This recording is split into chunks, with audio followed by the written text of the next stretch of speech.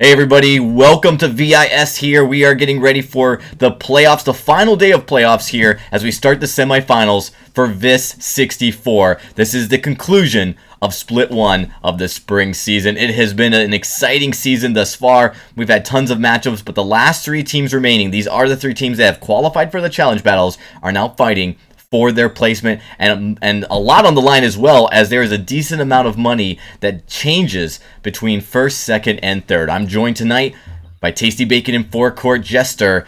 Thank you guys for joining me. Okay, Bacon. Yeah, it's been a while. Haven't gotten to cast with the big guy here. He's been holding things down over on the VG8 desk, but yeah, we've definitely been doing a lot of the Challenger stuff here week to week, Dragon Board. Very exciting to find out the conclusion because those battles are coming up next weekend. Absolutely, and it's definitely going to be really intense. We're looking at these top teams, and some of them have plowed through the competitive scene so far. Liberation X being one of the few teams to get unscathed here in this Challenger split. But a lot of these other teams not faring as well. Necrolite playing very well consistently. A few matches here or there that went to best of 3. But One Piece 101, our number 1 seed, they have struggled a little bit. By a little bit, they have been pushed to the very edge here, as they did get knocked down yesterday into the loser bracket, and then taken to 3 games by Rage Pingers, almost getting knocked out. Tasty, you were here last night to kind of join me through those matches. It was a long night, but it definitely is something to keep an eye on and how One Piece 101 is going to fare later tonight after we get to that series. Yeah, it was an unbelievable series of games last night across the board. Every team played at the best that they could to try and get to the point where these 3 teams are here today. But now something's going to have to give. We're going to be figuring out first, second, and third place seedings. I think the one I'm most interested in is Necrolite Liberation X, of course, here in the winner's bracket finals. The winner of this goes straight to the grand finals and is guaranteed at least second place. But both of these two teams have been just running clean through the Challenger Series thus far. Neither team has lost a single game in their current run. So one of them is not going to be able to hold that title anymore, perhaps even both. Right, and they actually were the ones who knocked, Necrolite was, that is, were able to knock One Piece 101 down to loser bracket in a clean 2-0 series. We didn't get to see that on stream, but we did get to see the results of One Piece 101. They had some up and downs even in the loser bracket, as they did come away with the victory of their series, but not without being pushed to the edge in both of those series. Yeah, very close matchup, especially that one against Rage Pingers. Could have gone absolutely either way. They eliminated NRG after getting dropped down by Necrolite, as you mentioned, but then were able to hold that momentum going through into that matchup to determine who would be the third and final team in the challenge battle. So they're going to be sitting back waiting for now, as they will be facing the loser of our first series of the day a little bit later on. Absolutely. And I do want to take a little bit of time here to talk about how we have seen the meta shift here as we've gotten to the very, very end of 2.2. The meta has changed a little bit. And maybe Forecourt, you've been able to keep an eye on it as well. Tasty and I were watching it last night. We've seen some heroes come up in the draft actually with a pretty high win rate, at least yesterday. And some of them I wanted to touch upon. Tasty, I think you had a few that you wrote down. And I thought we'd maybe talk about this before we get into game 1 of this first series here on what we've seen change over the last couple of weeks here in 2.2. I wasn't sure if you were asking that to Tasty. Yeah, me neither. Oh, sorry about that. I mean, I was asking Tasty because he watched it, and then I was hoping Forecourt, if you had some notes too, you could follow up. All right, well, last night, obviously, the Fortress was a pretty big power pick in a lot of series. Lyra and Adagio always going to be heavily contested. I don't think we still had yet to have a draft where the two of those have gone through completely untouched. So those are really the kind of the 3 big power picks to me. Yeah, and Forecourt, I don't know if you've been able to watch. I mean, Vainglory 8 is a little bit of a different meta because you have the double ban draft structure, but down here in Challengers, we don't have double ban, so there's a lot of other heroes that we've seen starting to come in and out. Obviously, Koshka has had a lot of success, a few games where it didn't work out so well, but overall, a very powerful pick early game, even into the late game, as it does have a lot of utility. The one that surprised me specifically, though, was Kestrel.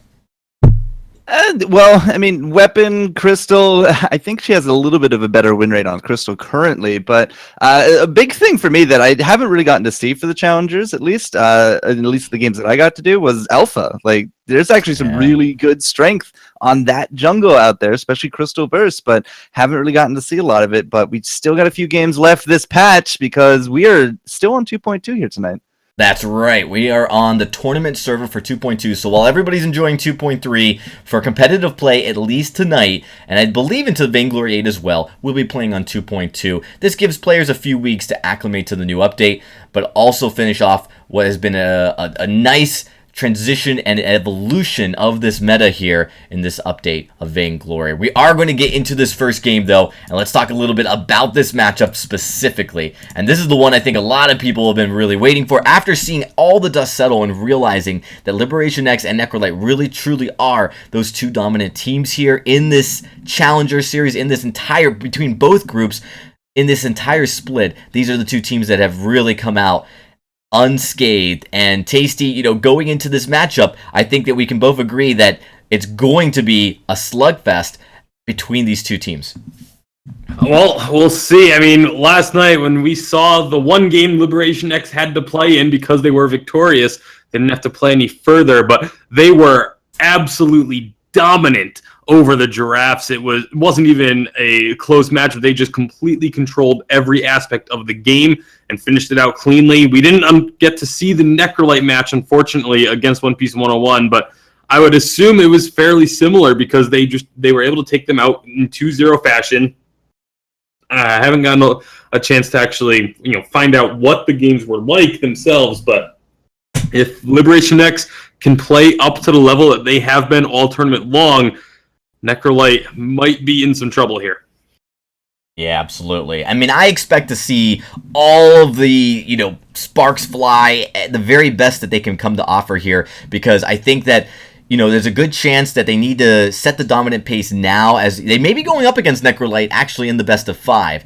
So you really don't want to hold anything back, because if you lose either way, you're going to have to go up against them. You really want to get the edge of being on the A side, of being able to set the pace of this series as well as going into the best of 5, depending on which team does win. So I expect nobody to hold back here. In fact, all tonight, I expect both these teams. There's a decent sizable difference between the payouts that are granted teams 1 through 3rd, but the real prize here for Court, and that we've talked about before, is the fact that the number 1 seed gets to pick the team they're going to play. That's a pretty big deal. It's no longer just like you match up against this person, you can aim for it, right? Now you have basically a platter available to you, and I mean, hey, there's going to be some teams looking to take the whole cake here. Absolutely. Well, we're going to jump into the draft, so I'm going to kick it over to you, Tasty Bacon, to start us off.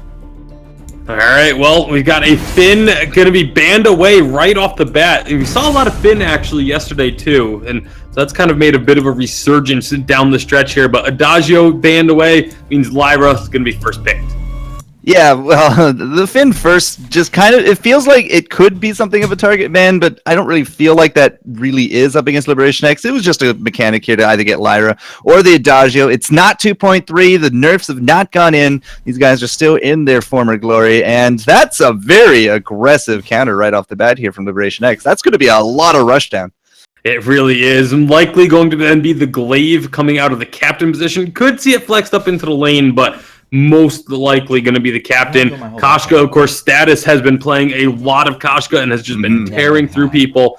I like the Taka pickup just to try and answer this early game, but it's going to be really tough. All right, looks like we are going to be looking perhaps for a bit more of a roam Glaive, Captain Glaive this round. We do got the Lyra to hold down the fort for Necrolite, but it's going to be Vox up in the lane. That's going to be Taka jungle. So betting it's going to be something of a Crystal Taka to go up against everything here. But again, triple melee rush down from Liberation X. They're going to be going right into Riesco, and there's going to be a lot on Riesco's plate to get that bright bulwark out in the right moments. It really is. It's going to be very, very crucial. And once that ability is used, I almost say ultimate, but in this game, it's about as impactful as an ultimate. Because once that is down, once the Bright Bulwark is gone, there's no way on this team to stop the onslaught that will be Liberation X with their massive amounts of aggression. Yeah, a massive amount of burst, it feels like, too, here, Bacon. Like, Pawn building up into the weapon, looking for the crit there. We've seen tremendous results with Weapon Jewel, especially out in the lane. And Koshka with the jungle, with the crystal, like, that just by itself is burst. Glaive for the reposition. Again, like, there will be a lot on the plate here for Rieska. The Bright Bulwarks are going to be key. The Arcane Passages, again, used correctly, could be life-saving. And I foresee a very quick Crucible in the works here.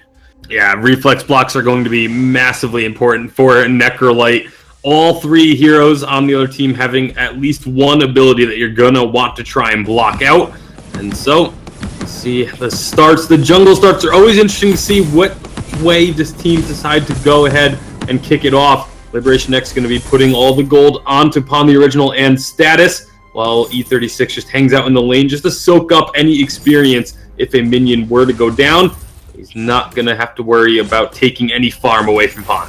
Yeah, and it's not really too much of a rush to lane anymore. A lot of the ambient farming to be shared with junglers, with laners, and even just like all three up here. Like, are we going to be going aggressive this early?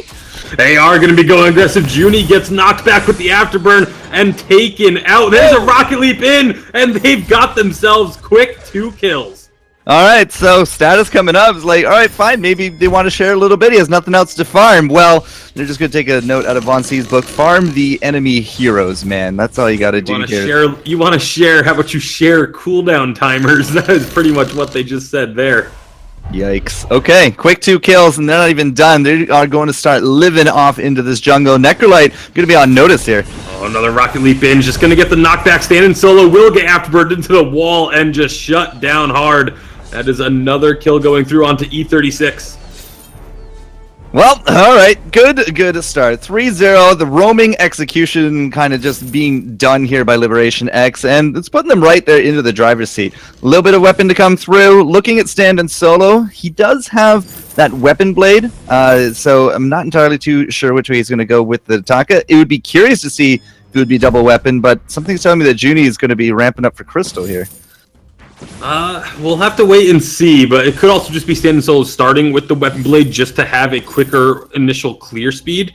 We see that quite frequently from Takas that do end up going into the Storm Crown Aftershock or Storm Crown Shatterglass builds, but Pawn the Original up here in this lane is going to be doing quite well for himself. Was able to get a few other components off of that recall thanks to the kill and 2 assists. All 3 members of Liberation X getting a participation in each of their kills thus far. Well, it's always fun to see, right off the bat, a lot of aggression, and it looks like it's going to be rinse repeat right here. If they find Rieska, like, E36 is going to have fun here. Yeah, well, they do find Rieska right as the recall from Junie comes through, and that's just another easy kill. They're going to rotate down into the jungle. Status looking for Stand and Solo. Gonna get some good damage on him. Will they be able to find the Taka? Doesn't look like it. Stand Solo will be able to recall.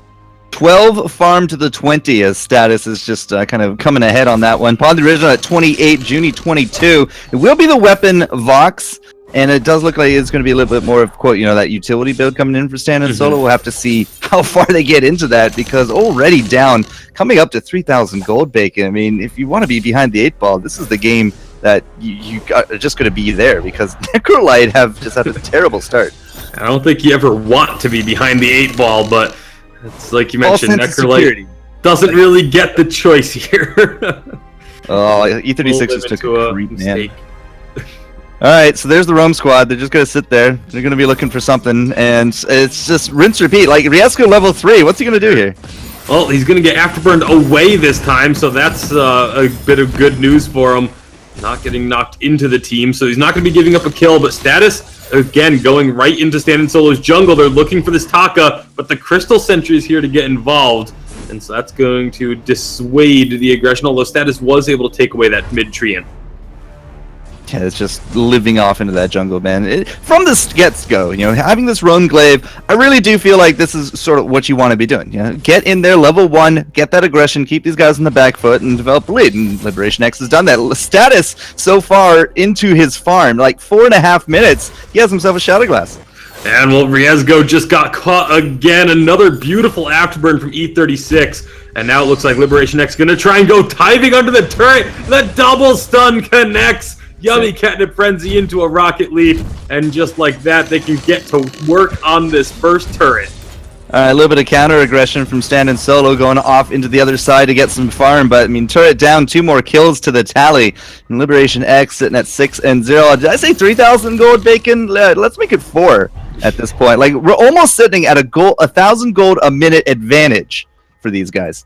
That's a pretty hefty advantage Liberation X to put together. And again, this is what we've been seeing from them all through the challengers. Just extremely decisive play. They moved up to that turret. I was about to say they're just going to start working on this turret as the status then starts the Yummy Catnip Frenzy. And then Pawn the Original immediately follows up with another stun, taking full advantage of the fact that there are not going to be reflex blocks built just yet for the side of Necrolite. But you got to figure those are going to have to come out very, very quickly because they've constantly been getting jumped on.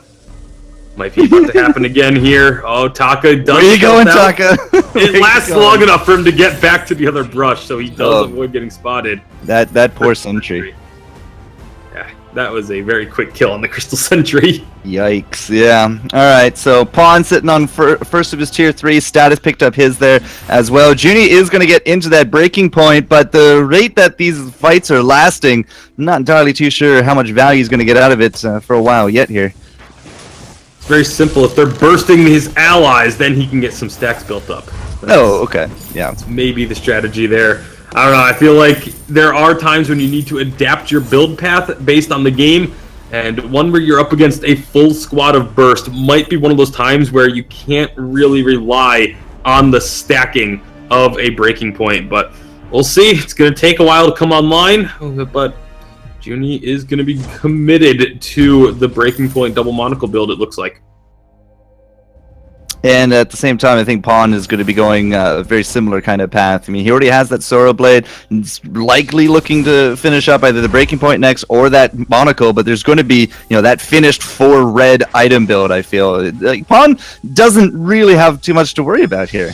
So 4 red and red. Riesgo does. Double stun comes through. He is just deleted. Next, they turn their attention onto Junie. That's another kill. Big red button to get a little bit of damage. His Crystal Sentry has a minion candy on it and is doing a lot of work, but Stan Solo is trying to run away. A big Thunder Strike will come down, and it will be Koshka able to finish that off. So they just turn their attention back to this Crystal Sentry, get the ace, go onto the turret. Liberation X, complete and utter control and dominance. I mean, they drafted early game. They're executing early game. If the game goes, the 20-minute mark, Necrolite is going to be relying a lot on Junie there. But at the same time, it just doesn't feel like we're going to get there, right? It just feels like utter domination. And there's the first monocle to come in there from Pawn. We're looking at armor build-up. We're looking at chronograph now here for status on top of things. Like, it's getting scary.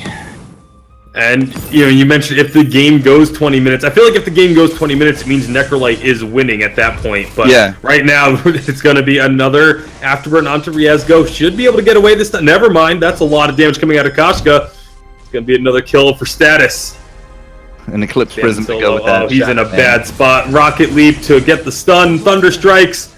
A little bit of help from Koshka, and status steals that one away from Pawn the Original. I'm not even sure that you can realistically just block the amount of damage these guys are coming down. Like, Junie still has his reflex ready to go. Stan and Solo didn't use his at all. He just kind of went straight into the dirt. Riesgo does have Fountain, but so does E36. And as I said, a fast Crucible feels like it should be in the works here for Riesgo, but we're at 9 minutes here, Bacon. He only has one part of the... it's just so dire. Yeah, it's tough to get an item build going when you're this far behind. You were talking about the gold lead earlier, and it's just blown up even further. Sitting at about 8,000 gold. Still just a little under that 1,000 gold per difference per minute. This Crystal Sentry, if they can take this out already, eliminated at 9 minutes and 20 seconds. So, I said, Liberation X, Pawn the Original, very likely those 4 red items. Doesn't have a lot to really worry about in terms of the counter aggression from Necrolite. There's not a lot of CC that these guys can build up. So, instead of going into a Crucible, E36 went into a Contraption, and you can see the results of that already. Just acne everywhere here on the map. It's just red dots across the jungle. There is no safe spot here. Necrolite can't even leave this choke at this point. Like, Bacon, this is a noose across the neck, man. And especially with that Crystal Sentry being eliminated, that's like the last bastion of hope in your jungle for defending, and it's gone. This early in the game, I think this is the earliest I've ever seen Crystal Sentry be eliminated. It is 9 minutes 20 seconds. I've seen 10.5 minute ones before, but this is just unbelievable from Liberation X. They are going to be allowing a little bit of gold to go over to Necrolite thanks to this minion wave, but not really a whole lot they can do about that. Going to take the jungle, recall, pick up some more items. The infusions have been coming out, and I mean, what windows of opportunity could Necrolite possibly have in this game?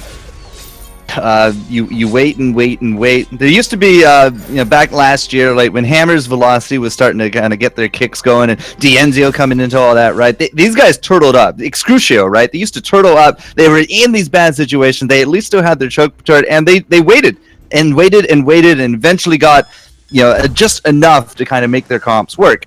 So Necrolite could try to go for the same thing, but with 4 minutes to go until Kraken and just such a large gold difference, I just don't quite see the potential. Like back then, it was definitely comebackable for sure, but this one feels like it's just not in the same caliber. Yeah, the only sort of chance that I think you have is the fact that Liberation X can't really siege up that well. As the Afterburn comes through, doesn't hit anything. So they're going to try and just poke in on this turret wherever they can, but every time they do so, they do take a little bit of damage. Like they can clear out these minions quick enough. Forcing out those infusions, man. Like you see one here on top of Stan and Solo. You can bet that Junie's probably going to get one now that he has 2 items there as well. Yeah, you keep the Vox in the back. You got the Resonance. You are going to get Mercs. Big Afterburn. Nice Bright Bulwark does come out. The big red button's not going to be hitting much of anything. Liberation X, E36 took a lot of damage there, but can they get onto this turret? Nope, they're not going to try again. And this, like I said, this is the one sort of downfall of this composition is they don't really have a whole lot of sieging ability. So they just kind of have to back off. Probably going to grab this gold miner. Maybe just wait for the 15-minute mark. Well, if they can't break that choke turret for sure, and again, like that's kind of the big thing for the turtle comp. It's what we've seen before in the past, in previous seasons, previous patches. And Necrolite, Junie, he did get that infusion. He has his 2 items. Like he is starting to become a little bit more of a threat at this point. Stan and Solo, though, yeah, a little less of a threat. Riesco, though, he's gone into movement speed. Saying we don't really need the Crucible, it's all about the war treads here. So like little by little the Necrolite comp is coming online. It's just I don't know if Liberation X is just going to allow it. Like at any point that these guys move out from that choke, I feel like Liberation X could just take another ace and almost just win the game right there. And that's going to be the concern for Necrolite. They have to stay back, but now Liberation X have realized that. Oh, never mind. Palm the Original is going to go farm that way. I was going to say, they've realized that and are just going to hold this wave out in the middle of the map. I think that may have been their best option, but instead they're going to let it push in a little more and try and just get a chip damage onto this turret. We're 2 minutes away from Kraken, a little less than that. 36 again, looking for an opportunity to go diving in and going fishing with that Afterburn to try and knock someone out into the team. We've been bleeding that contraption dry, man.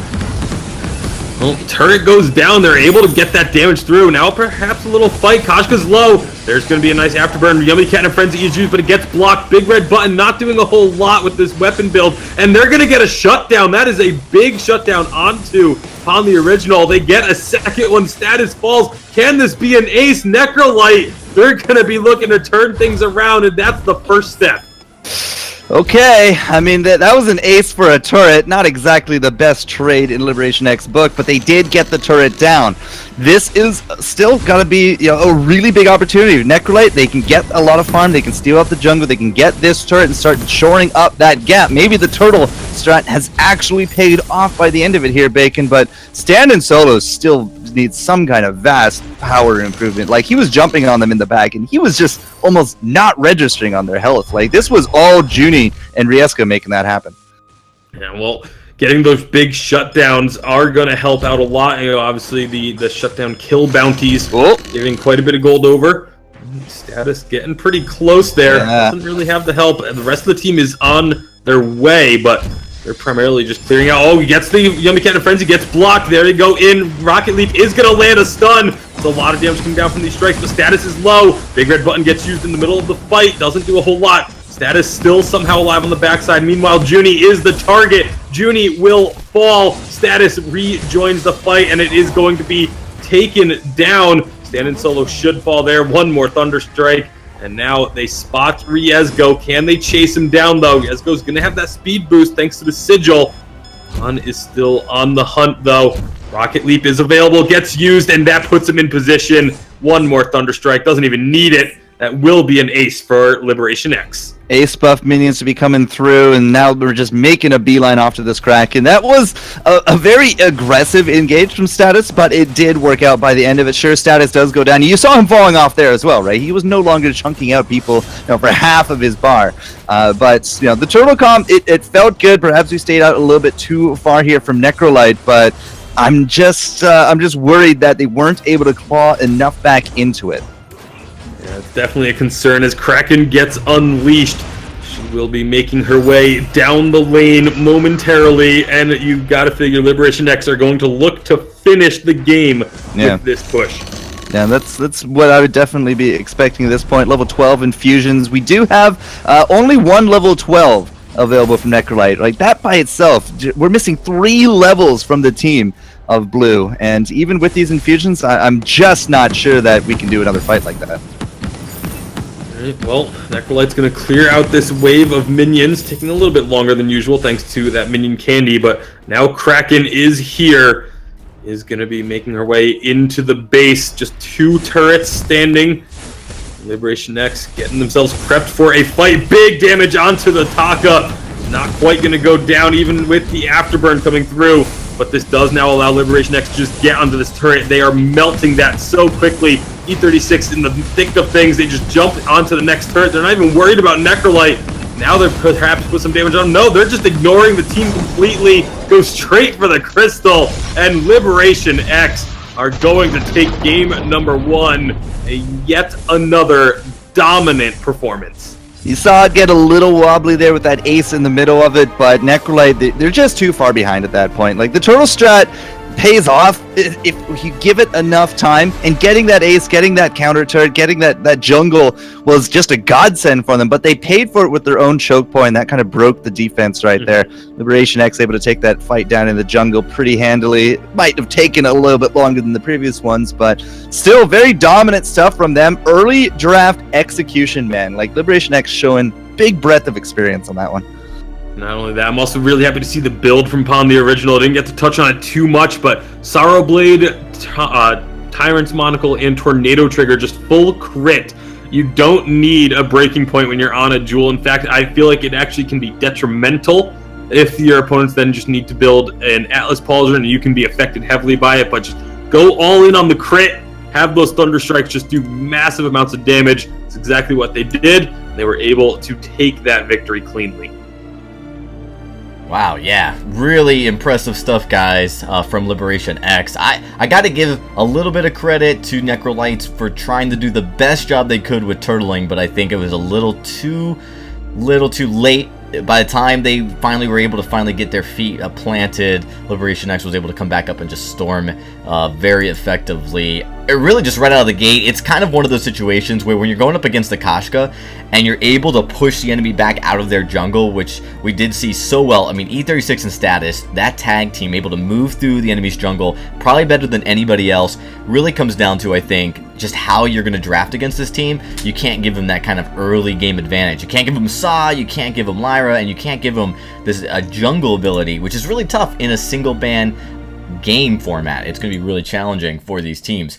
So Necrolite definitely have their hands full. I will say on B side, they're going to have a better chance at, preventing the healers as well as maybe a high-powered jungler, or at least pick better into it. But if you give Status a comfort pick like that, Tasty, I think that, 9 times out of 10, he's going to dominate the jungle early. Not entirely too sure. Bacon's. Oh, he might have. Yeah, he might have jumped out real quick. But I mean, that's kind of the issue. Is you really have to be careful playing into a draft where you're going to see Sam. Sorry, not Sam. Arthur, where he plays Status Sam, Bacon. Ben, and Ken? No, so Sam and Arthur. Never mind. Anyways, when you see them play, that aggressive jungle composition, you just got to be mindful of that. The fact that they're going to want to pressure into your jungle right away, and early on, Necrolite had no answer to deal with that. No, absolutely not. Like the Lyra was a cool first pick. Get those heals right, but all you got to do is just outburst the heals. And early on, they got punished real hard for kind of taking this comp that takes a while to log on. I mean, even the Taka, right? It was the almost 15-minute mark that he finally got that aftershock. Like he just did not have anything to do with the 3-man execution squad. So much crowd control early and no answer for any of it. Like nobody there has built-in blocks there, Dragon. Absolutely. I know that was a challenge, right? I mean, and with Koshka, we see a lot of teams not build reflex block early and to their own demise. It really is challenging. If you don't build it, you try to build into your offensive items so early, you end up foregoing it oftentimes. But I also feel like if you get a reflex as your first item, you've almost already lost early game anyways. Like, because you're just not outputting anything. Yeah, that's the mindset. So what ends up happening is it ends up putting you even farther back, though, because you don't get it, and then you're danged if you do, danged if you don't. Yeah, absolutely. Absolutely. All right, we're going to take a quick break, and when we come back, we're going to get into game number 2 of this best of 3 series, so don't go anywhere, folks. We'll be right back.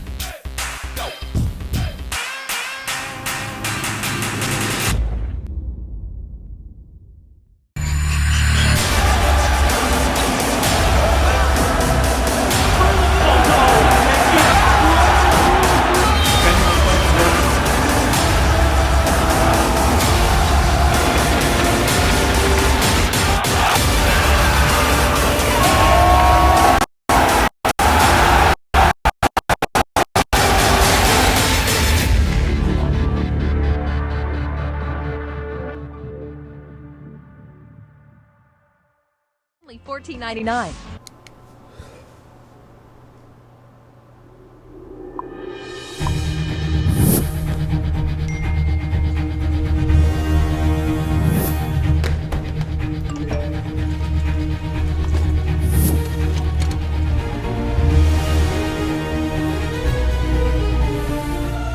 Don't miss the call. Download Band. Communication made easy.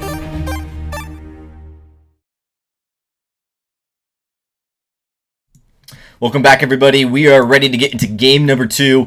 It is a best of 3, so one more game for Liberation to punch their ticket into the finals, but not if Necrolite has anything to say about it. Tasty, as we get ready for this matchup, I do think Tasty might be, he needs a few more seconds, so I'm going to kick it to you, Forecourt, as we get ready for this next matchup here. What are some of the things Necrolite need to do early game? Because it seems like once we got into the later part of the game, they started to play better. Well, I mean, the comp came online, right? Like, there wasn't exactly a lot of avenue of coming back from Necrolite on that one, except play safe and turtle up and get your money. But, early on, with one ban, it's kind of harder to say. But, we did lead off with a Finn ban. Finn is not somebody that I would kind of typically associate with that early game rushdown mentality. So perhaps picking a different band on this round. They will be B-sides, so it's probably going to be that Adagio. And from there, you just got to get something to weather that early game storm. Absolutely. Well, we're going to jump into the draft, so I'm going to kick it to you, Tasty Bacon. Let's get right into it. All right, well, it's going to be Lyra banned away first here by Liberation X. They allowed it to go through and dealt with it pretty handily in game 1. But, ooh, that's interesting. They're going to ban away Lance on the side of Necrolite, which just allows Liberation to grab Adagio. And I feel like Adagio, I've kind of felt Adagio is a little bit stronger than the Lyra, a bit more of a priority. Obviously not quite true for the side of Necrolite.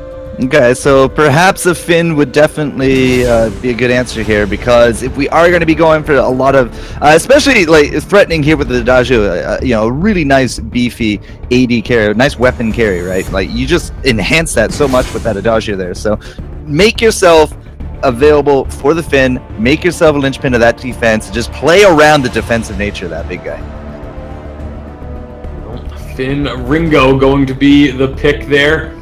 And so we'll see what is going to be the answer. The Koshka's available, and Status says, hey, if you're going to let me pick it, I'm going to take it.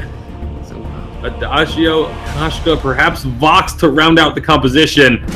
Looking pretty strong for Liberation X again. All right, so, okay. Weapon Vox, Crystal Koshka, no problem. In terms of a jungle, like, a glaive is open, but I'm not entirely too sure you're going to get really a lot out of that one. I don't think it really goes with the Finn here. So a Kestrel for the range, like double range around the Finn. I'm not entirely too sure that would work either here, Bacon. Well, we're gonna have to find out what they decide to do. If they go with the Samuel, I've been pretty vocal about the fact that I'm not too keen on the Samuel at the moment on the patch 2.2, but we'll see. Necrolite, they're gonna need to make it work here if they want to get a guaranteed pass into the grand finals. All right, so I like the idea of the Samuel just a little bit better. I feel like, especially if that was going to be a Crystal Kestrel, right? She just gets jumped on, and all of a sudden you're just kind of sitting there. You got to get off that damage before you die, because there's no way you're going to be getting away from that. But the Samuel at least has, the Drifting Dark. He has the AoE, he has the Sustain. He can play around Riesco, and that's really going to be a big cornerstone of the defense of this team, because we still have a little bit of a rushdown with Status off in the jungle with this Koshka. He's going for the double bit, but E36. Now, again, going to be here probably, again, with this Koshka babysitting the mid. It's not going to be as good as an early game as we saw last round, but their mid game comes online. Status getting one item, Pawn sitting at 1.5. That's a fearsome comp, man. It really is, and well, they're going to start it off early, going aggressive, all three members invading in. They're not going to be able to find Riesgo, but they are going to go ahead and take this Treant, and Status immediately going straight back. He steals away the back Treant as well from Stand Solo. Feels bad, man. If Riesco was with Stand from the beginning, would have been a very different story, but Pawn's not going to risk going up through the mid. He actually goes all the way home to make the long walk back. Well, we'll see. I think that was actually mostly because they couldn't see Junie at the time, and so maybe hoping to catch Junie trying to rotate into their jungle to take the backs, but that didn't happen. On the original is actually going to start up this back Treant for now. Nope, he's going to let it go. Give that over to Status when he makes his rotation. Just looking to get to the lane, maybe try and find a play onto Junie here. That is the play. It's going to be Status jumping on in. They find the kill. First blood going to Liberation. All right, so Junie basically hugging the minions there, man. Riesgo already had to use his boots. He is going to get away from Status. I'm not sure if Status even saw him or if he just decided it's not worth chasing him because there's jungle backs. Yeah, it's way more worth just to pick up these bags. Now, because Samuel is not there, they have to assume, or at least I hope they assume, that Stand Solo is just off on the other side of the map. So it's going to be a bit more of a trade, but getting that kill on top of Junie, look at Junie now. He's just like, nope. He is done. He is just going to sit there and wait for the farm to come to him. And like Pawn, I felt like Pawn had just a really slow start to the game, but now he's already beating Junie in farm. Well, Junie's about to get a pretty sizable wave. It's pretty easy to farm underneath the turret as Ringo, so not too much of an issue here. However, right now, E36 and Pawn, again, going to be trying to put a little bit of pressure on. Then Solo will rotate up to ease that pressure, though, getting a lot of damage up to E36. E36 is going to fall. Nice job by Necrolite, but now Status, he wants some, but it's a lot of damage that he's eating in the process. That was a pretty bold move from Status to try and move in. Well, I mean, you got to do something. And he was already out there with the rotation. He did come down a little bit low, but at the same time, there's going to be these Treants now up. But Stand Solo, again, I really do feel like that the Samuel is just a way better pick than that Shadow Kestrel that we saw. Just because, again, like you saw that level 2, right? Well, level 3, he came in, got the damage, he able to dance around Status, and Status is kind of really does rely on just getting off that burst and then sticking to a target. And it's going to be much harder to do up against Samuel, I feel. Well, right now, I mean, Stand Solo's going to be prioritizing a fair bit of shield here, knowing that Koshka is a massive threat to his jungle, especially when it's being played by Status. Well, that last game is still fresh in the memory, man. Well, Status does go back, picks up the 2 components, probably going for that Shatterglass first once again. But we'll see. Could also be a Frostburn, because they don't really have a whole lot of slow on their team otherwise. E36 not going to be trying to put the Gift of Fire onto himself. Likely not, because then he's probably right up against Riesco, and that's not where you want to be. You know, Quibbles and Polite Company is just really going to mess with you a little bit there. But Frostburn first on a Status, I'd be very surprised if that's going to be true here, Bacon. I'm thinking it's either going to be the Shatter or the Aftershock. I can't imagine it would be anything else. Well, I would assume Shatterglass. It just has been the common trend. Pawn the Original is going to take a lot of damage, but Status is in there as well. Drifting Dark is doing a lot of work. They find 1 kill, E36, and Pawn not going to be able to answer. Stand Solo putting out a lot of damage, and Junie and Riesco thus far cleaning up those 2 kills. Might have been a heck of a game there in game 1, but Necrolite, they are not going to be going down quietly in this one. E36 didn't get hit by that Quibble.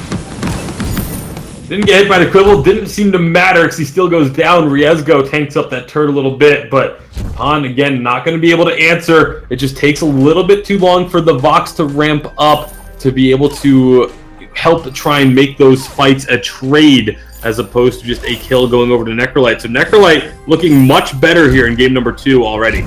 Yeah, absolutely. They're actually the ones in the gold lead. It's 5 minutes in. They're not down 5k. I mean, that's just a huge improvement in and of itself. But again, like, it's not an early game comp here from Liberation X. It will take them a while to come online. Status still not first item. We're still waiting here for Pawn to kind of hit that spike as well. But, ooh, that's a big pick on Riesco. There it is. Riesco's going to fall, but the big Oblivion comes out. The sleep allows him to pick up Pawn. They're not going to go chasing out onto Status and E36, though. So ends up being a 1-for-1 trade, but Necrolite have a favorable position here as they can try and push up onto this turret a little bit.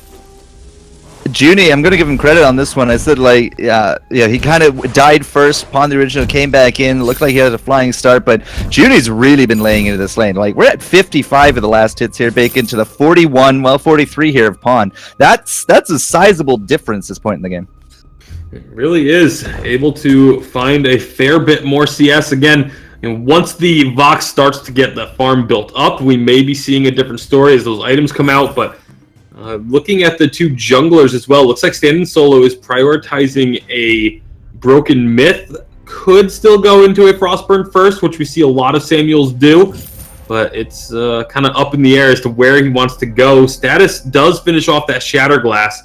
And an early infusion for Pawn the Original, looking to make up for the fact that he doesn't have the flat damage. And well, this patch really does allow you to do that. Okay, well, it looks like we're going to take a bit of a pause here. I do believe players, if they do need them, we can actually get them to it. So, you know, really nice option here on tournament server. But at the same time, yeah, Stan and Soli's heading home. Doesn't exactly have a lot of cash, but you're right. It does look like he is going to be looking for that Broken Myth sometime in the future. A Frostburn, though, was just picked up very quickly. So we do have a little bit more utility to go with that Samuel. And again, I really do think that this pick was the pick here. Yeah, well, they are going to be... I mean, the Samuel... It's definitely going to scale up better into the late game than Koshka, and thus far, Status has not been able to really take advantage of the early game. My question is just, will it be able to do enough damage to deal with the sustain from the Adagio and the constantly building damage from the Vox? That's where we're going to really have to see, and especially if Finn is on the front line, like that's just free breaking point stacks for the Vox. So there is a lot to be answered. Both of these compositions do have their strengths. It's really just going to come down to who plays it better. Yeah, Vox, as time goes on, just continues to become more and more of a threat. And yeah, I do actually see that infusion that he's holding there. And level 6, Bite seem actually rather early, doesn't it? But at the same time, hey, if he spends the gold, they get the kill, they pick up this turret, it's well worth it. And we're in a really good position to pick up Riesco, assuming that that's not why we're paused. Like, if we're paused, they might, be a bit more of a sportsman here and just let him go. But I don't actually have an answer for you on that one, Bacon. So we can just theorize at this point as we move forward. Junie did pick up that reflex block. This is a way earlier reflex block that we got to see last round. So that will go a long way for the wait for it or the Yummy Catnip Frenzy. I would probably prioritize the Yummy Catnip Frenzy on that one. I mean, probably. I feel like you're going to want to have a Crucible as well from Riesgo, because obviously Verse of Judgment is another big one that needs to be blocked. And so there's again, a lot of things that you have to choose when you're talking about those reflex blocks on the side of Necrolite. All right, so again, not entirely too sure what's up here with everything else, but Necrolite, very strong mentality here in game number 2. They got, I'll say it, Bacon, they got stomped. Game number 1 was not close, not by any means, and that's sometimes hard to get over, especially in a very important game series like this one. Like, you have to be very strong mentally. You got to make sure that you keep up. And you don't tilt, because tilting at this stage of the game is just almost like an automatic loss. Oh, yeah, that's for sure. And it also, the problem then becomes, once you get tilted, it's very difficult to then recompose yourself. And this isn't your last game. Even if you lose here in this first matchup, you can still climb your way back into the grand finals to get a rematch. So we are going to get an unpause coming through here. Status is diving deep under this turret. Going to have to run away. Fountain does come out. Looks like Riesgo Poor Riesgo. Still have an issue here, but Junie is going to be having to just farm up underneath this turret. At least Riesgo is under the turret, so he's not in like a position where he's out in the middle of the map and the minions were going to kill him regardless, but it's like another pause is going to come out. Pause, take 2. Okay, so if Riesgo again, he was the target, but we paused. Obviously, there was an issue. He moved. He's not moving. If Status, with that dive under turret had died for an AFK kind of pause like that, I think that would have been a little bit of salt in the wound. But as it is, Necrolite, they should be okay just to reset aggression here. At the same time, Liberation X has already been pushed off. And as you said, Riesgo, he's under that turret, so there's likely not much to happen to him. But the problem is that even if we do start up again and he's not moving, it's like we can't do anything. Like, Necrolite's not going to be able to 2v3 this, not without that Finn. Like, the Finn kind of makes the whole comp work. If it's just Samuel and Ringo, they're just going to get zerged. Yeah, and I mean, that's going to be something that Necrolite has to worry about. It is part of the rule set, of course, as everyone knows, that each player is responsible for their own connections. While we do have the ability to pause today, it's not something we typically can do, and I mean, we do try and use it when we can to allow as much of a fair match as possible, but at the end of the day, it does come down to the players having to make sure that they're all set. So, Dragon, you with us here? You got any information that we could possibly share? Not entirely sure. Just we got an update from Riesgo. He is having some data issues. They're looking to try to get that reset. So as soon as I get the okay from him, it looks like they'll be coming through actually in just a few seconds, as I do see him type in here. But yeah, an issue with his connection, as he wasn't able to connect at all, I think. And yeah, it looks like the unpause request is in. So we're back into it, guys. Let's go. Awesome. Thanks there so much, Joe. No problem. All right, so Bacon. I'm not convinced he's moving yet. Hell, he's the one who gave the words. Maybe he just has to reconnect. Now stand-in solo is also stand-in solo. Yeah, I mean, that's just what stand-in solo does. He just stands there, all solo-like. All right, so 4-2 by the end of it all, and not really a lot between the teams. I'm really hoping... Okay, there we go. We're good to go. That's, 500, 600 gold between them. Riesgo now just kind of checking out the bot here, but Liberation X with that 3-man rotate up, it did get defeated, so we had to reset aggression. Now they're just back to the jungle. Back to the jungle, stealing away the Treant. Perhaps making another move up to the lane, see if they can find a fight or just push in and get some chip damage on this turret.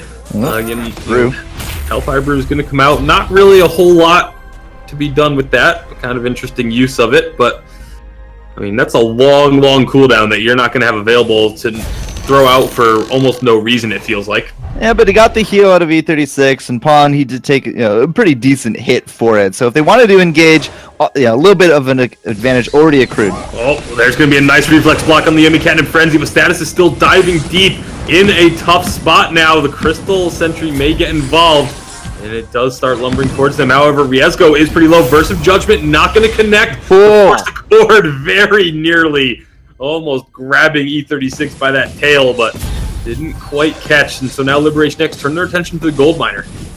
And it should be pretty free and clear. Like, we got nothing here that range to steal, and it is going to be that immense gold payout for Liberation. So, nearly picking up a kill. I feel that the split from Liberation actually did wonders up against Necrolite, because they weren't all together. Riesco had to kind of choose which way to shoot. Same there with Stand and Solo. Oh, Pawn the Original taking a lot of damage from the Stand and Solo, and actually he's going to go down that Corrupted Genius, and now that's going to be the Oblivion getting blocked. But Necrolite putting a ton of pressure on this turret. They're very likely going to take it down here if they don't find another kill as well. The turret is still standing. Turret does finally go down. E36 and Pawn will both escape with their lives. And this is looking extremely different from game number 1. The follow-up fight was much more concentrated. Liberation X, they're all of them in and around that turret area, and Stand and Solo was able to get off some pretty good hits. Then you saw the zap to pick up the kill there at the end of it as well. I did expect at least another kill to go down. Right? E36 and Pawn were just on the edge of some of the ranges of these abilities, but they did live on and through. So 5-2 with that turret. This is going to put us just a slightly farther ahead here from Necrolite, but again, they're very much in the driver's seat here. Infusions or not, they're looking for pain here. Oh yeah, the Drifting Dark and Malice Inverted's doing a lot of damage, but Stand and Solo is a little low. He's going to drop. Hellfire Brew comes out, but it's not going to be enough. Now Pawn the Original is chasing after Junie, not quite having enough damage to finish him off there, but the next to jump in will take it, and Riesgo will be the next target. E36 may go down to this Sentry if they're not careful. Sentry turns his attention over to Pawn the Original, and they will be able to take that down. An ace and a Sentry for Liberation X, turning things back to the way that they want them to be. And that will patch up that gold difference, because with this turret now going down, Liberation X is going to take the gold lead. Little by little, they're actually now kind of taking control back. Very shaky early game from them, as Necrolite was able to defeat a lot of the aggression. But that fight right there just kind of turning things right back to their favor. We did have an infusion on Status. It's now run out. Stand and Solo had his there, and still actually has his there as well. But he also just kind of like walked out into the fight. He got silence up. On the Original got a good silence. I feel like he just kind of tunnel visioned on top of a kill, and then all of a sudden he's just in the middle of all three. And well, yeah, he's a stick figure when he's kind of that exposed. Yeah, committed a little bit too much to following the Drifting Dark. Another infusion is going to come out here, this time on Junie. So it will be 2 infusions for Necrolite. None on the side. Well, now there's one. Status picks up his. But and there's Pawn the Original getting one as well. So we do have infusions on all 4 of the core heroes. However, it's level 10 infusions for Liberation to the level 9 infusions that are present on the side of Necrolite. Necrolite looking to push. Here comes Liberation X trying to close the gap and shut this down, but the turret goes. That's going to be Oblivion. The Burst of Judgment comes out. Does get a little bit of damage, however, they find the kill onto Stand and Solo. Junie still trying to output enough damage, is going to fall. Riesgo, in the meantime, is on his way out, trying to run away, is on this fin, but may still be able to get out to safety despite that slow movement speed. Yeah, he's slow, but he should be far enough now at this point to defeat Standing Solo. Now coming back in. Riesco looking just to make sure that the Crystal Sentry is going to live to fight another day, but Liberation X able to just jump into the thick of it all and just really burst down Standing Solo. I mean, we used the Fountain, the Crucible. He had his own reflex at that point there as well. Nothing saved him out of that one. Pawn the Original just getting in close, getting in deep, and getting those crits off, because he's going to be looking for that second Monaco here sometime soon, Bacon. That being said, though, that was still a really nice rotation from the side of Necrolite, recognizing the situation, understanding that Liberation X were down in the jungle and just rushing the lane, taking the turret. So it was 2 kills for a turret, which isn't the worst, not the best trade, but it's also not the worst trade in the world either for Necrolite. Yeah, but now Necrolite, again, they've given up quite a bit here. I mean, that's back-to-back losses on fights. Yeah, they got the objectives, but it feels like a lot of the momentum is just now back with Liberation X, and that's not how this was early on. Now we're even going to go look for that third infusion here, because E36 is ready to go, and this could be just pain coming for Necrolite if they get caught once more. Yeah, they're going to have to be very careful with their positioning. Standing Solo's going to have to be very wary of where he throws those drifting darks so that he doesn't end up in a bad spot if he tries to follow it up. No, Status may have just found him. That's going to be the Yummy Cat and Frenzy does not get blocked, and Standing Solo is deleted. Hellfire Brew comes through to not much effect. They're going to turn their attention onto the Crystal Sentry because they don't want to go turret diving just yet, but they're going to have to because the Force Accord, big Burst of Judgment will come out, gets blocked, but Riezgo and Junie are low. Riezgo falls. Junie will be able to get to safety under that tier 3 turret, but Liberation X, again, just able to find these fight starts and take down that kill. Standing Solo just a little too slow on the reflex block. Yeah, if it had been blocked, it might have been a bit of a different story, but as soon as that did not actually happen, you saw the commit, you saw the collapse. Liberation X is jumping all over him. The reflex went out, the crucible went out, the fountain went out. It didn't matter. That guy just went down like a sack of potatoes, my friends. So, yeah, Standing Solo, again, like, I really do feel like this is a good pick with the Samuel, but unfortunately, these last 3 fights, he has just been getting the kind of worst end of the stick. And doesn't have a whole lot of defense built here, so he's really just relying on the sustainability he has in the lifesteal. But if you're getting blown up, you don't have an opportunity to lifesteal anything. Pon the Original has the Breaking Point double monocle with a level 12 infusion, so he's got all the damage he's going to have for the rest of this game, most likely, based on the other items in his inventory. Yeah, he'll just tank up from here. Status looking to go into the Broken Myth, so he's going to be looking to charge up throughout these fights as well. Kraken has just spawned. Liberation X, they have vision control, they have positioning control over this middle area of the map. Looks like they may want to try and set up a pick before they actually go for this objective. It's 3 infusions to 1, man. Like 9 kills up. Riezgo might be leading this, but Junie just getting jumped on so hard. Burst comes out. They get the first kill. Nice block from Standing Solo, but it just doesn't matter. Riezgo is going to fall next. 21 Breaking Point stacks for Pon the Original. They use those stacks to eliminate that Crystal Sentry. And you got to figure Pon's going to go to the lane, take this next turret. Liberation X, they're going to start with the Kraken as well. Yeah, Pon's going to be able to pick up this turret easy peasy. It's not even going to be a challenge at this point. And with the Kraken coming down, I think that it's too little too late. Liberation X and their comp are online. I mean, we're sitting at 3 items on Pon. Status is tanked up a decent bit. He might not be hitting the hardest, but he is soaking the damage and he's making the little bit of extra burst happen. And E36, again, like, even with him, he's infused. He has all the support he needs for the team. He's stacked into even more health, a Shiver Seal to come out from that Dragonheart, and every little bit of extra health he has goes into healing for his team. You saw that heal at the end of it all. I think we could actually just close the curtain on Necrolite here. Not entirely, as they will be having to play again right after if they can't pick up this victory and force us to a game 3. They still are going to have to go up against One Piece 101. Not an easy task, but it is a task that we know they're up to, as they did take the victory over One Piece 101 yesterday. Riezgo and the rest of Necrolite going to try as Kraken. The Liberation X are pushing in already onto the turret. Well, doesn't actually get a silence, but Standing Solo is still taking a lot of damage. Junie throws out the Hellfire Brew. Nice Force Dakota to pull them in. The sleep onto E36. Status is low, but he's healing so much. Burst of Judgment stops the aggression. Big stun from Riezgo, and they're chasing Liberation X out of their base. E36 is low. He's very likely going to fall, but he can't quite get the shot. Standing Solo is going out deep, and he's going to get 1 kill. Can he make the plays? 1 turret destroyed. Solo still trying to dance around. On the Original E36, they're so low, but they're going to be having to deal with 2 now. Solo is going to get 1 more. He can do it. He gets the 3rd. Standing Solo finds the ace. Kraken is stopped eventually, but it is just a small little chunk of health left on this turret.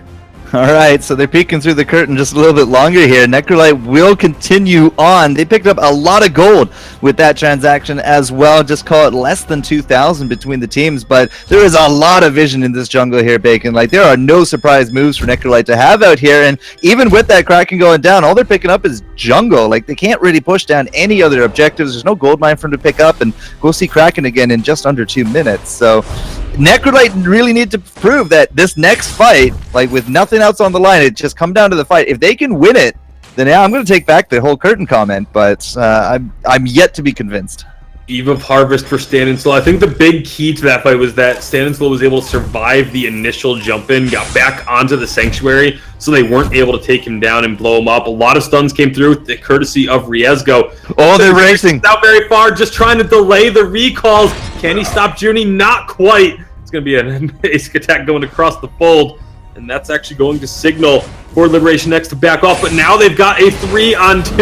The strategy works to perfection, blocking the Oblivion stand in solo. He's gonna get saved, Riezgo, with the hero play. Will it be enough? Health is low, Fountain comes out. Riezgo is very likely to fall here. Another big stun, Burst of Judgment.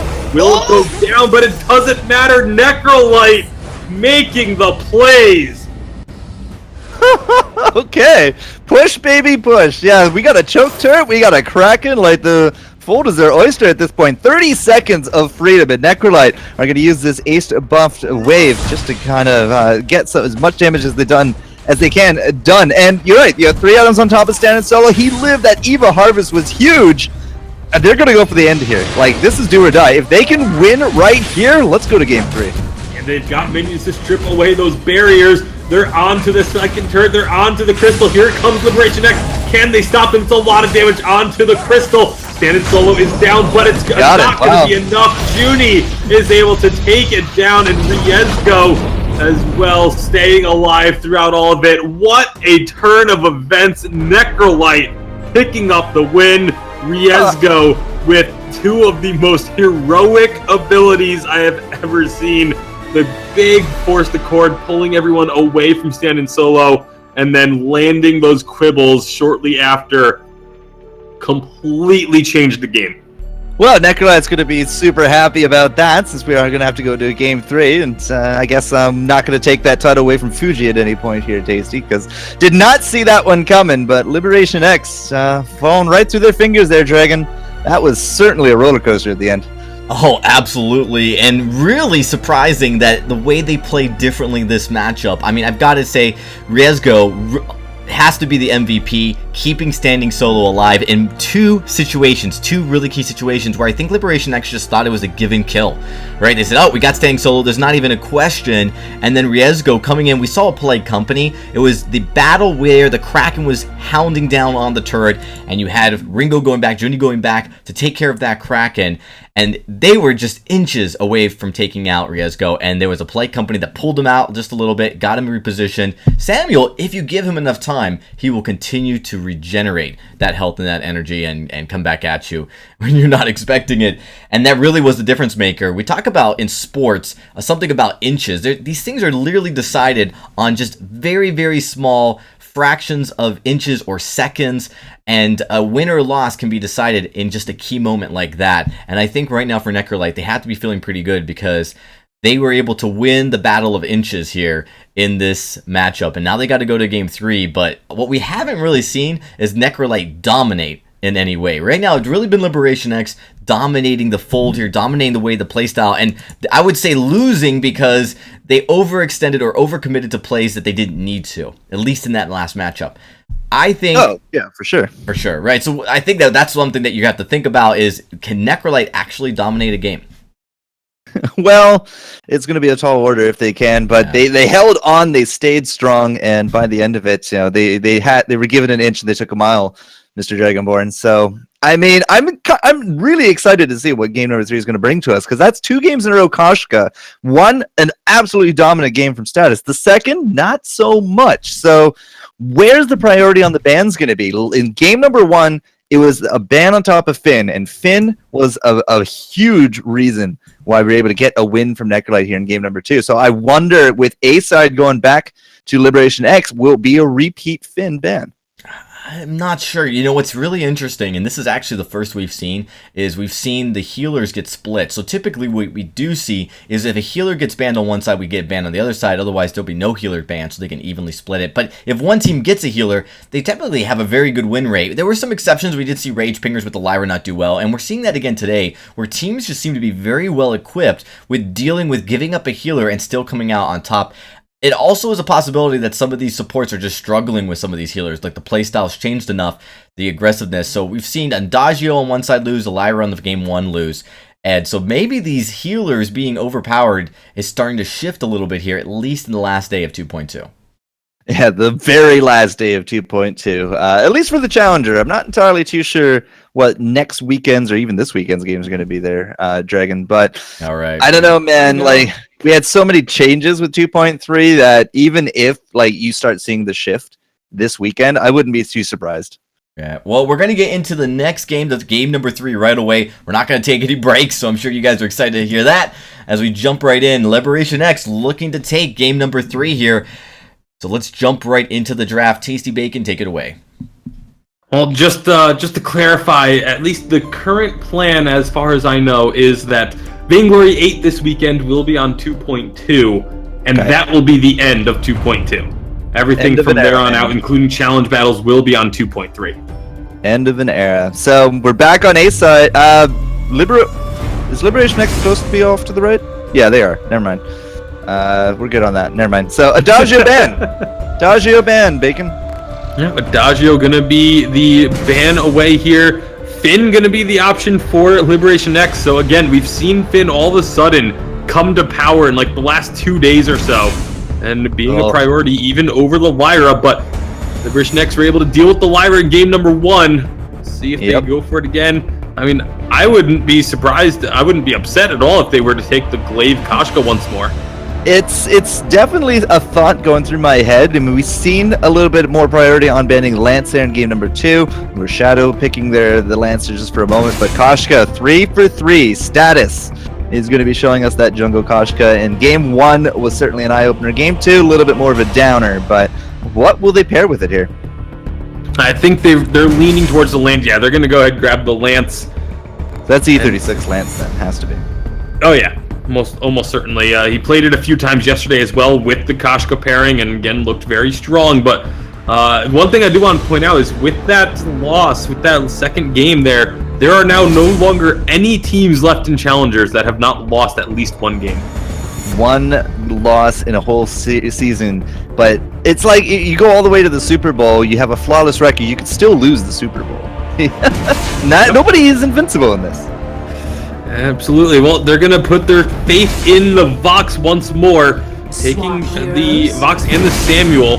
That means Ringo will be the selection here for Pawn the Original. This could get dicey if, again, the early game goes the way of Liberation X, then Necrolite might just end up in trouble once more. So Fortress might have been doing a lot of work recently, but he's not going to find himself a pick here into this series. 3 for 3 Koshka. We're getting a Lyra every chance we can. There's going to be a Ringo and a Vox in, 2 out of 3. 3 out of 3 after the Vox. But Samuel again, Samuel versus Koshka, I think late enough into it all.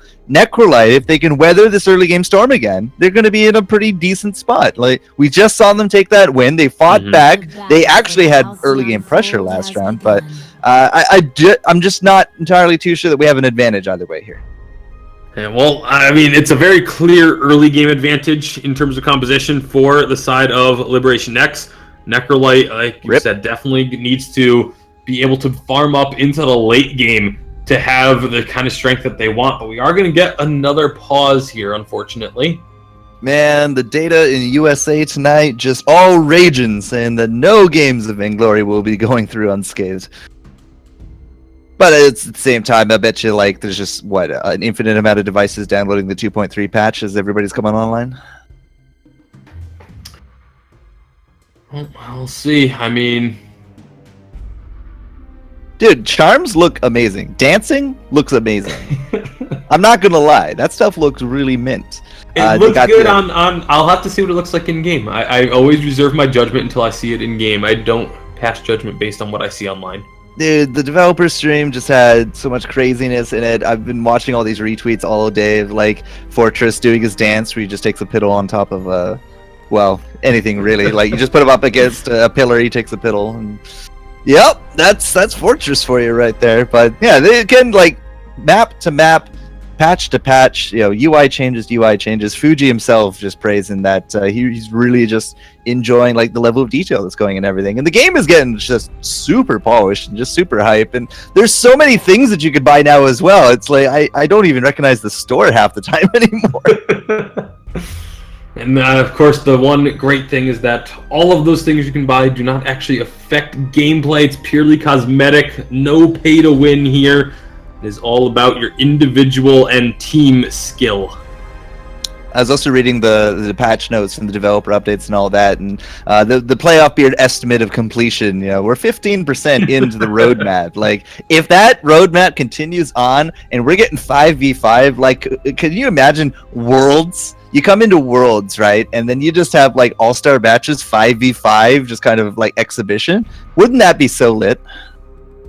That would be a lot of fun, but we'll have to see how far they get. I remember in the developer roadmap from Captain Nito, he mentioned that the 5v5 may not even come this year. So hey, I'm hopeful, get too much of your hopes up on that. I think the best progress though on the patch notes from Playoff Beard is that Captain Nito always 100% buttery smooth. Buttery smooth, man. That guy's a pleasure to talk to. I'll tell you that. And he's so passionate about what he does.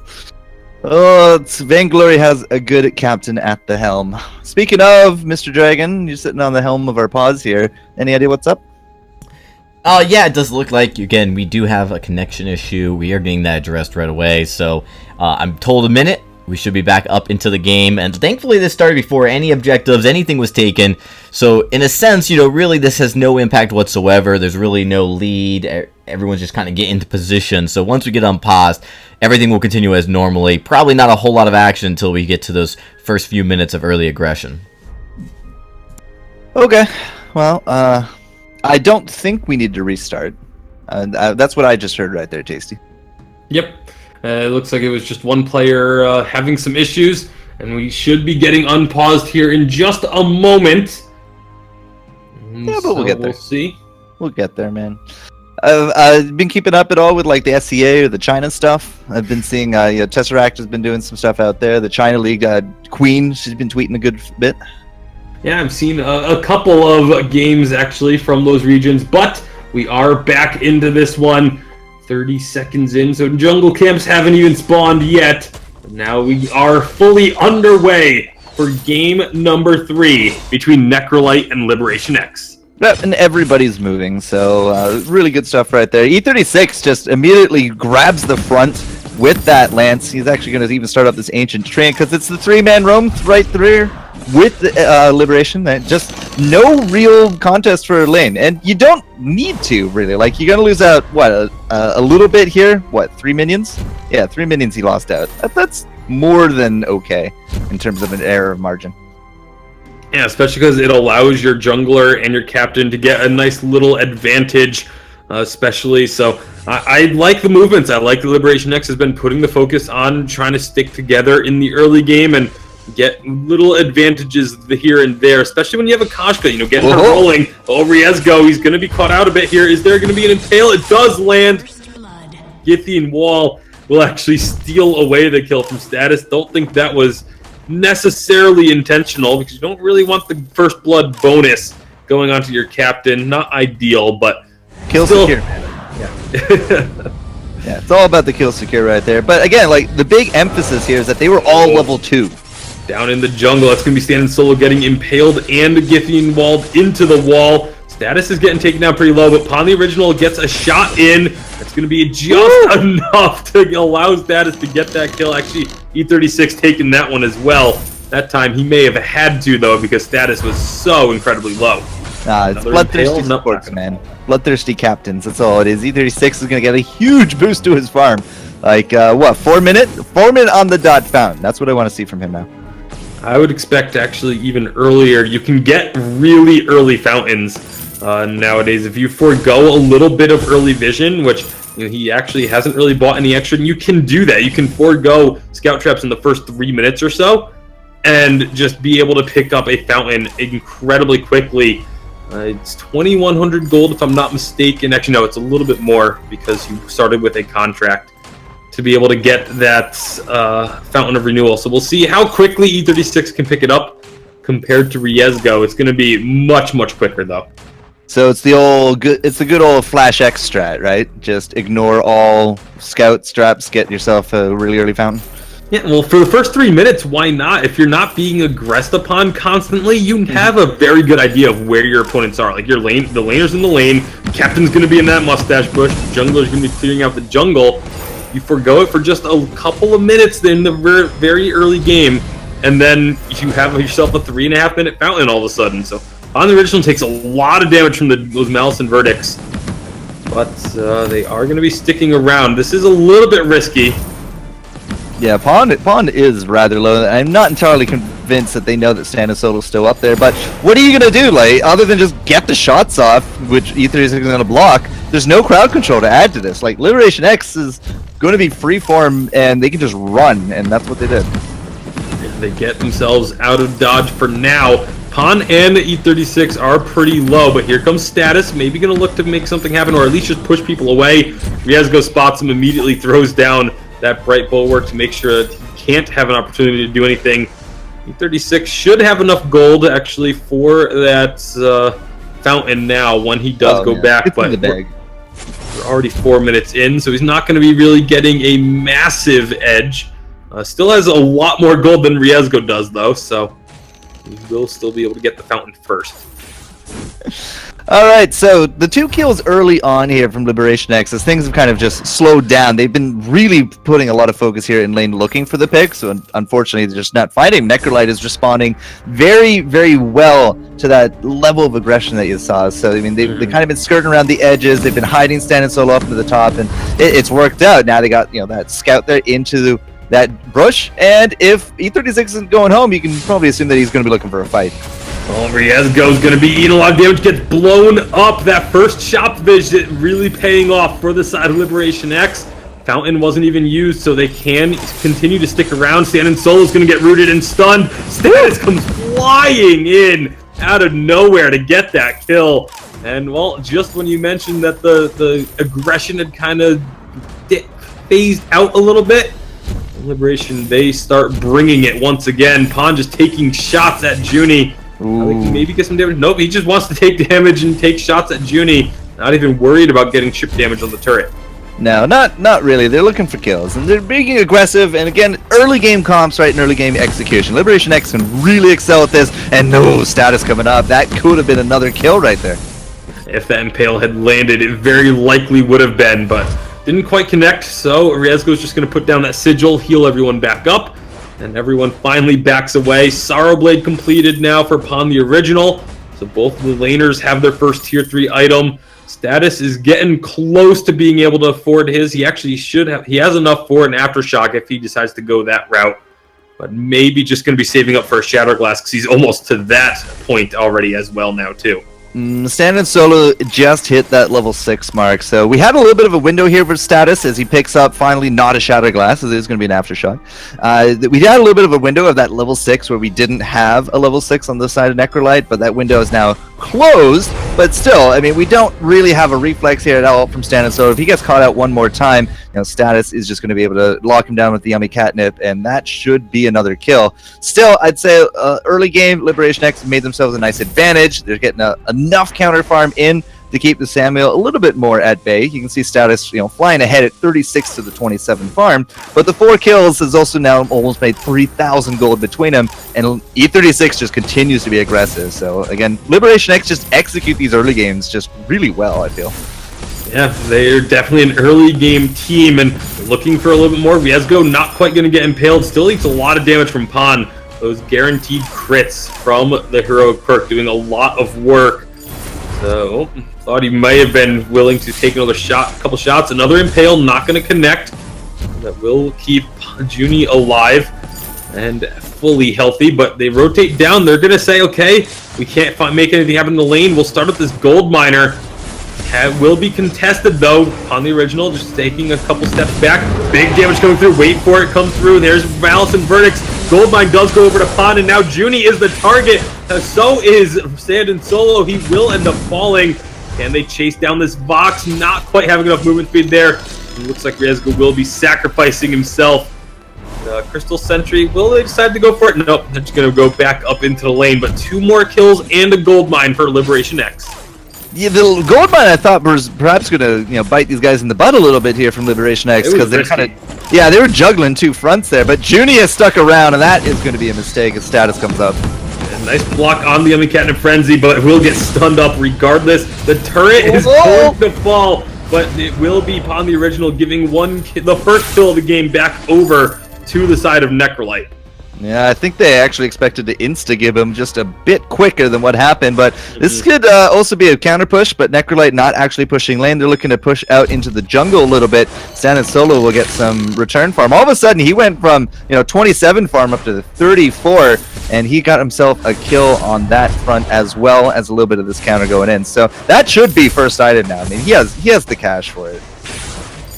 Definitely does. 1600 will finish off the Frostburn first and grabs himself an infusion. So again, these early infusions, Pond the Original has had one for the past couple minutes. That level 6 infusion coming out from him. Already has 2 completed tier 3 items though, the Sorrow Blade and the Tornado Trigger. So lots of damage can come out upon the Original. Yeah, it's not only a really good attack speed, which is obviously great for the Ringo, but the critical chance and damage on top of it. We don't have to ramp up. Like, this is just straight up damage and attack speed to go with Status. Stand Solo eating a little bit of damage. Nice bulwark will stop the aggression from Liberation X. They have to just back off. Perhaps look for another re-engage. Status jumping over the wall into Riezgo. Hellfire Brew connects onto Stan and Solo, and he is going to fall. Junie, the next target, is taking a lot. Can they chase it down, though? The smallest little... That's a small portal, effort there, but that is an ace for Liberation X. I feel like that was a very big misclick right there. Mistap is probably a better way to say it from Riezgo. They're going to look for the second turret off of this. This could be huge. They're going to not quite get it. Like, come on, E36, turn around and get it. Nope, they're not going to go for it. Oh, man, that turret is on a sliver of health, but they don't want to. They've learned from their mistakes. They don't want to give any opportunity over to the side of Necrolite. They are just fully backing off. They know that when they do want to take that turret, they can pretty much do, however they feel like they're going to be able to go walk in and just take that. So, I mean, that was a really good sequence of events there for Liberation X. A ace with a turret, and then the vast majority of a second one leaves us at 10-1.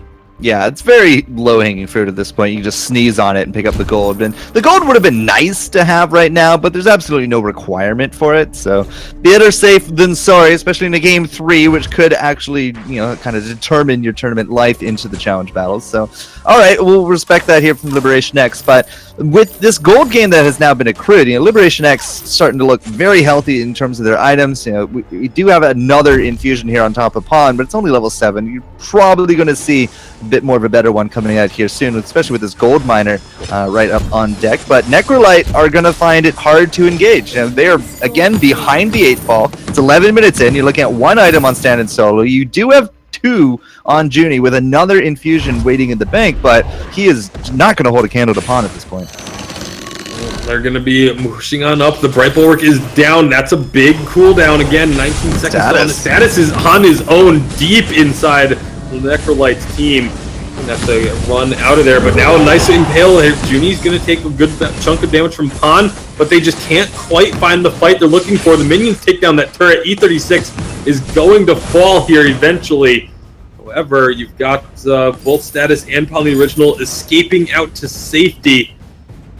That was not risky. the most coordinated of fights we've seen from Liberation X. No, Status just kind of flying solo, but he kind of ran into Stand and Solo. But so he had his team with him, so didn't work out for Liberation X that round. They did pick up the turret though, and Pond was able to kind of use that dead space up there to get away. And ultimately, all they lost was Lance. Lance for a turret, like not not a bad deal by any means. But Pawn, he actually picked up just before that fight that monocle there, Bacon. So now you're looking at what could actually be something going forward of a Ringo build that you see more often, especially with the changes of Tornado Trigger coming down the line. But E36 is looking ready to go here as well, and Status still has the yummy catnip on top of things. So as long as they're just continuing to be aggressive, Necrolite's going to have limited plays available to them.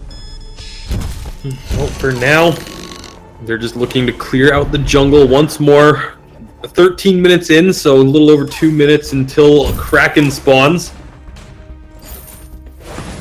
And that could be just what Liberation X are going to wait for. See if they can find a fight before then. They'll take it, but they could. I have a feeling they're going to be fine with just waiting for Kraken if they have to. We just went from level 7 to level 11 in Fusion. So Pawn, he's ready to go. Status is ready there as well, and the bulwark is down. And that's going to be Yummy Cannon Frenzy. Gets blocked out, but now they're on to Junie. Junie is going to just fall. They did a good job of keeping Stand Solo out of this fight. He's going to get rooted and stunned repeatedly by E36. The chase is on his last member standing, and he's not going to be standing for long. That is another ace for Liberation X. We're going to grab that Crystal Sentry for the first time this game. And there's not really a whole lot else for them to take. So Pawn just starts pushing up the lane. You've got Status clearing out the jungle. And E36 starting this gold miner because why not? You can play around with it a little bit. There's not any rush at all on top of the gold miner. Full 60 seconds till he caps out. But again, stealing out this jungle, pushing up the lane, just again keeping Necrolite very much contained. That was, I felt like a very split fight from them. Like Stan and Solo got jumped by Status, but Status was able to rejoin the fight that was going above them just way quicker than Stan and Solo. Like he was definitely more presence, and Stan and Solo just kind of felt like he was taking pot shots off to the side. I mean, that was definitely not one of the best fights that we've ever seen there from Necrolite, and they felt very split. Junie definitely got Zerg down and kind of just dropped, and if they want to contest this Kraken, well, they should probably save up their pennies and go pick up those infusions, because it could be do or die time, especially with no choke turret to their name. Yeah, just 20 seconds until Kraken spawns, and with the vision control that Liberation X have set up, they're going to be waiting in this brush to see if anyone steps too far forward. If they don't flare this, they left a little bit too early. If they had just waited. Yeah, but they know that they're there now. They know. But remember, you push up that lane as well, right? You're going to be looking at chip damage on the next set of turrets, which could go a long way for the Kraken. Kraken has spawned onto the fold. Fusion's going to get picked up here by Pawn. Status is jumping in. Stand Solo has been caught. The blocks come out, but not going to be able to block that Githian wall. Oblivion is going to get blocked as well. So nice retreat. Able to get a lot of damage of the Status now. He's going to be in trouble. They are going to back off. Try and get those breakpoint stacks to reset, but it's not going to happen fully. E36 is caught out. He's going to fall here. Pawn's going to try and get the damage on the Junie. Status jumps in. They find one. Could find two. Oh my goodness. Pawn, the original, is just going off, picking up the ace. Okay, yeah, 3 red. Yeah, that's fine, but he had enough in the bank there with his defensive to keep him alive, and Status just kind of throwing himself into it as well. They did not expect to get aced right there. Necrolite pushing, looking for that advantage, but Pawn just laying them flat on their back. That's going to be it here, Mr. Bacon. That's going to be Liberation X triumphing 2-1. A little bit of a long-fought series. Game number 1 definitely going to be the monument of this series, but holy... Game number 2, the scoreboard does not do the game justice. 16-3, looks like it was another blowout, but Necrolite, they played the game 3 much better than game number 1. Obviously, game number 2 was their shining star, but they are going to be dropping down to that 3rd place game. They will have to have a second victory over One Piece 101 if they want a chance at revenge against Liberation X, who now have a clear path to the finals and are guaranteed at least seed. Well, Mr. Dragonborn, matching Akashka's aggression with the Tornado Trigger, I think, was a brilliant move from Pawn the Original. Oh, absolutely. That was very well played by Pawn. I mean, we really have started to see Tornado Trigger come out with the Ringo more than probably any other hero, and it's actually been something I've seen players talk about, is when do you want to build Tornado Trigger? And it really has more to do with just being the playstyle, playing up to that playstyle, than it even has to do with specific compositions. They're running away. They don't have to worry about breaking point stacks. They can disengage. They don't have to worry about restacking that. And then as soon as they catch a positional advantage, they're able to turn the tides on the fight really quickly. He launches off a few shots, takes out one of them, and then next thing you know, they have the advantage. Really, really well played. We looked at these last 3 games, and it seemed like with status on Koshka every single game, really, what was the big differences between these? And oddly enough, the team with the healer did lose every single game this series.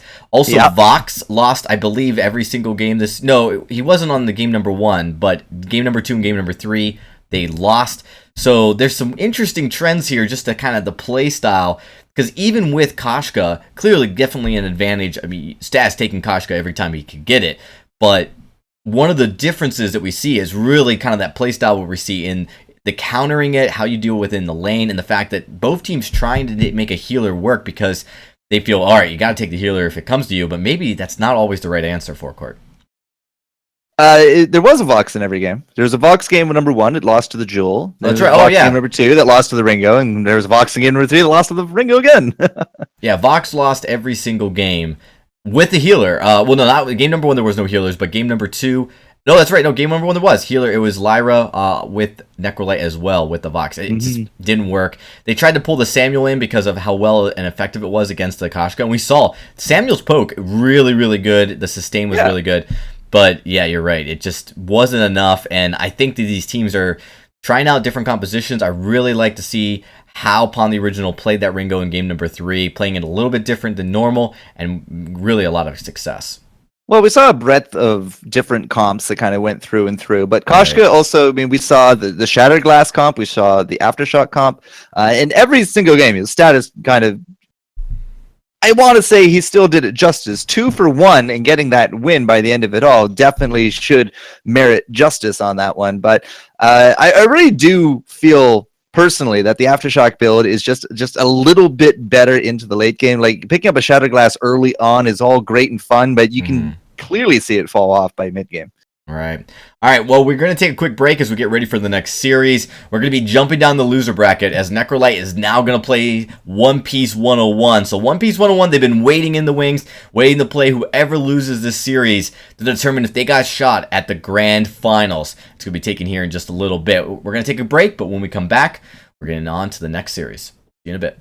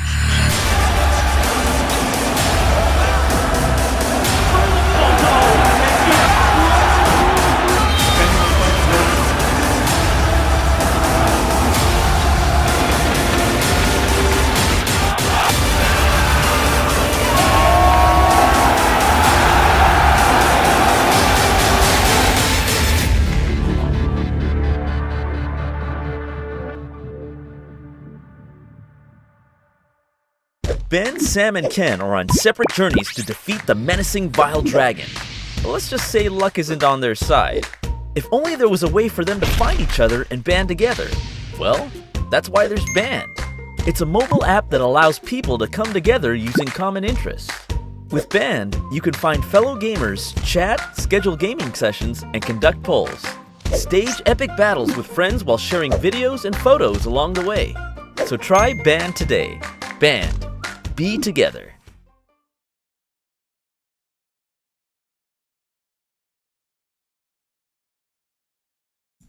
Welcome back, everybody. We're getting ready for the next series as we jump down to the final loser bracket. It's a loser bracket final, but technically a semifinal as we get ready into the finals here. The winner of this matchup determines who's going to be second place. The loser will be third place.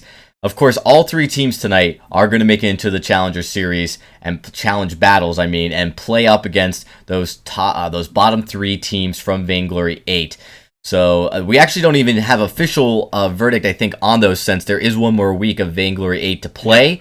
And once that concludes, we'll have the official final three teams that will be playing in that. I do believe, though, if you look at the point standings, there's a pretty high likelihood of who those of those four teams on the bottom, which three of those might be it. But right now, the biggest thing here is these teams are fighting for standings. I do want to take a few seconds, though, before we get into this series, just to let everybody know, if you're watching, that the registration for split number 2 for VIS64 is live. Make sure you go check us out on Twitter at VIS League or at VISLeague.com to be able to register your team. Sign up is really easy, and once you do, roster locks will take place on Wednesday, April 5th. Right at 12 p.m. PST, 12 a.m. PST is once that's passed, you won't be able to sign up anymore. So if you want to, midnight, right? It's midnight, right? Yeah. So once your team signs up, you definitely want to get in there. Sign up as soon as you can. The sooner the better, and you'll be able to compete in split number 2. As you saw this split, a lot of exciting matchups, a lot of exciting teams. You don't want to miss out on all of this fun. So make sure you guys sign up today. And with that, we're going to get ready for our next series. It is going to be a good one. Of course, we just saw Necrolite play, and they're going to be going up against One Piece 101. Let's take a look at the rosters tonight. One Piece 101, Monkey, DeLuffy, Selena Gomez. Lost Boy Toph's on the roster. I don't think he's playing tonight. And then Pauly 5208. This is a really all-star roster coming in here into the Challenger Series. A lot of hype, although they really didn't quite dominate as a 1 seed might have been expected to do. They definitely performed very well today for court over the last couple of weeks, actually. But now they're going up against a team that's only lost to one other team, and that is Necrolite coming in here. What do you guys expect to see here for court? Is this going to be One Piece 101 redeeming themselves?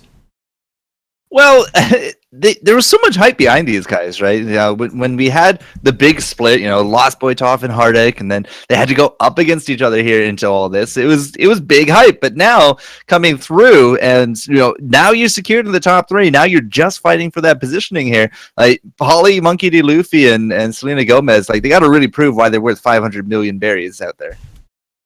That's a lot of berries. What, you guys don't watch One Piece? No. Wow, rude. All right. I have all these Straw Hat jokes lined up, and you guys will not get them. I've had a lot of people correct me on pronunciation. It's DeLuffy, not DeLuffy. And all of this, of course, does stem from that anime, which, no, I have to apologize. I have not seen. Man. I know. I feel like the odd one out. Yeah, no, but I bet you the viewers have seen it, Forecourt. You could definitely go to town and see who picks up on it in the chat. Well, I mean, Pauly's been doing well, I feel, into these Challenger Series there, and Selena Gomez is definitely a name that we've seen around a lot of these Challenger Series here as well. So I expect good things from both sides. Riesco, Junie, and Stan and Solo, I hope their mentality is still good. They're not out of the top 3, but they are possibly going home third if they can't, rally together after those losses against Liberation X. Yeah, well, we're going to jump into the draft. So, Tasty Bacon, what do we got so far? Well, thus far we don't have much of anything. There's going to be a Finn ban as the first target. So again, all of a sudden, Finn being taken off the board constantly. Samuel going to be a banned away here too. I think that's more just One Piece wanting to make sure that both Adagio and Lyra get through, I would assume. Because I just don't feel like that's really a ban-worthy pick. However, Necrolite did do pretty well with it. Stan and Solo, obviously a very strong Samuel player. So maybe it's just a targeted ban at him. Alright, so one healer apiece. Lyra is not exactly holding a record tonight, but Ringo, however, is. That guy's absolutely on fire. But, this could actually be where we kind of shake things up. Necrolite didn't really put any emphasis on melee at all. In their past series, it was always double range. And I'm not entirely too sure that was like the biggest strategic choice that they could have made. If they can swap it up, for example, Akashka still out there, Blackfeather, Glaive, like there's a lot of things you can do to try to help down with this rush down. And there's going to be an Arden to answer, and hovering the Ozo. I don't know if that's going to come out. It is. It's going to be an Ozo pick. Oof. Well, we'll see. What are they going to answer with on the side of One Piece now? A glaive will be the option. Let's see, will this Ozo be able to make things happen? Well, it's going to be a first for us tonight, as Stan and Solo is going to have to try to prove that. But, Monkey D. Luffy, if he is actually going to be on this glaive, and I think he is actually going to be our jungle this round, then, that's kind of tough to call. If this... Wait, it's Arden, Adagio, Ozo. Right, okay, now that makes sense. So, Ozo is going to be weapon, then? Most likely. Most likely will be a weapon power Ozo unless they're deciding to go for the double crystal. But right now it is looking like it should be a weapon power Ozo.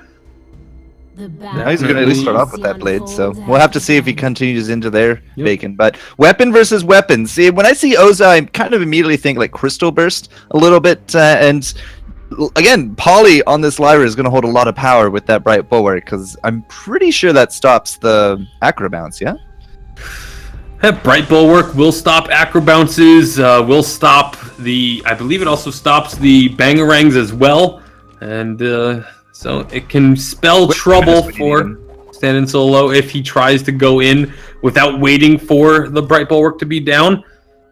It does put a lot more emphasis on the timing of that Bright Bulwark by Polly. See if Necrolites decide to go aggressive early on, or if they're just going to be looking to mostly play it safe. I feel like they're going to want to play safe for a little while with this Ozo pick.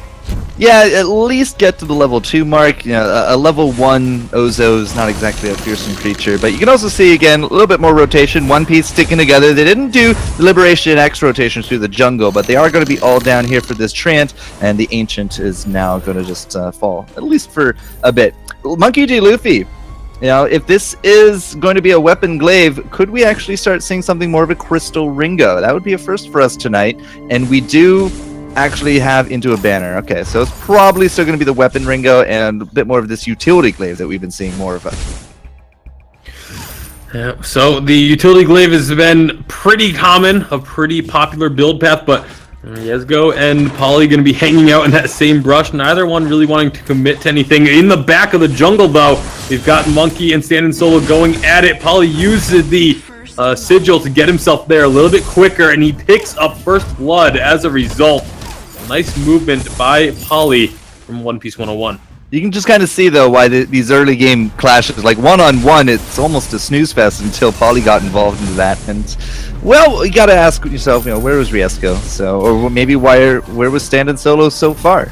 Either way, first blood to go through, a little bit of a cash, a bonus going over to One Piece, and Junie holding down lane all right enough, but Riesco's going to get chased right back through. He is going to be chased down for a little bit, but not really much going to happen there. Polly, of course, a little bit low, but should just be able to put down a sigil in a second and heal right back on up. Ooh, so Tony close. trying not to let him do so. Stan and Solo nearly stole the Trant, the Ancient Trant for a Monkey, but didn't actually happen. Instead, Necrolite, they just push up lane, no problem. They should now be rotating down a little bit, but okay. They actually just had a Trant spawn, so that could be a nice catch for them. Necrolite going to be able to steal that one away just before Monkey gets there. Riesco got it. In that situation with Monkey lurking, you kind of just don't really care who gets it. You just want to make sure it gets taken as long as the opponent doesn't grab it. But recall's going to come through for all of One Piece and start picking up some items. All right, so Foley just going to be looking into that fountain as expected. It's going to be the weapon Ringo. No crystal here. And the double cooldowns for Monkey D. Luffy. You are going to be looking for that Storm Crown and Aftershock combo. So take a little bit here to get online. Somewhere in the 5 to 6 minute mark, we might see a little bit more of a power spike. But yeah, this early game, One Piece, even if they catch Riesco, like he can just Vanguard to Junie. If they catch Junie, Riesco is going to Vanguard in. I feel like they can't really be aggressive unless they have an angle on top of Adagio. Yeah, I mean, that's one of the big keys is trying to get this Adagio taken out of the fights early. They have some tools to help protect him. Obviously, Arden can do great things to protect, but then Bangarang coming out at the right time can keep the aggression off of the Adagio as well. So Thus far, it's been a much more passive early game than what we're used to after a Liberation X patch. Yeah, absolutely. But I do maintain that Liberation X have some really good early game strats up their sleeves, so not really too surprised to see Necrolite kind of chilling a little bit. And again, like a level 2, level 3 Ozo, maybe not so much, but after first item, Ozo, especially level 6 of that Bangarang, has some good 1v1 potential. Yeah, it's going to be interesting to see. I would assume maybe going for a Serpent's Mask first item, just really trying to take advantage of that heroic perk. Of course, Arden works really well with Ozo because of that perk, getting extra barrier off of the Vanguard, extra healing coming out of Junie. Like, it's actually a really good pick in this situation. Yeah, it goes a long way for the sustain, and you know that Ringo has just been absolutely dominating tonight, so it doesn't seem to matter whoever plays Ringo, they just win. So you're going to have to try to weather that storm. Afterburn in from Monkey. They're going to get onto Junie. Junie's healing himself up as much as he can, but it's just not going to be enough. Monkey takes the last hit on that one, and so there will be the second kill now for One Piece 101. Yesgo having to back off underneath this turret. See how much pressure One Piece tries to put on to this turret. Not too much if Selena Gomez goes in before the minions. Yeah, it'll be fine. Yeah, Acrobounce will get stopped up there, and Monkey with another Afterburn on to standing solo. He could be in some trouble. He's going to fall. Yesgo was trying to help him out as much as he can. Is gonna pay the price for it. Ooh. And it looks like all of One Piece will be able to get out of there safely. Nice play, nice movements from One Piece. Alright, so yeah, 5 to 6 minute mark, first items to go through. And Selena had himself that Sora Blade. Well, I mean, will be the Tornado Trigger. I don't really feel like we need it this round. I would expect Selena Gomez to go a little bit more into the breaking point, but Monkey D. Luffy, really coming out big on that one. The Bright Boa catch on top of the Ozo, that's what we were afraid of here back at draft, and even with that level 6, standing solo, like, I think he just kind of wasted the Bangarang there at the end of it all. Yeah, well, Bangarang, like I said, not having much of an impact. 4 kills now for the side of One Piece 101. They look to just take advantage of the fact that Ozo can't really get online just yet, can't really have enough damage, doesn't survive long enough. And Monkey D. Luffy with these afterburns have definitely been on point, at least throughout the first 6 minutes or so. See if that can keep up. Now that the Storm Crown's completed, has a little bit more cooldown, they're going to be coming out pretty quickly. Alright, 2,000 gold ahead. Junie does have a reflex block. We'll have to see if he has some fast fingers to go with it here as well. We do not have one on stand and solo, and Riesco's still not really in position for a Crucible yet. So, again, like, you're really finding some harder targets here early on. Monkey D. Luffy's done a great job with the glaive, but unless you find those angles, the early game just doesn't happen. Like, there's a vast difference between the glaive builds and the glaive aggression that we saw from Liberation X earlier compared to now, because they just don't have quite the same presence here early on. Well, 4-0 still a pretty solid presence. Not it's not quite the level of Liberation X, but it is still a pretty good lead. Got them 2,000 gold in their favor. And might be able to take a chunk out of that with this gold miner. We do have some items to come through. Standing solo, not only does he have the Serpent's Mask, but double infusion to come through. And we're not in vision yet of anyone here from One Piece, so this could actually still be a bit more of a surprise to them. Immense gold payout is going to get scared out at the end, so a little bit of cash now to shore up the gap, but it's still K.5 or so between the teams. Not really rushing in for too much here. Yeah, and I feel like One Piece had an idea that was happening, but Monkey and Selena were both on their backs at the time, so they just didn't have an opportunity to try and rotate in and stop the gold mine from going over. So that was important for Necrolite. Keeps the bleeding down and gets them that little bit closer to One Piece in terms of gold and obviously then items. However, Glaive just finished off the Aftershock, so he's going to have a little bit more burst when he does go in. Actually going to be a very interesting afterburn used there, just to make sure that there was no aggression from the side of Necrolite. Not comfortable fighting, obviously, but we did just pick up items, so I mean, One Piece is actually in a really good spot. Maybe Junie or Riesco just in the back once more, needing a few moments, so we're just going to give him a few moments here. But yeah, that was a very kind of snap afterburn, wasn't it? It kind of just signals to me that One Piece was not ready for a fight. The Bright Boa went up, the afterburn went out, and we didn't use the boots from Ringo, so that kind of would have been the completed trifecta there. But At the same time, again, like we're seeing a little bit more passive. One Piece just kind of sticking more together. You saw Monkey D. Luffy up in lane. He was just really going for the ambient there. But at the same time, we've gotten to the point of the game here, Bacon, where Stand Solo has a reflex block, Junie has a reflex block, and Riesco is actually going for an Atlas next. Quick little pause there. It was actually just a quick Wi-Fi swap had to happen, but got that taken care of, and now they're going to be Riesgo taking a bit of damage, not too much, but One Piece with a favorable position on this rotation. They can look to really try and push this lane, very likely even take this turret before the rest of Necrolite can respond, especially with that Storm Crown. It's exactly what they're able to do, but Gauntlet comes out, is going to get a stun. Holly walks through it with the reflex block, however, the Stand Still going deep. The portals are used, though, and that should be everyone getting out of here alive. Riesco going very low thanks to Selena Gomez, but no kills, just a turret for One Piece 101. They got to be happy with that. But now they also have to kind of deal with this return damage, but they're dealing with it well. Monkey D. Luffy's looking for the angle. Riesgo going to get afterward, not quite the angle they were hoping for. Stand Solo jumping on in again, maybe trying to get the damage onto Monkey, but the heals coming out from Lyra going to be too strong, and they back off once more. So we're definitely lacking a little bit here in the burst department from Necrolite. Like, they have to go through Polly, and Polly on that captain role has quite a bit of healing. A late reflex block means Junie does get afterburn, but again, just not quite the angle Monkey D. Luffy was hoping to pick up, and so they can't find a kill off of that. They're keeping the pressure on, though, and that's just something is really good to see. Even if you're not always finding kills or always finding the plays you want, you have to just keep the pressure up. Don't take your foot off the gas. Don't let your opponents get comfortable. As our good friend Jaws says, you just got to put the pedal to the metal, man. That's what you got to do. You just got to keep up the pressure. But Necrolite, they're obviously lacking a little bit more here in the burst. They're not really able to deal with Polly and the healing. Monkey D. Luffy has a little bit of healing built into himself there. But at the same time, this last fight, a turret went down, but Necrolite got heals and shields, and Stand Solo has quite a bit of built-in sustain himself there. And as he's now tanked up, we're into a double Atlas situation, Bacon. Necrolite actually looking pretty tanky moving forward. Yeah, very defensive from the side of Necrolite. They really want to try and shut down Selena Gomez. Obviously, Ozo can get onto that back line to apply the Atlas Pauldrons pretty effectively. Jump on your head, Atlas Pauldron, jump away. It's like an evil version of a Spider-Man.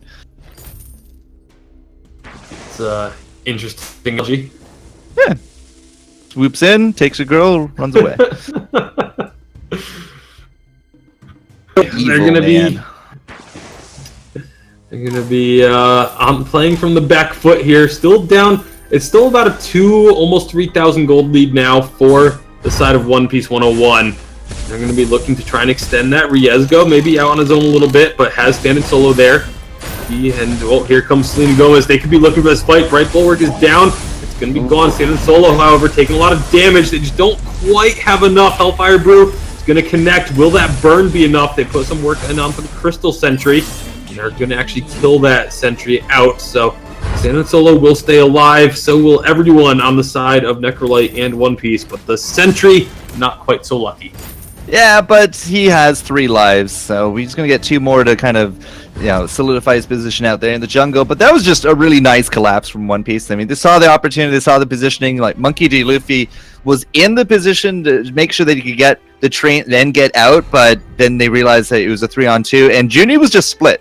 Like, Junie was not there at all for the fight. Now, no real ultimates, no real items used on either side. So as the skirmish goes, the only casualty is going to be the Sentry. But just like, if One Piece can keep capitalizing on that, or they get these repositions, it's just going to continue to be their game.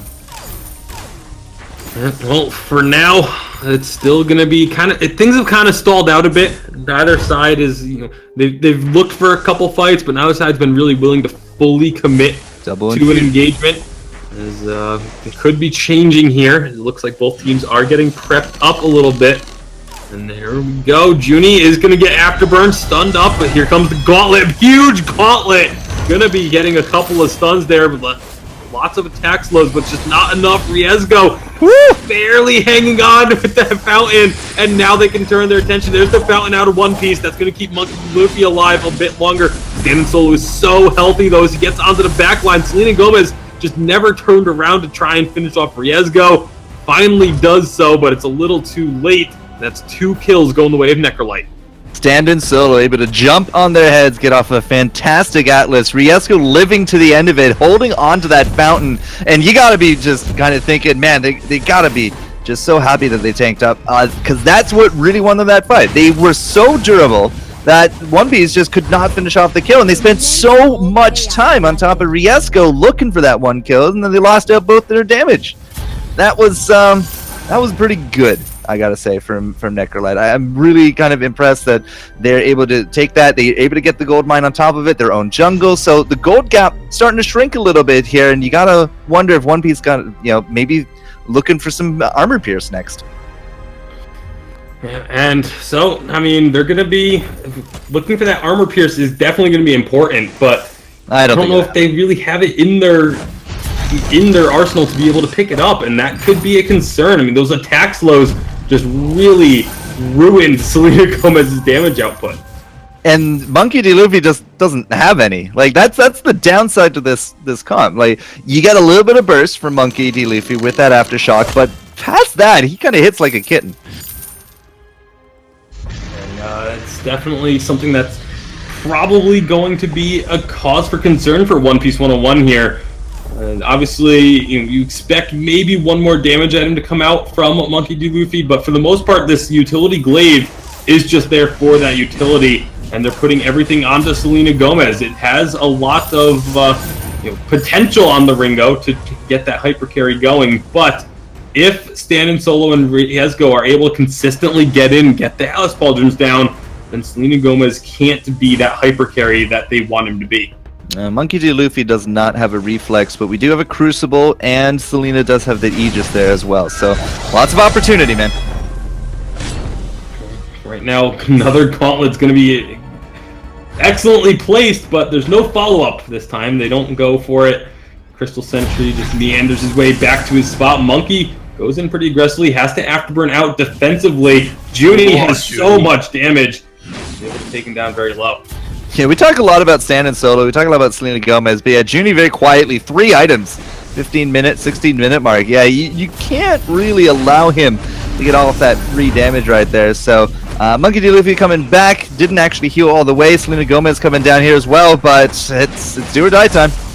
Well, there's going to be the portals in. Hellfire Brew comes through, big burst. The Kraken does go over, but now the fight is on as Selena Gomez is low. There's going to be another afterburn onto Junie, but they've already taken down Selena Gomez. This should be Necrolite winning the fight.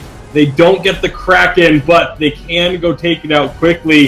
Huge steal coming through, but what are they going to be able to get off of it? Will Kraken even be able to take a single turret?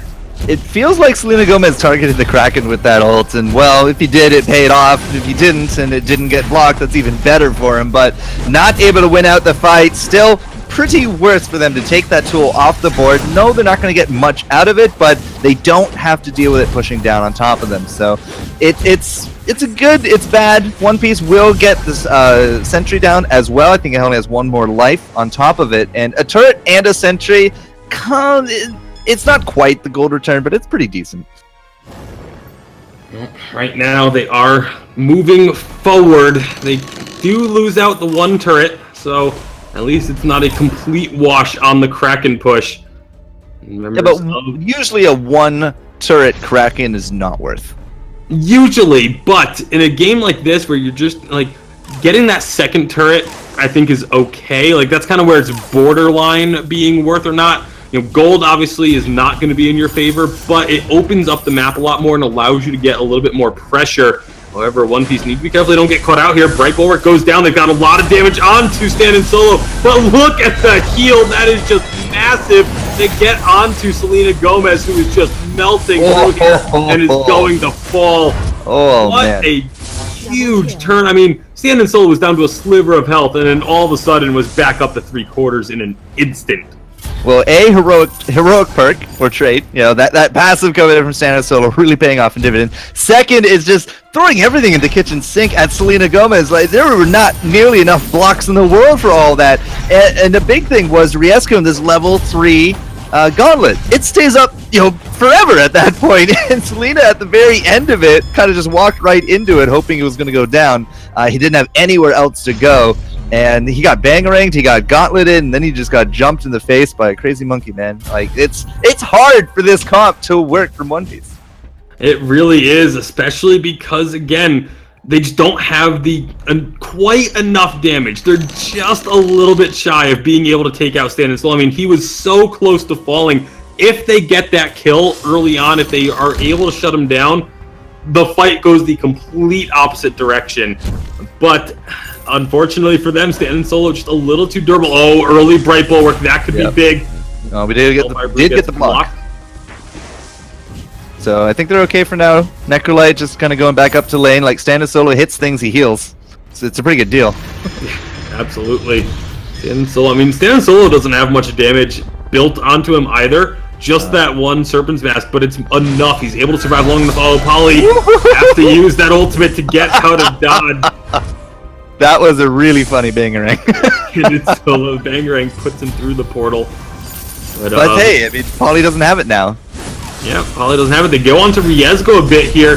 Afterburn onto the Adagio, but there's a nice gauntlet again. Selena Gomez gets stunned by it twice. Monkey D. Luffy now has to run. So does Selena and Polly. Riesgo solo, but now they're trying to re-engage onto this. Riesgo is going to drop. Can they get the kills they need? The burst comes out.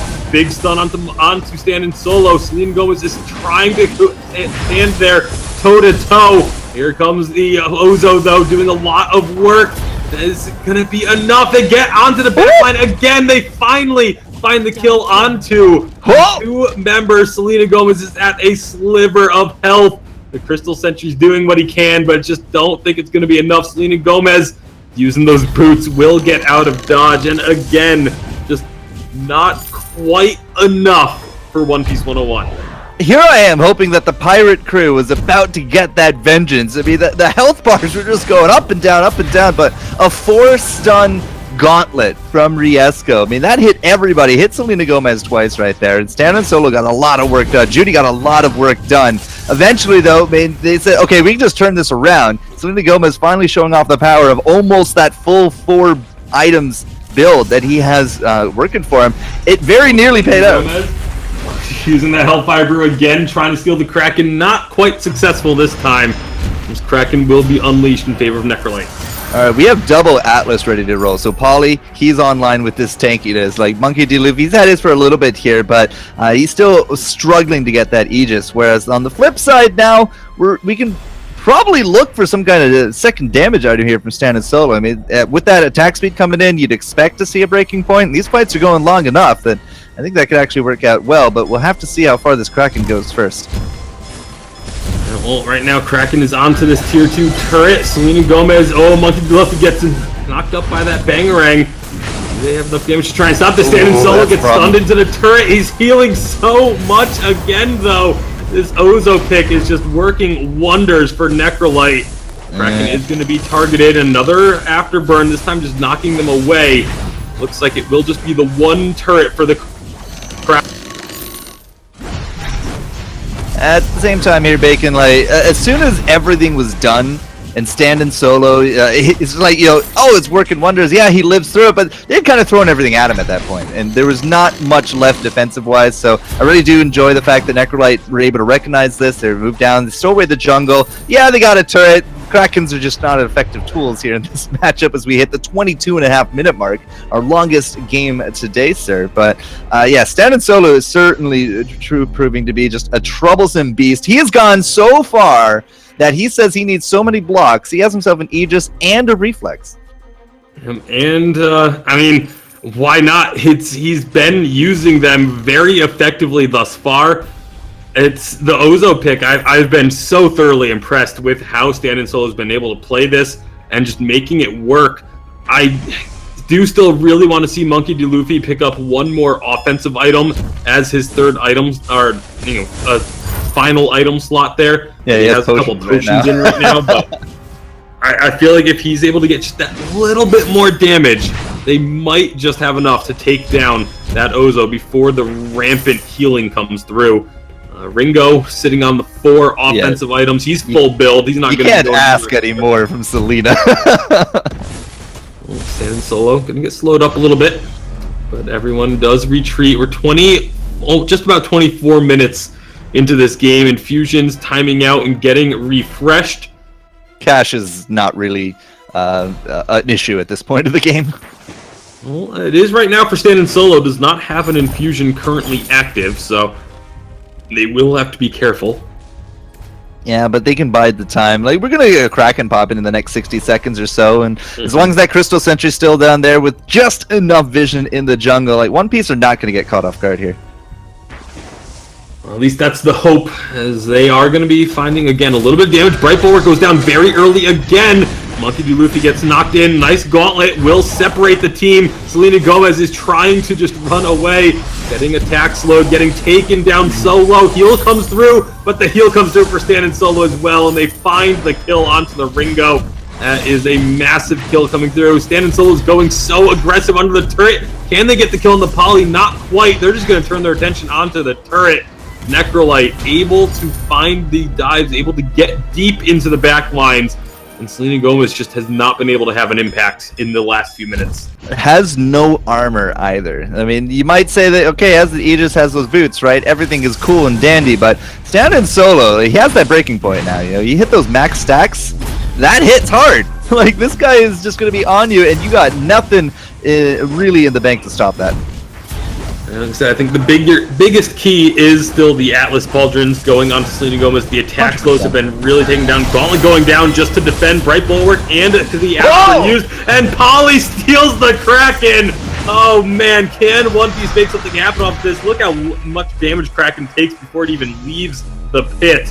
But all of Necrolite are now recalling. This could be an opportunity for One Piece, but they need to be careful, because if they lose a fight, then there's the possibility for the side of Necrolite to just charge down the lane and try and finish the game regardless of the Kraken. Well, Krakens have had a heck of a game, I'll tell you that, Mr. Bacon. But yeah, if we can do anything here. Hellfire Brew does not get blocked off this time. The turret is going to be melted. A nice afterburn. Bright Bulwark goes down. It looks like standing solo is the target once more. They need to get onto Junie, though. I feel it's a little bit more important, but they're still going to be spreading the damage all around, taking whatever they can get now. Gauntlet, another double stun on the Gauntlet. Selena Gomez drops. That is massive. They're going to chase after Polly, who's trying to just get a little bit of extra damage on the turret. Monkey is out, but is thinking of coming back in. This is risky. He's going to be... Polly is actually going to be just playing around with standing solo for a little bit. The turret goes down. Polly will be falling. Monkey has gotten out. Oof, what an intense game this has become. This is only game number 1 of this best of 3. We're going to be here a while, guys. They're actually not killing. They were holding off on the kill of Polly, so that now they have a long time before he's going to be able to be back up on the fold. This is going to be about, was it 35 seconds once Ringo respawns that Polly is not there. So this could be a time where Necrolite tries to make a play.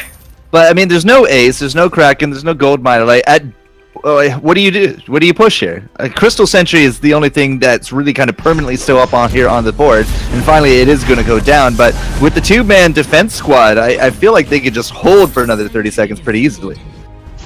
Yeah, it would have required Necrolite trying to be very aggressive and make a move into the base of One Piece 101, which would have been a very risky play. So again, just taking things safe. They get the Sentry. There's 1 life left on that now, so... And they're in a good position, is Necrolite. But that's the 2nd Kraken they've had stolen away from them now this game. Not able to seal the deal on the big girl herself. It's kind of funny going back and forth how just long this game is going on and how ineffective Krakens have been. Now, we are coming down to just these last turrets. One good team fight can just really take the win for either side. One more Kraken could take the win from either side. It's really coming down to the last little bit here, Bacon, but Stand Solo has just really impressed me with this Ozo. We've been saying that. We've been harping on it a little bit here as well. But also, it's a giant roller coaster. His health is just giving me heart attacks.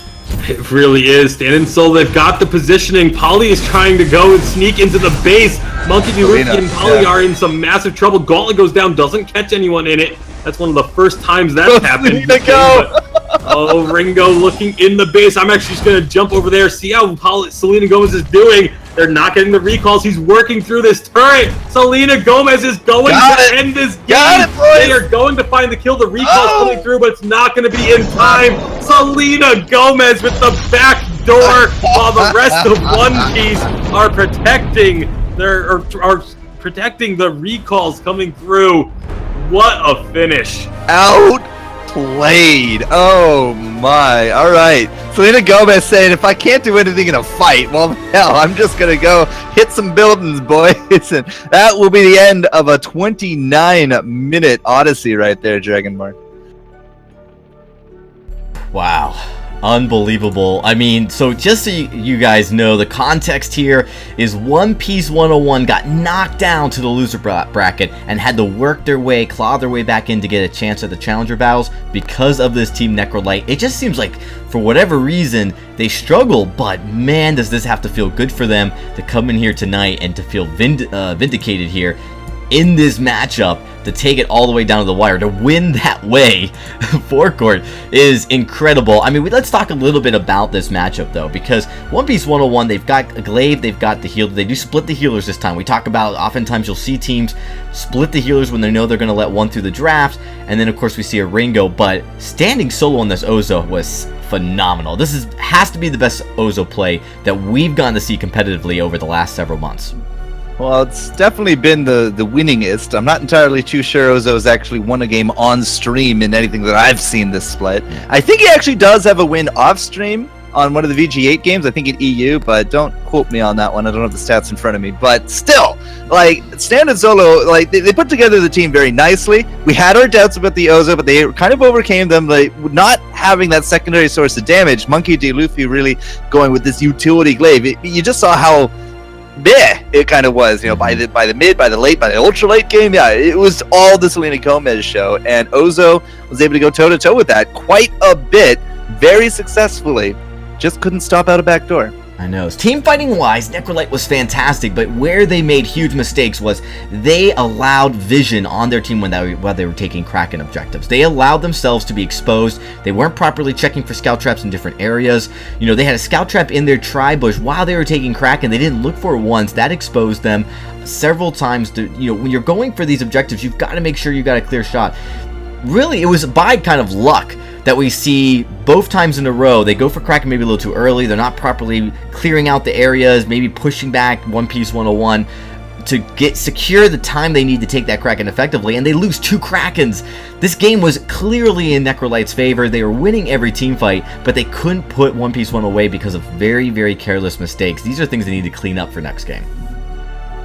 There was a lot of uncertainty of how that game was going to go. I mean, the Ozos started just climbing the ranks on that one, and they just really started putting it advantage after advantage, and then just kind of throws it all out the window when the Kraken gets stolen. But there's definitely some loose ends to tighten up there. Right. I mean, they lost a little bit in the early, but once Ozo got fed, once he started to really turn on, he was really hard. Team fight wise, it just looked like Necrolite felt more comfortable in their team fight play. They felt like they understood where they needed to be. They were very aggressive, but they committed to the fights, and they won most of the team fights that really mattered. It was these objectives like Kraken, and then there again, they were winning that team fight, but Ringo Storm's back has 4 tier 3 attack items. He's able to take out that last crystal turret barely and gets the game. Unbelievable.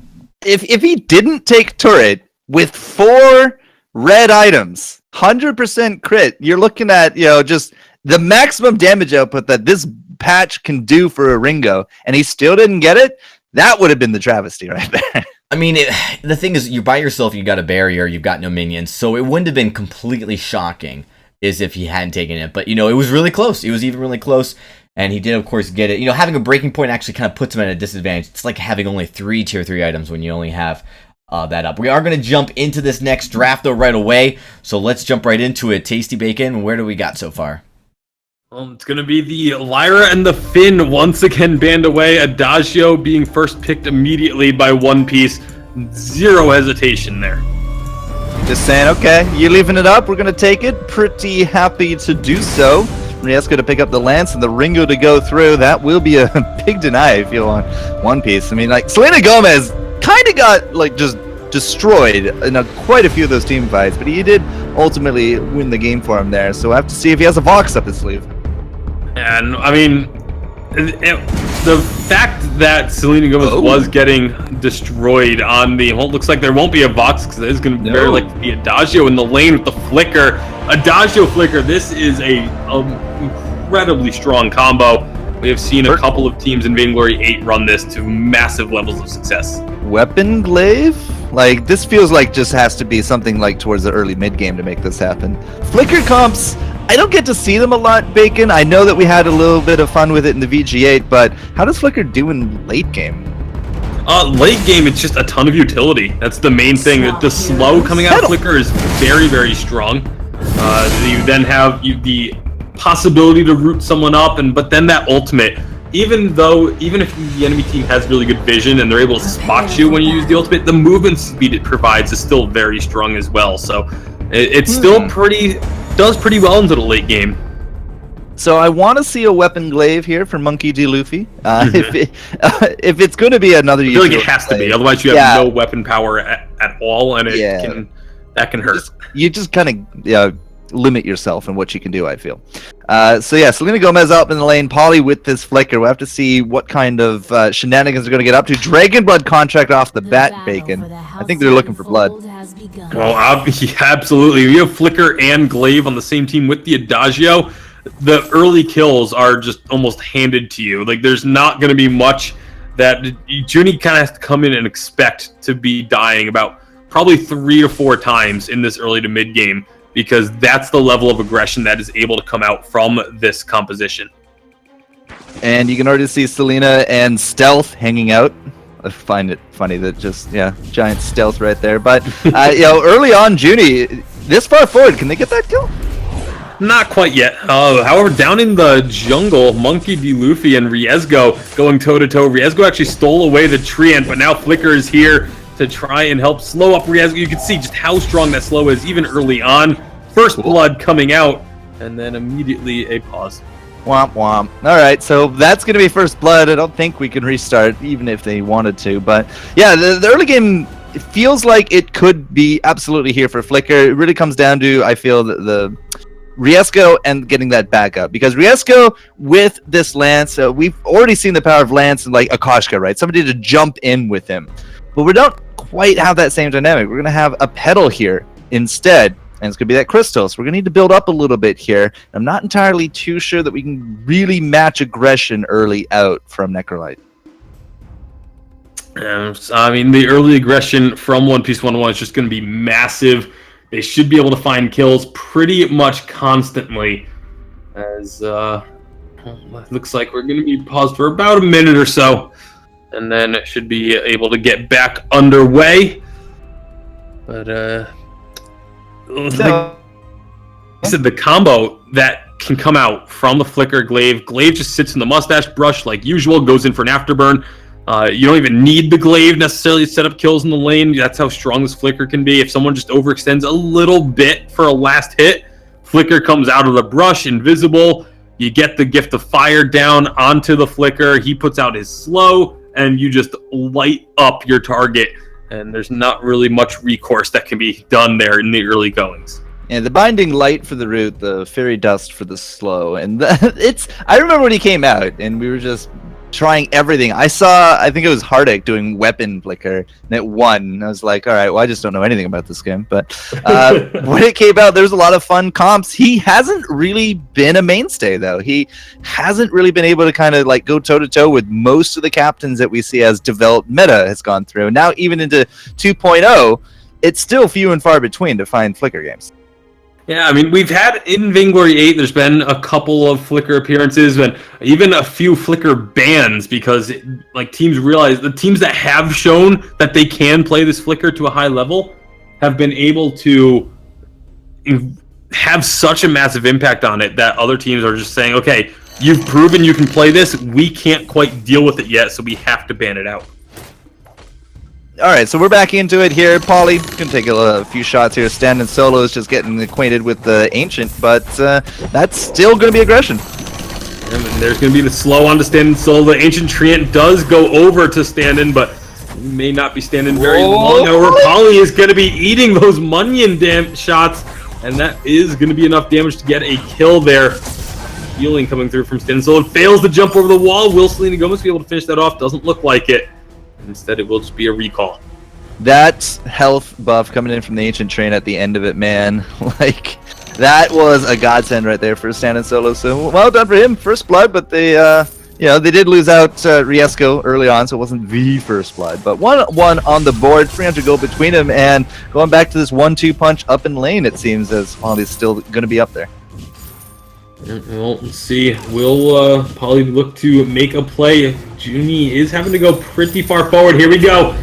He's going to be jumping on in. Does not quite get the root, but is it going to be enough damage? Yes, it will. That's going to be a kill, but Riesco with this lance coming flying in. The turret doing just enough as well to be able to answer that 1 kill apiece. That was such a kill. I heard Dragonborn from across the reaches of the internet on that one. I think he enjoyed that kill there too. But Standing Solo again, he's just gonna be off doing his thing. Riesco coming up, good stuff to get the counter kill. But that's the comp to the letter right there, Bacon. You called it. I mean, Selena and Pauly just delivering fiery death to their opponents. Well, now it's gonna be again Pauly going into this brush. Riesco is going to get slowed up a bit now. However, a little ambitious. Oh, get with the root, though. They may be able to find this kill. One more shot. They get it. Wow. Nice job by Selena Gomez. And again, this is the power of that flicker. On the backside, Standing Solo was trying to chase down Monkey D. Luffy, but not quite going to be successful there. Going to look to steal away these backs. Can he find them? He gets one. Gets the second one, but now has to try and run away. Is going to get out so far, but meets Selena Gomez making the rotation. Nice movements from One Piece. Lots of damage from Standing Solo. He's going to get rooted. No, he's not. He gets it. Looking for Selena Gomez. Selena Gomez is going to get the kill. Oh! Goes down.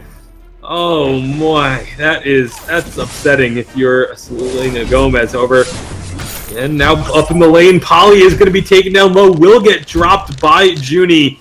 It is just kills back and forth constantly here in the first 4 minutes. Now, Standing Solo able to get the equal kill, kind of led into a big advantage right there as Necrolite was able to catch One Piece on the rotate. So 4 minutes in, 8 kills, a vast difference in pace, Mr. Tasty Bacon, as this has just been a very bloodthirsty early game. Selena Gomez, though, comes back to lane, has all 4 of the kills for the One Piece, and at this point has farmed up enough with the alternating current. It's possibly the fastest alternating current I've ever seen.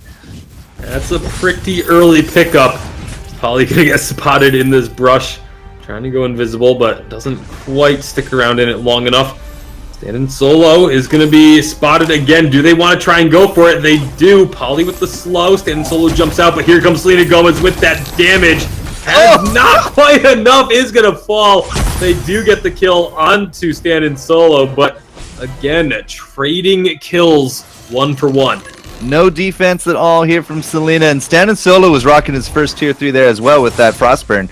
Riesco is not really willing to leave this area yet. Was hoping to find Pauly, but we'll just have to go home a little bit more empty-handed. These Dragon Blood contracts, like, they might be eventually enabling these kills, but One Piece is just trading evenly here with Necrolite. And when it comes to the gold, it's actually a bit of a farm advantage for Necrolite, as they're just a bit farther ahead. Standing Solo again going to be getting the slow onto Monkey. That Frostburn is really strong in the hands of a Petal. So I like to see that one picked up first, and really going to try and control the pace of the fights. Using that, Junie, Sorrow Blade is completed. There's a fountain for Riesco. That's the thing, like, Selena Gomez picked up the alternating current before a fountain has even been completed for Pauly. He's going to be close to that now. Might be able to, I think he needs like another 100 gold or so, but Standing Solo is going to be found again. This time Selena Gomez once more doing work, taking out those Munions first. That is big. That completely negates a lot of damage. But here comes Junie on the rotation. Polly in trouble, but the afterburn will save him for now. However, Monkey is going to be going low now. Standing solo and Junie putting out a lot of damage. Selena Gomez gets onto the back lines, gets the Ringo, is going to look to try and now burn down Riesgo and or Standing Solo. Looks like Riesgo will be the target. A double kill coming through, as it is going to be now 7-5. Finally, a team fight where the kills just aren't evenly traded.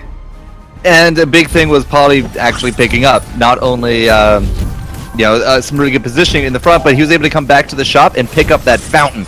That's really what One Monkey Piece went forward to knock Standing Solo away from that turret to ensure it went down, but Junie almost answering with a kill over that his first turret of the game in favor of One Piece. Yeah, finally we broke the stalemate a little bit on these kill trades going back and forth. But Selena picking off Junie there at the end, just having kind of that free feathered access. There's so much pressure on Standing Solo, and Riesco really trying to make sure that the pedal lived out. They kind of dropped the ball a bit, and Junie does feel the wrath of it all. Selena Gomez has some heals, right? But it's not a healing roll, it's a damage roll, and without that health scaling, he hits so much harder, but he heals so much less. But it didn't matter by the end of it. It was finally going to be the break on the gridlock. So 600 gold between him, and Junie is really far out here. But it's not going to really amount to anything, as One Piece wasn't really looking to commit onto that. Polly again going to be moving up with the team into the lane. See if they can find any more pressure, sneaking up to that top brush along with Monkey D. Luffy. And Junie, I think, obviously knows that they're in the area, not going to be sticking around any longer than is necessary. Now the entirety of One Piece 101 just going to look to push up a bit. Scout Trap's actually going to spot Polly there.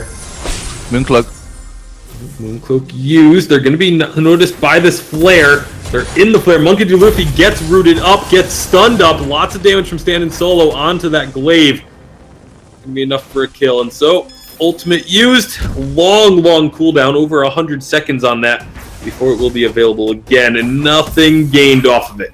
Yeah, something past the 10-minute mark into the game. We'll try it again. But One Piece, they were really gunning for that fight. We had just picked up second item. Selena Gomez hitting like an absolute monster. And Monkey D. Luffy not going to be too far behind for that second item here at this point as well. So we had a really nice advantage set up, but One Piece just could not find the angle. Really nice flares there from Riesco to keep that team ready to go. Have nice interference plays to come through. With that impale, he really tied up that. Standing Solo eating a lot of damage, but now Selena Gomez is as well. Hellfire Brew comes out, does connect. And are they going to be able to find? Looks like Standing Solo used a spontaneous combustion there just to health back. Gonna try and look for any stragglers, but Riesgo is the only member that's in range, and they don't really want to go committing onto a lance.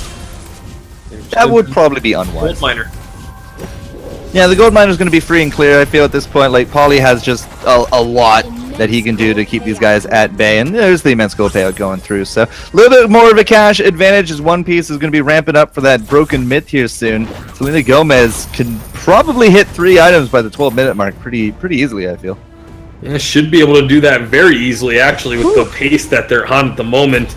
Monkey D. Luffy looks like they are going to be going for the crit. However, big engagement here. They get the stun onto Junie. Junie is just deleted. Monkey D. Luffy's going to fall too. The Verse of Judgment will come out. Only hits Riesgo, though. Standing Solo is able to get out safely. And, now actually is Selena Gomez going to try and answer that. The Bramble Seed actually stopping Polly in their path. But look at the damage from Selena Gomez. Able to just melt through what was left of Standing Solo's health. Riesgo comes over the wall. May be a mistake. Not going to have quite enough damage. Not without the Gift of Fire and the buff going down as well. Over, Riesgo will land a root. Junie chases down Polly. Now has Selena Gomez in their sights. One-on-one there, but it is going to go 1-for-1. Selena Gomez and Junie ends up being a 2-for-1 overall. But that was very, very close to Junie just getting the 2 kills and surviving. If Junie had only hit the reflex block. Reflex block would have saved him.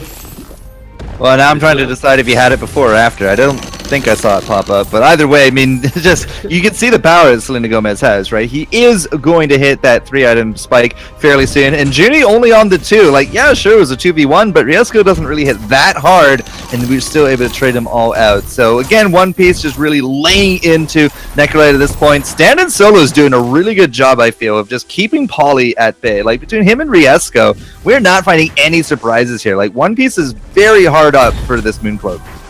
Yeah, it's actually, I've been very impressed with Stand Solo. The first game we saw today, Liberation X versus Necrolite, I felt like Stand Solo was maybe a bit of a weak link there, but ever since that game has probably been, other than Riesgo, the best performer on the team. That's not to say that Junie and Riesgo are performing poorly. It's just Stand Solo really stepped up. Hellfire Brew will connect again onto Selena Gomez. Are they going to look for this fight? Monkey D. Luffy wants to try and get over this wall. There it is. Knocks Junie away. Stand Solo melting, but not fast enough. Now Junie can turn the aggression around and pick up the kill. Necrolite able to find one, but they're all low. They need to be careful. Selena Gomez still has lots of damage. Stand Solo down. They're going to look to try and get Monkey. Monkey falls, but Selena Gomez, can he out-duel the Junie once more? No! Junie stepping up this time around. Gets the kill, gets the ace for Necrolite. And Riesco is just going to be leading the charge here. We got those ace buff minions. We got a big wave to push down, and that's going to be one turn. Likely not the second, but Junie hitting that reflex block, living through it all, and, well, it's going to just show that Selena Gomez needs to start prioritizing some defense at this point. I mean, he is such a glass cannon, but the positioning has been so on point, Bacon, that it hasn't really been an issue. Now, finally, the tides have turned a little bit. We are taking the gold lead here with Necrolite. They are getting that turret. They're getting the gold, and we're going to be looking at Junie taking home quite a bit of power spike now that he's at 3 items. And it's just going to be next step Aegis on the way. No, Big Impale is going to land, but not really enough to take advantage of. However, Polly hanging around, has the ultimate available if they want to try and use it. Polly's taking a good amount of damage. They get onto Stand Solo, but Selena Gomez is not able to get in range. Now it's going to be in the thick of things, like you mentioned, maybe a concern.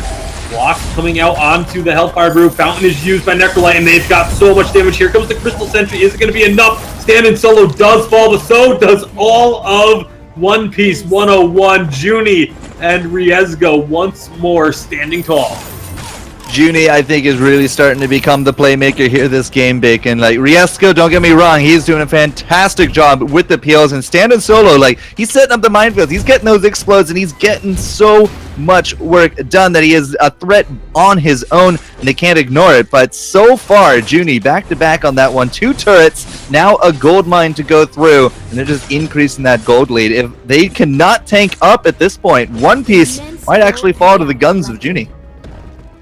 Very well could. Junie has been really just positioning and stutter stepping so incredibly well. As the breaking point, Monocle Sorrowblade is being able to stack up on the back lines. And again, Selena Gomez is starting to itemize some defense. I feel like it's not even so much that Selena Gomez's positioning has been bad, it's just that Necrolite has been doing such a good job of getting in range. Polly is eating a ton of damage, may just fall here before getting back to the team. Uses the fountain as a last-ditch effort. It's not going to change a thing as Polly ends up falling. Crystal Sentry defeated. Now Selena Gomez avoids the root. It's very important. If that root comes through, it's going to equal a stun as well, so it was necessary.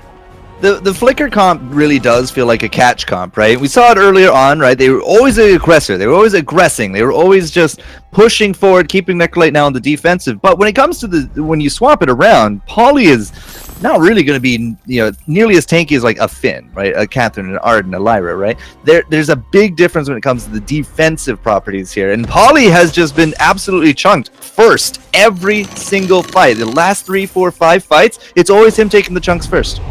Oh, Monkey. No, Monkey D. Luffy. He's going to afterburn out to safety, but gets rooted up. That could equal a stun. The Githian wall is actually being held for now, but they don't even need it. That is going to be the kill. Now Selena Gomez gets rooted. Burst comes out, does get blocked, and immediately taken down afterwards. Necrolite are just looking strong. 10-4, good buddy. That's the score here of Junie, and they're going to be able to pick up a Kraken pretty free and clear here as well. Pauly really tried at the end. Selena Gomez, I don't think expected that route to hit. You saw the reflex come out really late for him, and then Pauly with the Moon Cloak just to make sure that he could actually get off that Versa Judgment, but wasn't enough by the end of it, and Pauly is not going to come anywhere close to this Kraken. Very, very smart on that one. But 16 minutes, our first big lady going to be coming down the lane here, Bacon, and it's all the way to the choke turret right now. This is starting to look pretty dire for One Piece in this game number 2. Come on, they do have the 1-game lead. So if they lose this one, we will be going to game number 3. Necrolite are putting some pressure on now. Kraken coming through. They're going to be able to siege up pretty well. They have a lot of damage that can go onto the turrets. Riesco's going to actually just impale in onto it. Junie is looking for damage onto heroes. Turret's about to fall, though. Kraken taking a little bit of damage. More so from the explosion there. Now onto the crystal turrets. Hellfire Brew hits Pauly. Are they going to look to try and engage here? One Piece One does not have that ultimate from Flicker to do so with. And instead, they're going to go in with the Afterburn. Gets blocked up, but Junie is taken down very low. Junie is dropped. Can they get onto Stand and Solo? The Verse is blocked, and that will be now Stand and Solo trying to retreat, jumping away. Lance does not get over the wall, so they will be able to take a second kill. Kraken is not going to be able to take down this second turret. Never mind the impale coming through from Riesgo to make sure they get that objective. He's going to be taken out, but there are no turrets left to defend the base of One Piece. I think that was pretty worth right there. Pick up 3 turrets, didn't get a kill, but now we are into where Ringo has already shined once today. A backdoor situation could be a really interesting way to end off game number 2. It's going to be 10 minutes earlier than last round, but picking off Junie really did kind of stop up the aggression here from Necrolite, but picking up the turrets is, I feel, more than enough of a trade. So it's still possible that One Piece can take this win, but it's looking real good for Necrolite with so many turrets missing off the map here. Yeah, Pauly putting down a bunch of scout traps so that backdoor attempt can't happen without them knowing about it. Yeah. Having vision wins games sometimes here, Bacon. Yep, absolutely. Well, right now, One Piece 101 has some pretty solid vision. There really isn't much down for the side of Necrolite, but they're just going to start pushing up the lane. I honestly wouldn't mind seeing them just go all out and just charge down towards the base, but here comes with the Moon Cloak. Are they going to be able to get into Junie? That's exactly what they looked for, but Junie stays alive long enough. They take down Selena Gomez. It's a 1-for-1. Stand Solo and Monkey D. Luffy going at it. Another route's going to connect. Monkey D. Luffy does not get stunned up there. Does he have the damage to take down this pedal with no Munions? She's not able to really output anything, and Monkey takes down Stand-In. Riesgo, last member left, he's going to be running away. Lance, so difficult to try and chase down, should be able to avoid an ace altogether. But this looks like now Monkey D. Luffy may want to come up and try and put damage onto this turret. Lance, clear out these minions and prevent that from happening. So they use the Moon Cloak to great success there, getting onto Junie right off the bat, not allowing him to have those amazing stutter step plays, and then clearing out those Munions. That was possibly the best engage you've actually gotten out of this Flicker. I mean, there's been so much spam and flank and interference that these guys have to kind of slog through to get to Necrolite, but that time, pretty free and clear. Like, as soon as they just popped out of nowhere on top of Junie, he kind of just had a tingle go up his spine right there. It's like, okay, well, that was fun. But now they are back, 3-man rosters all ready to roll. Lots of infusions going through. Pauly's still actually rocking his level 11. Is he going to refresh that? Yeah, he's going to wait for that level 12 to kick in. And then it's Kraken time. If Kraken goes to Necrolite, it's a huge chance they can win. So One Piece are looking to just contest. And One Piece really trying to control the vision here because that engagement was so successful. If they can get themselves in without being spotted once more, they could potentially then end the game. There goes the ultimate, but they're going to be spotted with that flare. Waiting for that to die down. Hellfire Brew comes out. It's going to get blocked, but that will go to Gomez. Oh, they're on the wrong side. They're on the wrong side. Here comes the finish from Necrolite. They're going to try and pull a One Piece However, Glaive has gotten back, but is it going to be enough? I don't think so. Close. He can't get onto Junie, and Junie and Stand and Solo will win the game for Necrolite. Back doors in this series. Well, I mean, I know that it's best of 3, best of 3, best of 5 tonight, but Bacon, we're on a collision course for maximum casting tonight right now. This is going to be our second series, going all the way back-to-back Ringo back doors, and very, even similar builds down to the end of it. We didn't get all the crit from Junie, but as soon as we ducked right on that one, as soon as that Hellfire Brew went right, that was it. Like, Rieska's like, don't worry, boys, I got this. And Dragon, like, wow! That was it.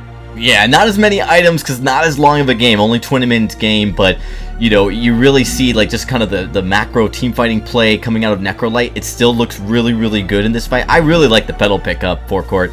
I felt like, when you've got someone who's invisible, when, those minions help you out a little bit, but also it's really great. Pedal's really great at people who want to dive in on you because you can do a lot of damage right around your area with those seeds and with their spontaneous combustion to kind of push that back. And we saw this work actually yesterday to a lot of success to kind of push back big dogs. Taka play, who was really aggressive, jumping on all over One Piece 101. They actually picked up the pedal and surprised Rage Pingers and pulled out that game 3. So we see it again. Standing Solo must be, taking some notes. I really like that specific play, but man, yeah, really, really good game from Necrolites. I feel like between the two games so far, team fighting wise, Necrolites have played much solid, and I think they cleaned up some of their issues with vision this game. And I kind of think they were forced to because they had a flicker.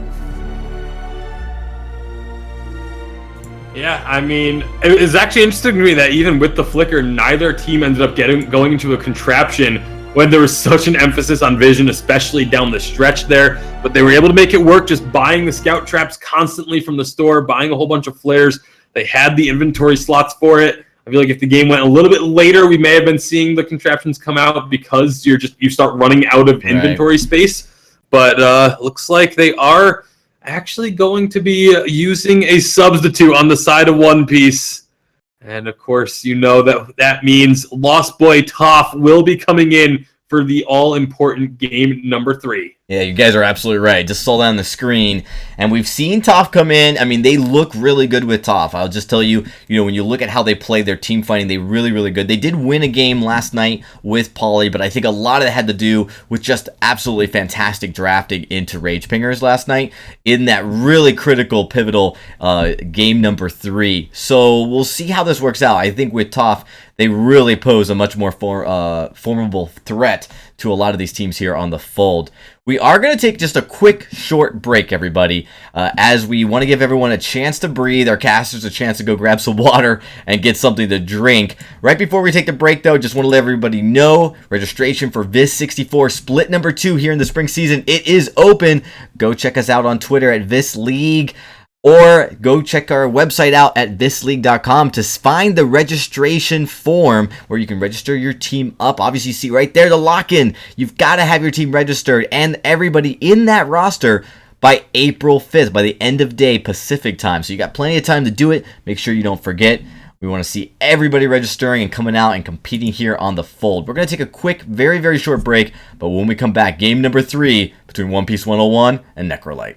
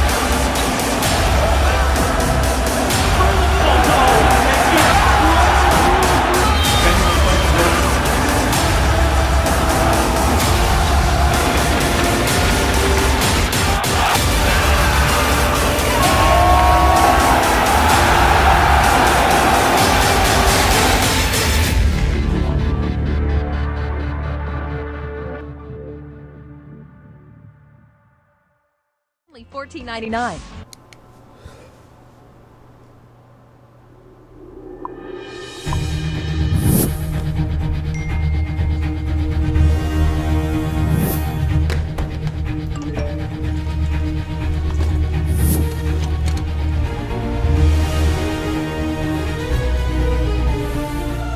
Don't miss the call. Download Band. Communication made easy.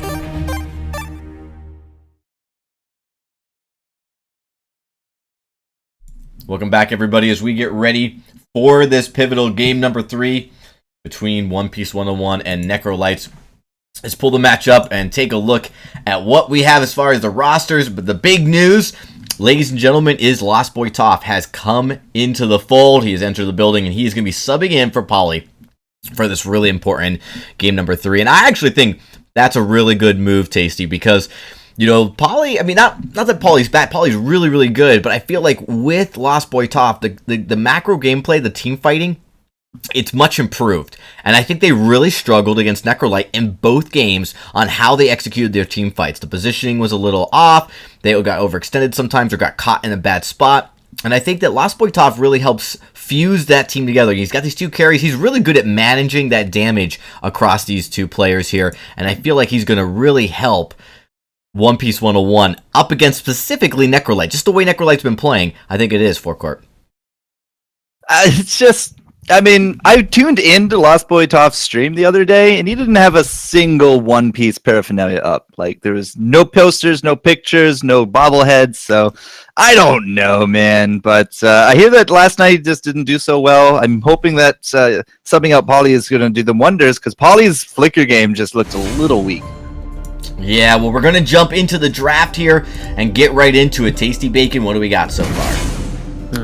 Very quick first stage of the draft. Finn banned, Samuel banned, Adagio, Lyra, Vox all picked up right away. The teams know what they're looking for, and they take it right off the bat. Now we get a little bit of time to think as Necrolight decide what they want to round out their team with. Okay, I blinked and the draft is basically done here, Bacon. So, all right, yeah, okay. We're resetting for some reason. So, either way, I think I saw an Adagio on one side, I saw a Vox on the other. Mm-hmm. It was Adagio picked up for Necrolight, Lyra, Vox for the side of One Piece 101, and then we didn't get another pick. So, I'm going to get right back into it. It will be the same picks and bans up until that point, obviously. So that means, again, Finn, Samuel, bans, Adagio, pick, and then the Lyra and Vox should be coming out as long as Selena Gomez is paying attention to the fact that it restarted. No, picks and AFKs. That's what we do here. Okay, so healers on both sides. No Finn, no Samuel. I feel like the Samuel's a little bit more of a throwaway, but at the same time, we did do really good work with the Samuel, I feel, from standing solo. So, finally, a Black Feather comes into it. This is the first melee that Necrolite I think I'm going to be getting behind. Oh, that's the second melee because they had the Ozo. You're right, but still, no Ozo. I'm okay with I'm okay with the Black Feather. I think this comp can do work here. Yeah, this is a very strong composition. Having the healing, obviously, onto Black Feather to get the Gift of Fire onto targets. Same thing with Arden. Both can deliver it very well and can keep everyone safe. Does mean it will be a weapon Black Feather as well. I love the weapon Black Feather right now. It does just so much damage, but the Kestrel coming out, very likely to be a Crystal Kestrel. Monkey D. Luffy played this yesterday, and throughout the entire game was firing off the ult pretty much on cooldown, and I think missed one all game. It was really impressive stuff. Juan Hernandez? It looked very much like it. It was really impressive play. I was very surprised that they only played it in one game. They didn't play it any other time throughout the rest of the night, even when they had opportunities for it. But you get to see it here. If he can perform on it the same way as he did yesterday, this could very well be One Piece 101 moving on into the grand finals. I feel like we got some very powerful picks on both sides. I mean, Stan and Solo showed us earlier in Ozo comp. It won out enough. It didn't win the game, but, you know, hey, it won enough of our favor. But now coming in with this Blackfeather, I feel like Blackfeather is definitely just a little bit more accepted, a little bit more understood in this case, and just staying sticky on top of that Kestrel, especially if this is going to be that Crystal Kestrel, right? She's not going to be able to rely on her active camos in the middle of all things. And that, I think, is a really powerful tool if Stand and Solo can just keep that aggression up. Yeah, and so, I mean, right now we're going to be getting another early pause here, but hopefully it won't be one that will have any effect on the rest of the game, and everything will be sorted out shortly. But yeah, I mean, it's going to be interesting to see where the aggression sort of comes from this game, because one of these two teams is going to have to try and make the plays happen and try and force it to happen. And I feel like early on, aside from some glimmer shots, there's not really going to be much opportunity for either team to do so. I think the level 2 Kestrel could really be a big surprise if Necrolite tried to go in early on somebody, but level 2 Kestrel is just not pressured. I mean, that's a lot of upfront damage, right? It could really just, I think, turn some of these early game fights. But the big thing is, if she gets jumped, she's going to fall. Like, Stand Solo Riesco just kind of rushing her down, that is a bit too much to handle this early on. So I would definitely look to see One Piece kind of ride out the early game. If they can get a kill, sure. But the big thing for them is to secure the farm, get into the mid, build up a few items, and then try to excel using this 1-2 punch between Selena and Monkey D. Well, for now, we'll see if that's what they're going to be able to do. In the early going again, it's going to be... I expect a relatively passive early game. Like I said, unless Monkey can get up into the lane and get some really nice glimmer shots off. Yeah. I don't think either team is going to be having really too much aggression coming out.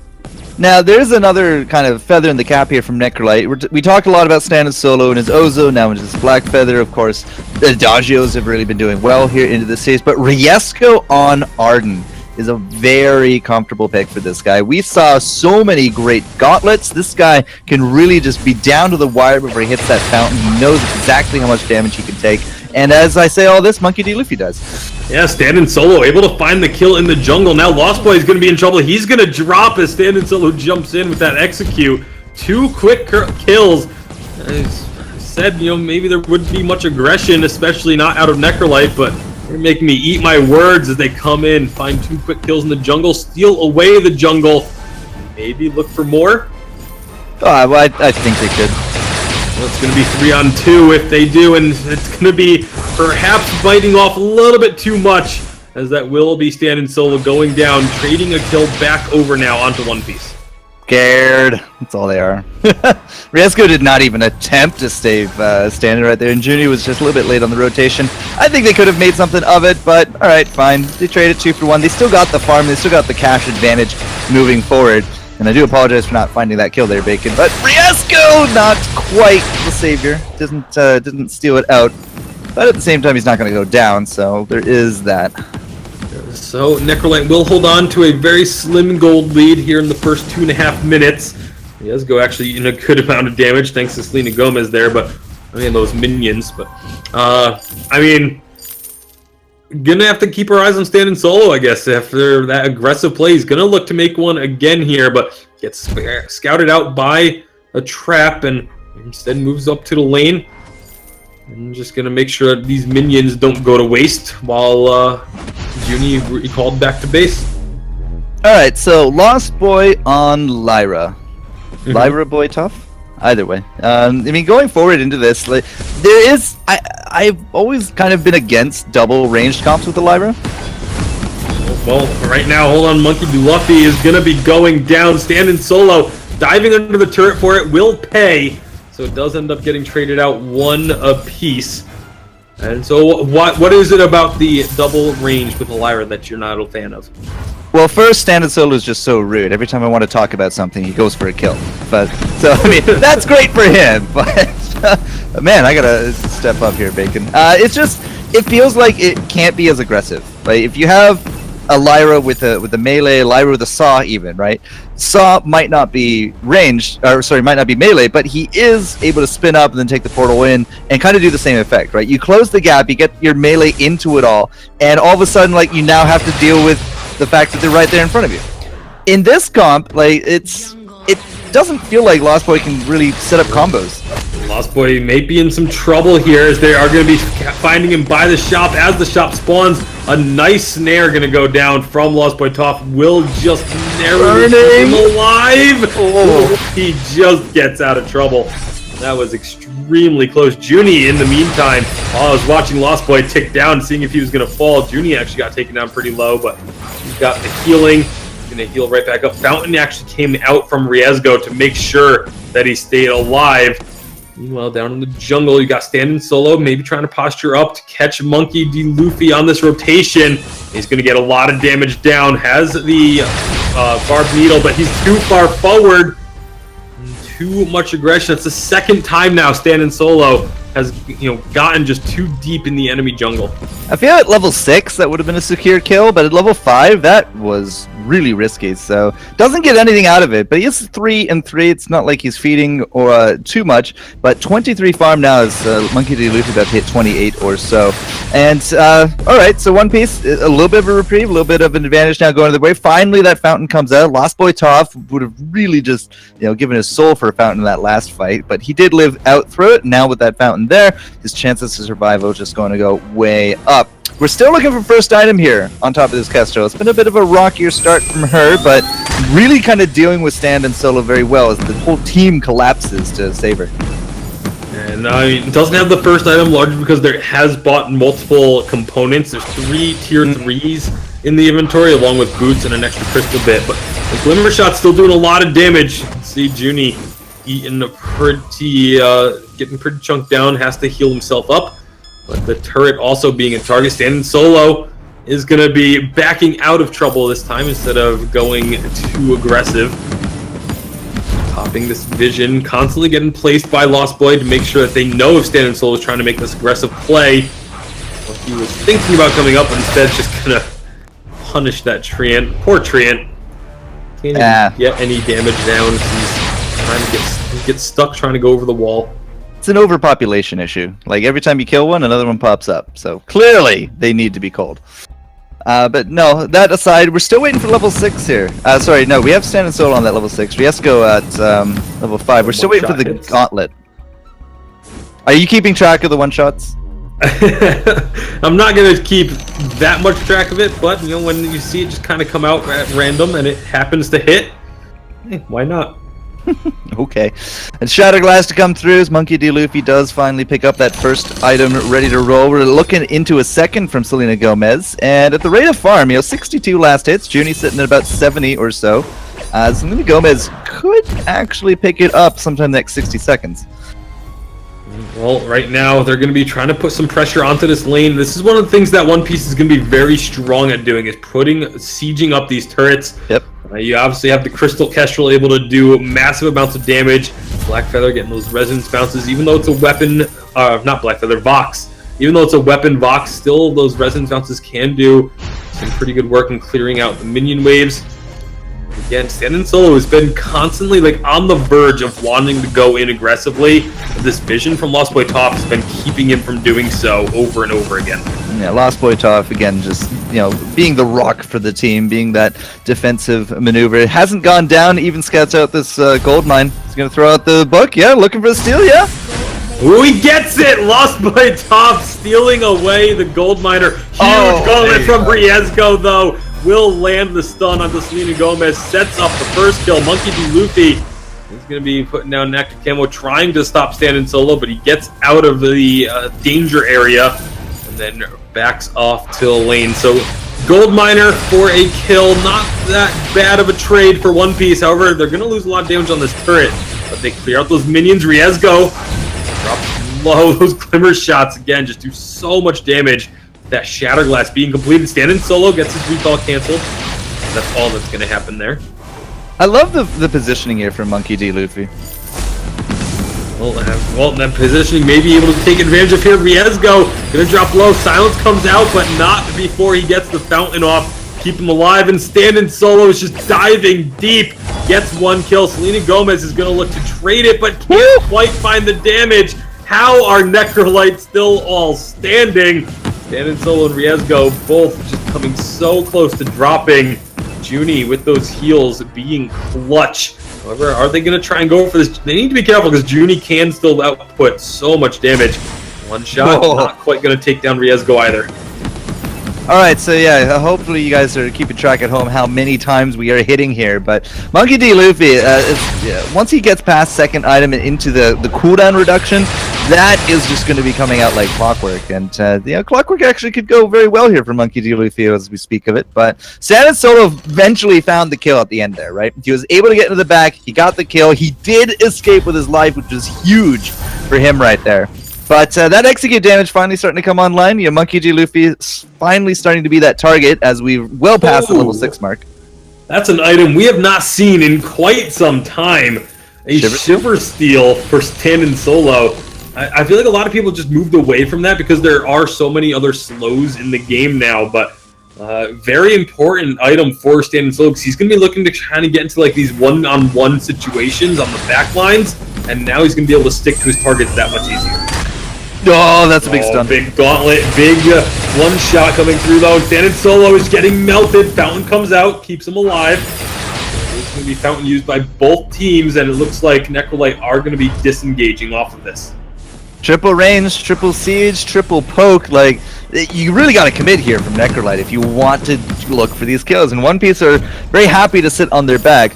My fears for Lost Boy of not setting up the combos could actually just be overtaken by the fact that it doesn't seem to matter. Like, he doesn't need to. The turret's going to get destroyed. Bright Bulwark goes down to allow One Piece to escape. Looks like Standing Solo wants to be diving in. He's going to get onto Monkey D. Luffy. The Sigil comes up to heal him. The turret not quite going to take down Riesgo. Standing Solo finds the kill, and they take down... Oh my goodness. Oh, Selena Gomez wanted that kill on Riesgo so badly. Lost Boy Toph gets one at least off of this. Is he going to be able to defend this turret enough, though? The minion is still there. Finally, damage onto Junie. The burst comes through and pops the turret. Necrolite able to outplay, outlast. Oh, Riesgo keeping Junie alive. Jumping in front of a bullet. Clutch right there. So, whoa, okay, roller coasters all throughout this entire series, my friend. But Standing Solo into that backline with that Shiver Steel, yeah, it's a very important tool for him to kind of keep on top of his opponents. Lyra has the speed ups, Vox has the sonic zoom. Can't really say too much for Monkey D. Luffy at this point, but that Shiver Steel will pay off in spades if Standing Solo can get kills off of it, and he did. He performed well. He went deep, died for it, but he did get the kills. They got the turret, and that's going to be going a long way for this gold gain here because Necrolite just edges ever so slightly ahead. And now, as they rinse repeat, new items coming through as we're looking for some defenses on Junie. Riesgo has that Atlas ready to go, and we're looking for the Atlas here as well for Standing. Solo going to be isolated, uses the Rose Offensive to get out, but right onto an active camo. Riesgo Gauntlet is going to keep the team safe. They can't catch up to them after the double stun lands. And so, once more, they're able to just keep running. Riesgo has a contraption, thanks to the Crystal Kestrel. We've been putting down a lot of vision as a result of that. Yeah, if she gets off the active camo pre-fight, we've seen the stuns actually hit a few times here. It can be absolutely fight-changing, but in the middle of it all, it can be rather hard to execute. Well, gold payout over. Lost Boy secures that one as well for the team. There's an active camo down, but no one's going to walk into it for the side of Necrolite. Oh, so close. Very close to end, so looks to jump the gun a little bit there to try and steal that, but are they going to try and collapse on him again? Here comes everybody from both sides. Selena Gomez is low, but in the thick of things is going to drop. One shot comes out, but can they find any kills? Setting up the portal onto the active camo is actually really smart, but it doesn't work out for them there. Can they find the damage? Monkey D. Luffy's on the retreat. He is melting, though, and Standing Solo just does so much damage. They are going to find Lost Boy Top here. Eventually, the Crystal Sentry trying to get some vengeance, but with the ace buff coming through, that will not be happening, and Necrolite are just looking like a stronger team fight. I'm just super impressed with Riesgo. Like, this guy is taking the beatings, setting up the kills, hitting the buttons all at the right time. He's getting just a lot of glory points in my eyes, because he is really making these kills happen. He's really making a lot of these fights work. He is covering their escapes beautifully, and now, even just now, I mean, just juggling out the Crystal Sentry, they're able to get the kills, get the ace. It all comes together. Like, Stan Solo is doing great. Junie, fantastic, but Riesco is just really a diamond shining very brightly right now. And Riesgo is one of those players that has experience at the top level and has stepped up his game even further from there. Again, we talked about the gauntlets earlier, how many times he's getting double stuns off of the gauntlets. It's been really impressive. Just the way he's been playing in this captain position. Standing solo. This time, there's not really anyone there to try and help him, but Riesgo comes in anyway and saves his life. Oh my goodness, Riesgo. What a player. Now, One Piece have a bit of an advantage now moving forward. They know that they don't have to deal with Standing Solo because he's so low. They don't have to deal with Riesco's gauntlet. So this should be a really good time for these guys to push. You can see him rotating up, looking to just get into this lane. If they were able to collapse on top of Junie, could have actually just been a kill route, right? But this is the chance, I feel. Like, if One Piece want to take something big right now, it's a good time to do it. Especially with Kraken coming up onto the fold. They could look to try and secure that objective, knowing that the Gauntlet is still on cooldown, but not sure if they've really kept track of it that much. You know, it's already getting close to being back up. Riesgo getting chunked by that one shot. Not necessarily the target you want, but if you can have someone that low when the fight starts, here we go, Stan Solo on the backside, but Riesgo is already down. They're not going to have that help. The burst gets canceled by a kill, and Stan Solo is now on his own. He's going to try and escape using the portal. Selena Gomez gets trolled a little bit by that portal too, but Stan Solo is so low. Movement speed. Oh, he missed. Doesn't gonna matter. The one miss not gonna mean anything. The ace comes through. Selena Gomez will be able to take this turret. Meanwhile, Monkey D. Luffy and Lost Boy Toph work on the Kraken. Well, One Piece saw the opportunity and they clenched it. Not entirely too sure if Necrolite made the right decision to kind of look for a fight on top of that one. But Stan Solo, yeah, he got into the back. Unfortunately, he kind of barrel rolled one way and Monkey D. Luffy exited the other, which kind of killed his big momentum right there. He was not able to stay on top of the Kestrel, and that was a big reason why One Piece was able to kind of split the forces, take the kills. They also just murdered Riesco very quickly. Like, he was not really part of that fight. Well, he started that at half health. Like, they did such a good job of getting that poke and harass damage down and then taking advantage and capitalizing on it decisively. Kraken going to be making her way in towards this choke point turret. Stan Solo is going to be looking to try and flank again. They didn't spot him with that flare, not with that one either. Ooh. Is he going to be able to come up and sneak in? He is going to get in position, jumps around to Luffy. Oh, this stealth came up, but he didn't activate it in time. Now Stan Solo is low, but so is Riesco. Riesco is melting, gets the fountain off. Stan Solo trying to make work happen on the back line. He's not going to be able to get in there, though. Junie with the burst will find a double kill. Huge damage off that burst of judgment. Fully stacked Broken Myth. And just like that, it's a 2-for-1 in favor of Necrolite. I think we're looking for an angle. Has the ultimate. He's going to fire it off. Junie almost dies to it. Glimmer shots, maybe. Stealth in, gets Glimmer shot 1, but there goes Stan Solo. He's gonna find that kill. Will secure the ace. Doesn't get much off the ace because there's no minions, but they stop the Kraken. Oh my goodness. These games, Necrolite and One Piece 101, have been absolutely insane. Both comps really showing their kill potentials, and just chunking down Riesco has actually worked quite a bit these last few fights as well. Just taking away that defensive maneuvers that we have available to Necrolite, just making sure that he has to, blow out that fountain a bit early. Perhaps his teammates, a little bit healthy, but he himself is not. He's going to have to hit that fountain, right? So the positioning, the team fights, One Piece really starting to show their comp's power. They are down in kills, but they are up in objectives. There is only one turret left on top of this crystal here, Bacon. One Piece sitting on 4. So even if things go a little bit more sour for them here in this next fight, or the Kraken comes down on top of them, there is still room for a win. But it's kind of all do or die now. Like, Stan Solo has to really get a good engage. He can't get kited out. Riesco needs to live through these fights. Junie picking up the double kill was the blessing of that last round. Otherwise, this game could have been over. Oh, this game would have been over if Junie did not get that double kill. One shot is going to connect onto Junie here. It hits so hard. It really does with the crystal path. But again, you mentioned that they've been focusing Riesgo, and I think that's been very smart. Because previously they would focus Stand in Solo, and he would just barely survive, and then they'd be able to turn things around. But this time, if they focus Riesgo, they don't have those survival tools. Stand in Solo has a poison shiv now, though. I also want to keep our eyes on that in this next fight. That could be huge if they can stop the healing, or at least diminish the healing coming out of Lost Boy Top. Maybe try and turn fights around. Kraken has respawned. There she is. Which team will be able to get this one? You got to figure they're both going to be paying a lot of attention to this middle portion of the map. Lots of vision down on both sides. Infusions everywhere. Infusions for everyone.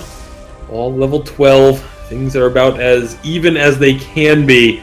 When you look at you mentioned the kills being in favor of Necrolite. The gold is actually in favor of One Piece. Another one shot hits onto Riesgo.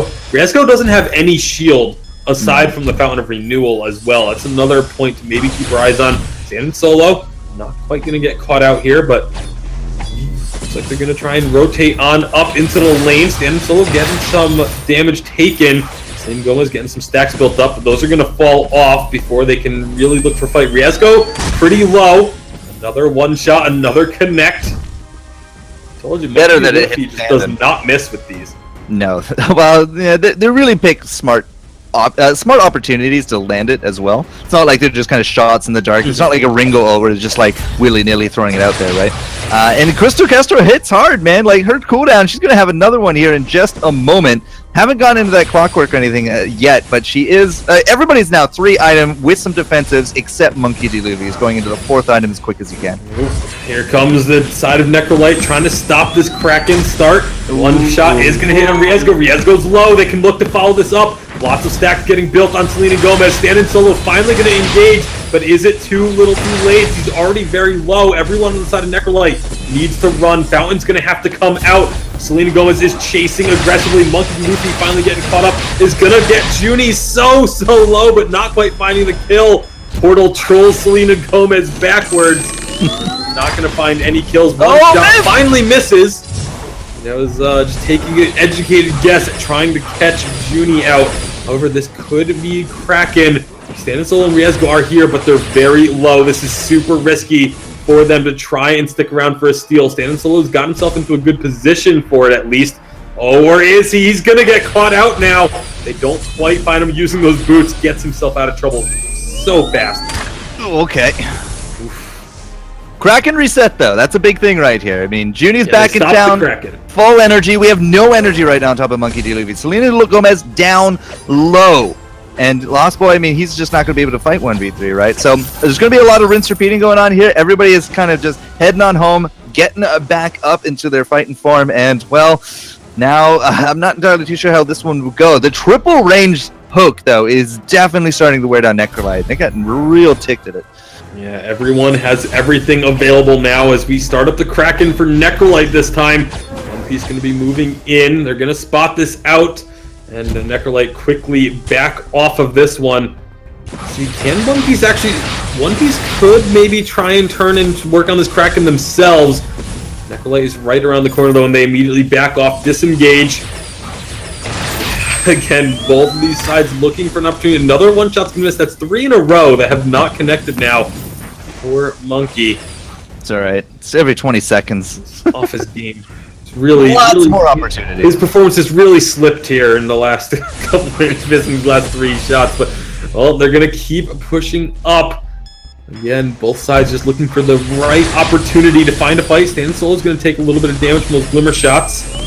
One shot is going to go wide again. Gauntlet will land a stun onto the Kestrel. Where's Junie going? But they've gotten themselves out. Junie is nowhere near. They just don't want to be involved. But now they're going to turn it back around. Now that the Gauntlet's down, did they wait too long? Verse is going to be completely whiffed. And it looks like Junie actually, I mean, maybe some sort of issue there, but... Oh my gosh, no Junie, no! Oh, So that's where Junie was going. Junie's definitely fumbling on some of these packets, but Necrolite, I feel like the gauntlet was supposed to be the big, horn forward, charge, get him, yeah, and it just came up short. And now, like, one piece, that poison shiv, I don't think is really getting any damage done, because simply, like, Standon's having a hard time sticking to anybody here.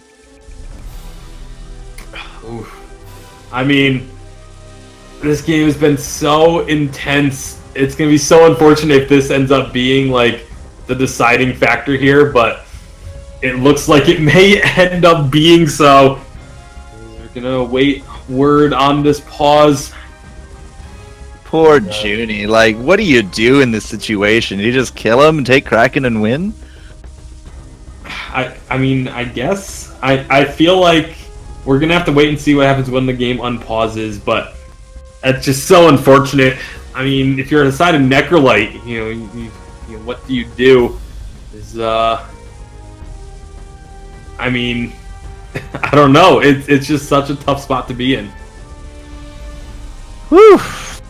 I just don't want to say anything right now. I don't want anything to go wrong. I don't want to do a caster's curse. I don't want to jinx anything. I just really want to see who's going to win this, because we still have a best of 5 after this, Bacon. And like, this is almost coming out to the point where we kill the broadcast, but another best of 5, and it's like both teams just kind of playing their hearts out here. I just don't want to say anything one way or the other. Well, we might be getting an unpause here shortly from what I'm seeing. And we could be finding the end of this game here. 23 and a half minutes in. Been an incredible series thus far, but see what will happen. The game should be unpaused in a moment. There we go. Unpaused. Junie is moving, so that's good at least.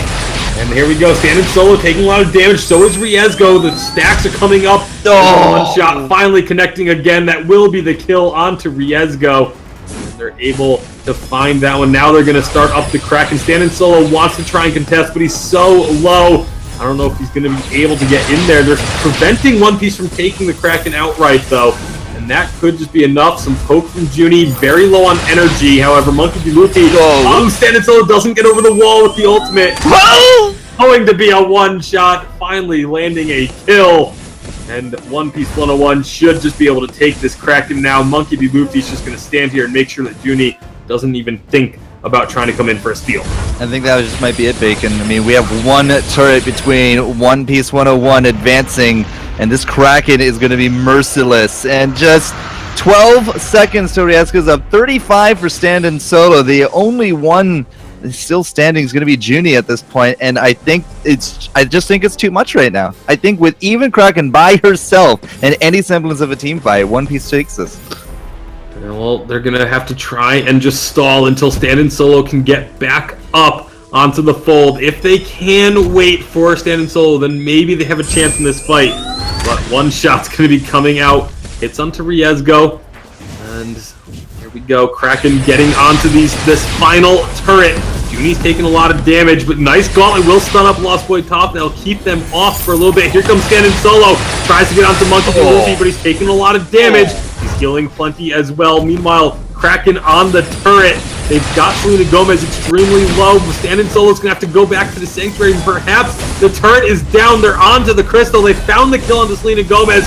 Monkey D. Luffy's going to be standing here stealth, trying to get these boomer shots to land up the Standing Solo, but he can't quite find it. One shot is going to be an ace for Necrolite. Do they have enough time on this Kraken, though? I don't think so. Kraken 2 hits. Very likely going to end this game. They just do not have the damage. One more hit. One Piece 101 will be victorious. Necrolite so close, but just not quite having enough in the tank to finish this series off, and they will be taking 3rd place. Gotta say, whoever has to go against them in the challenge battles, though, it's not gonna be an easy one.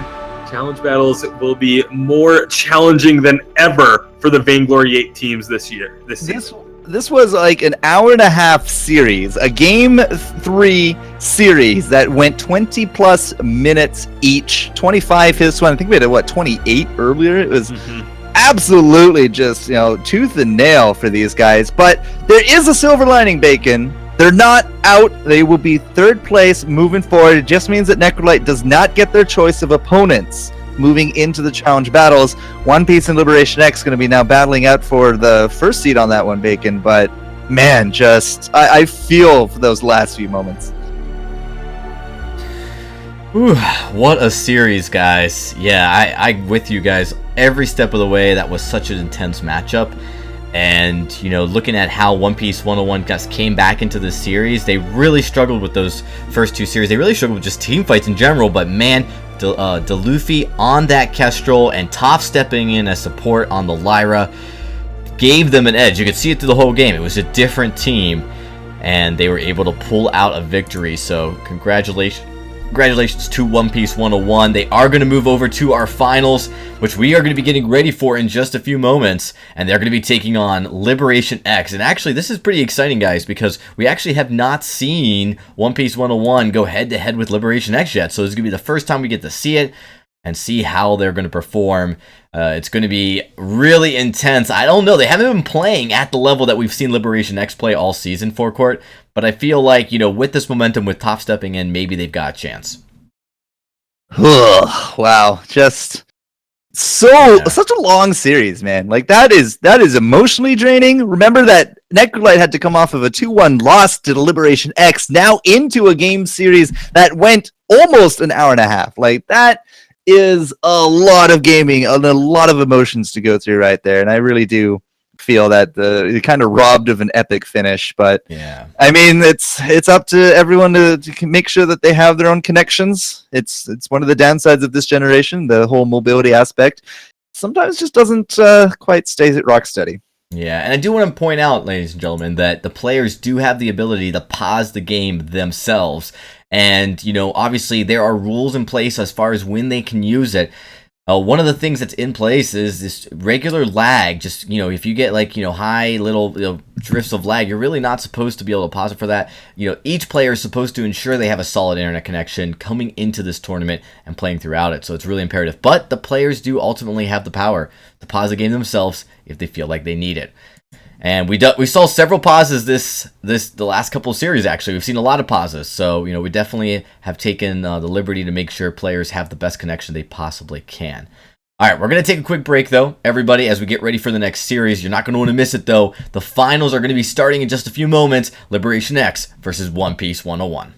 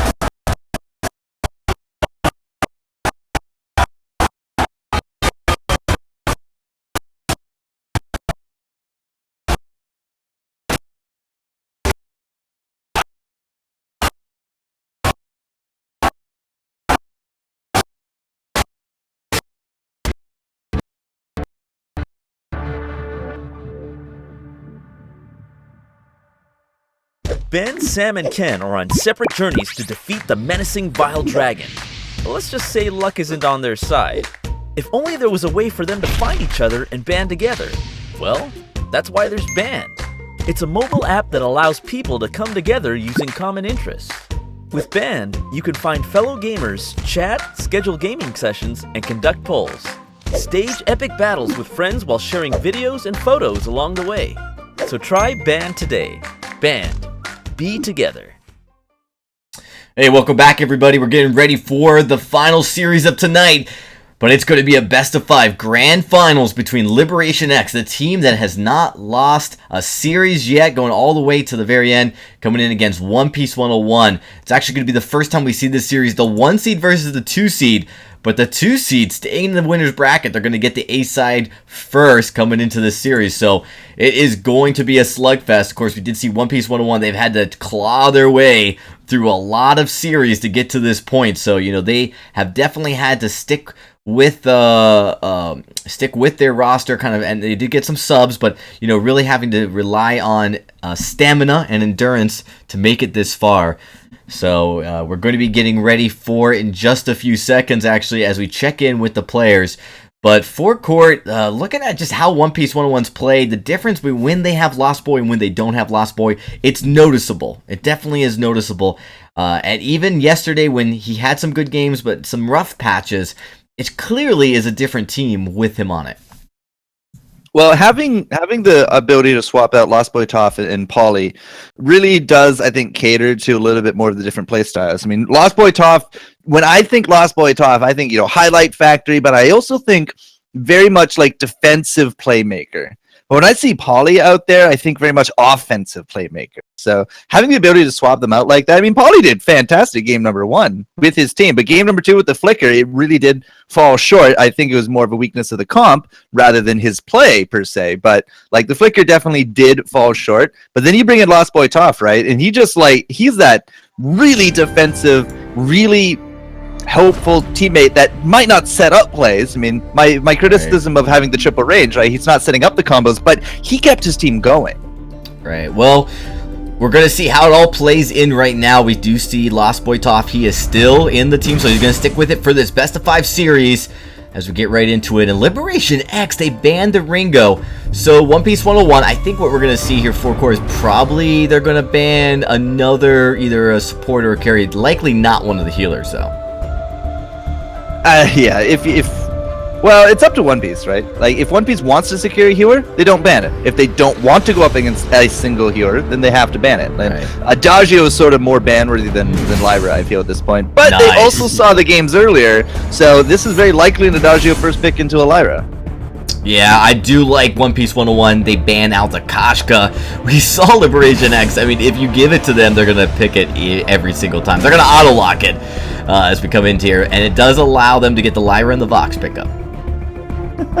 Well, yeah, wasn't really too there wasn't a lot of guesswork that to that one, Dragon. No. But yeah, with the Vox, Ringo out means that Adagio very likely laning. I want to say the E36 is going to be at this Lance, but it kind of depends, if this is going to be a very aggressive jungler, and, well, it is. So Status is going to be on this Black Feather E36 and the Lance, and that'll leave Pawn in lane with the Adagio. So finally a game without a Ringo. That seems a little bit more few and far between if he's not banned. But at the same time, what can we go for the last pick? Oh, we're going to take a moment because Tasty Bacon died. Bacon, come back to us. But the last pickup here could easily be something like a glaive. Could easily be a glaive, could be a pedal. Well, we actually saw One Piece 101 just almost play this identical draft, right? I mean, it's a little bit different, but it could be different depending on their last pick. But we saw the same thing against Necrolite. The question is can they play it as effectively against Liberation X as they did against Necrolite? I would argue Liberation X, as you saw them 2-0 Necrolite, definitely a more mechanically skilled team, and picking up the same composition, although I think it has some strengths going into this. They just got to be more aggressive earlier. I think Necrolite's allowed that Vox to get too fed into the late game and let that game go on way too long. I think Liberation X, though, is the kind of team that's not going to let that happen. Well, Liberation X also has just a huge depth of experience. I mean, Status and E36 were at Worlds. I mean, I still maintain that after Worlds, NA really did take a lot of notes from Korea. And Korea, obviously, hands down, number 1. I don't know if he can really contest that, but I really do feel like it influenced our meta a lot, and E36 Status wrecked at the same time. I feel like they really grew at that tournament. So having 2 of those 3, now with Pawn, who's such a flexible just laner, these guys have experience probably that can rival pretty much any of the top teams in VGA right now. Absolutely. I mean, to see them go through the Challenger Series almost unscathed isn't really that surprising. They were dominant force. They've all had that, high tier experience playing at multiple live championships. Status, of course, probably the most experienced player in all of Challengers single-handedly. Really not surprising at all that they would be so strong. So I'm really excited to kind of see how they play this composition. We kind of saw this exact same draft play out just not that long ago, just last game. But I think Liberation X, they have the capacity to maybe push it much farther to their advantage. All right, so we got the Bacon back.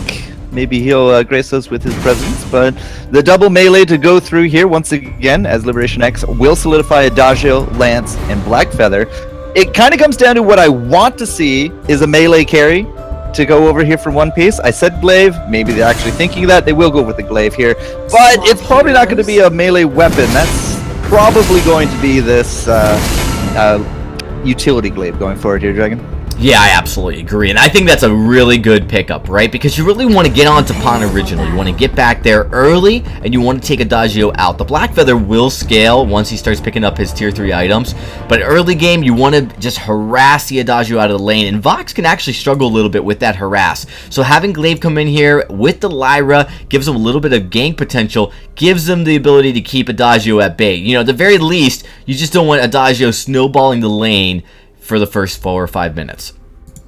And with that, I'm going to hand it off to you and Tasty to get us into this match.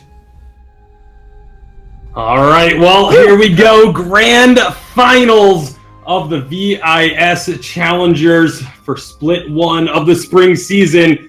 Who will have the honor of choosing which of the bottom 3 Vainglory teams they want to face in their challenge battles? It's going to be at least 3 games before we know the answer to that one, but Liberation X are looking to go aggressive early. Impale is going to find the mark, and now they can find the first kill onto Monkey D. Luffy. They're going to get rooted up by the Treant, though. That could be trouble, but it is only E36 that was rooted, so he's okay. They take that Treant down, and it's a solid start for Liberation. I always feel like it's a bit more of a surprise when teams get rooted up, because it just never, ever, ever happens most of the time here, Bacon. But yeah, Liberation X, they really do like this 3-man this early. They do stick together. They look for these invades. This is almost like textbook now to them. But also picking up all that counter farm, they are going to lose that a little bit here in lane, but I think still the pros outweigh the cons. Absolutely. I mean, they lose, what is it? Now it's going to be about 3 minions still, but it's just one big one. May only be 2 if they can get in there and get this last hit. And that's exactly what's going to happen. So 2 minions lost in return for taking a first blood and the entirety of the enemy's backs. That is absolutely worthwhile. Yeah, and we do see, a few teams actually still employing this here at the highest of levels. I'm a little surprised it's just not becoming canon yet, but give it some time. So Liberation X, they're rested, they've been watching, they've been learning, they've been counter drafting. One Piece, coming out of a very long game series now into this to try to determine who gets that first pick at the VG8 teams, whoever they do have to go up against, and it's looking like that's shaping up pretty good here. So having that first pick potential is definitely worth staying up for tonight. Absolutely. I mean, it's such an important spot, especially because of the rule changes. Points carry over from split to split, and then determine your live championship qualification. The Lost Boy Top is going to be getting jumped on here. Liberation X Status trying to go in deep, but he gets stunned up at the end by the Afterburn, and that will save Lost Boy Top's life. And Lost Boy, just the slippery guy. It's really hard to kill this one, as it turns out. So he's going to live through it, but still, there's a lot of pressure here in lane. You can see, though, that Liberation X is going to take their man advantage and hit up that jungle because Monkey D. Luffy is still up in lane. So that's not going to be doing his farm any favors. We're sitting at 13-5 when it comes to the last hits.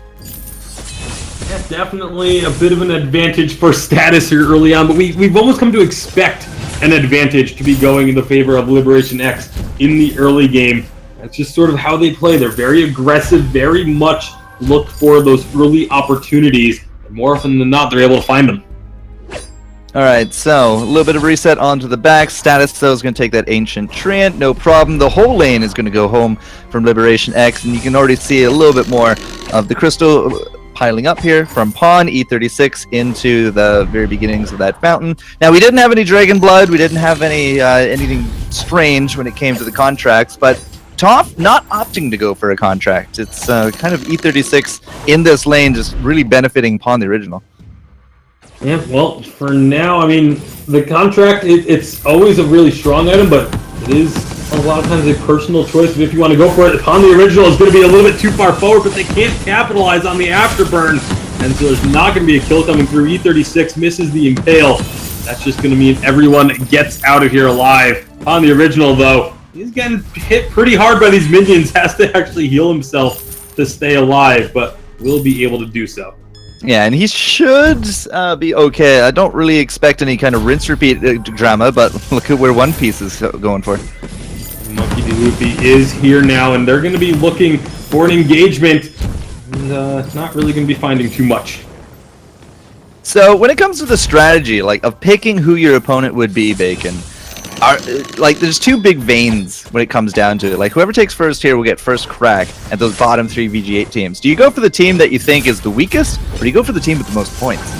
Well, that's the difficult decision that whoever takes first will have to make.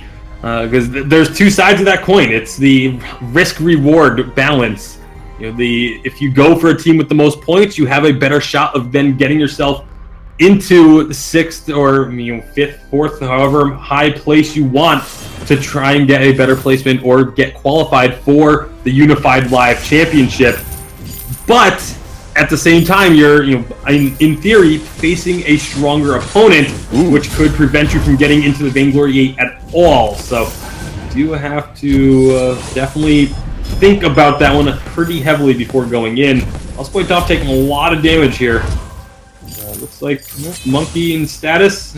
On point's not going to hit, so he's just going to back off a bit for now.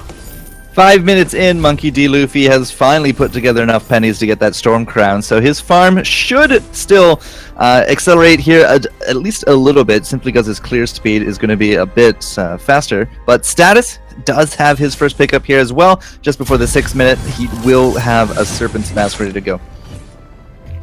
Well, as of right now, as they look up into the lane, just getting, again, a little bit of poke damage down. They haven't really been able to find too much, and that could be a bad sign for Liberation X. In the games that we've seen them struggle in, it's typically when they don't get this massive early game lead that they've kind of become known for.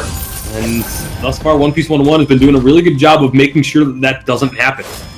Alright, Monkey D. Luffy's already used that escape mechanism. And that's going to mean that he is just going to fall.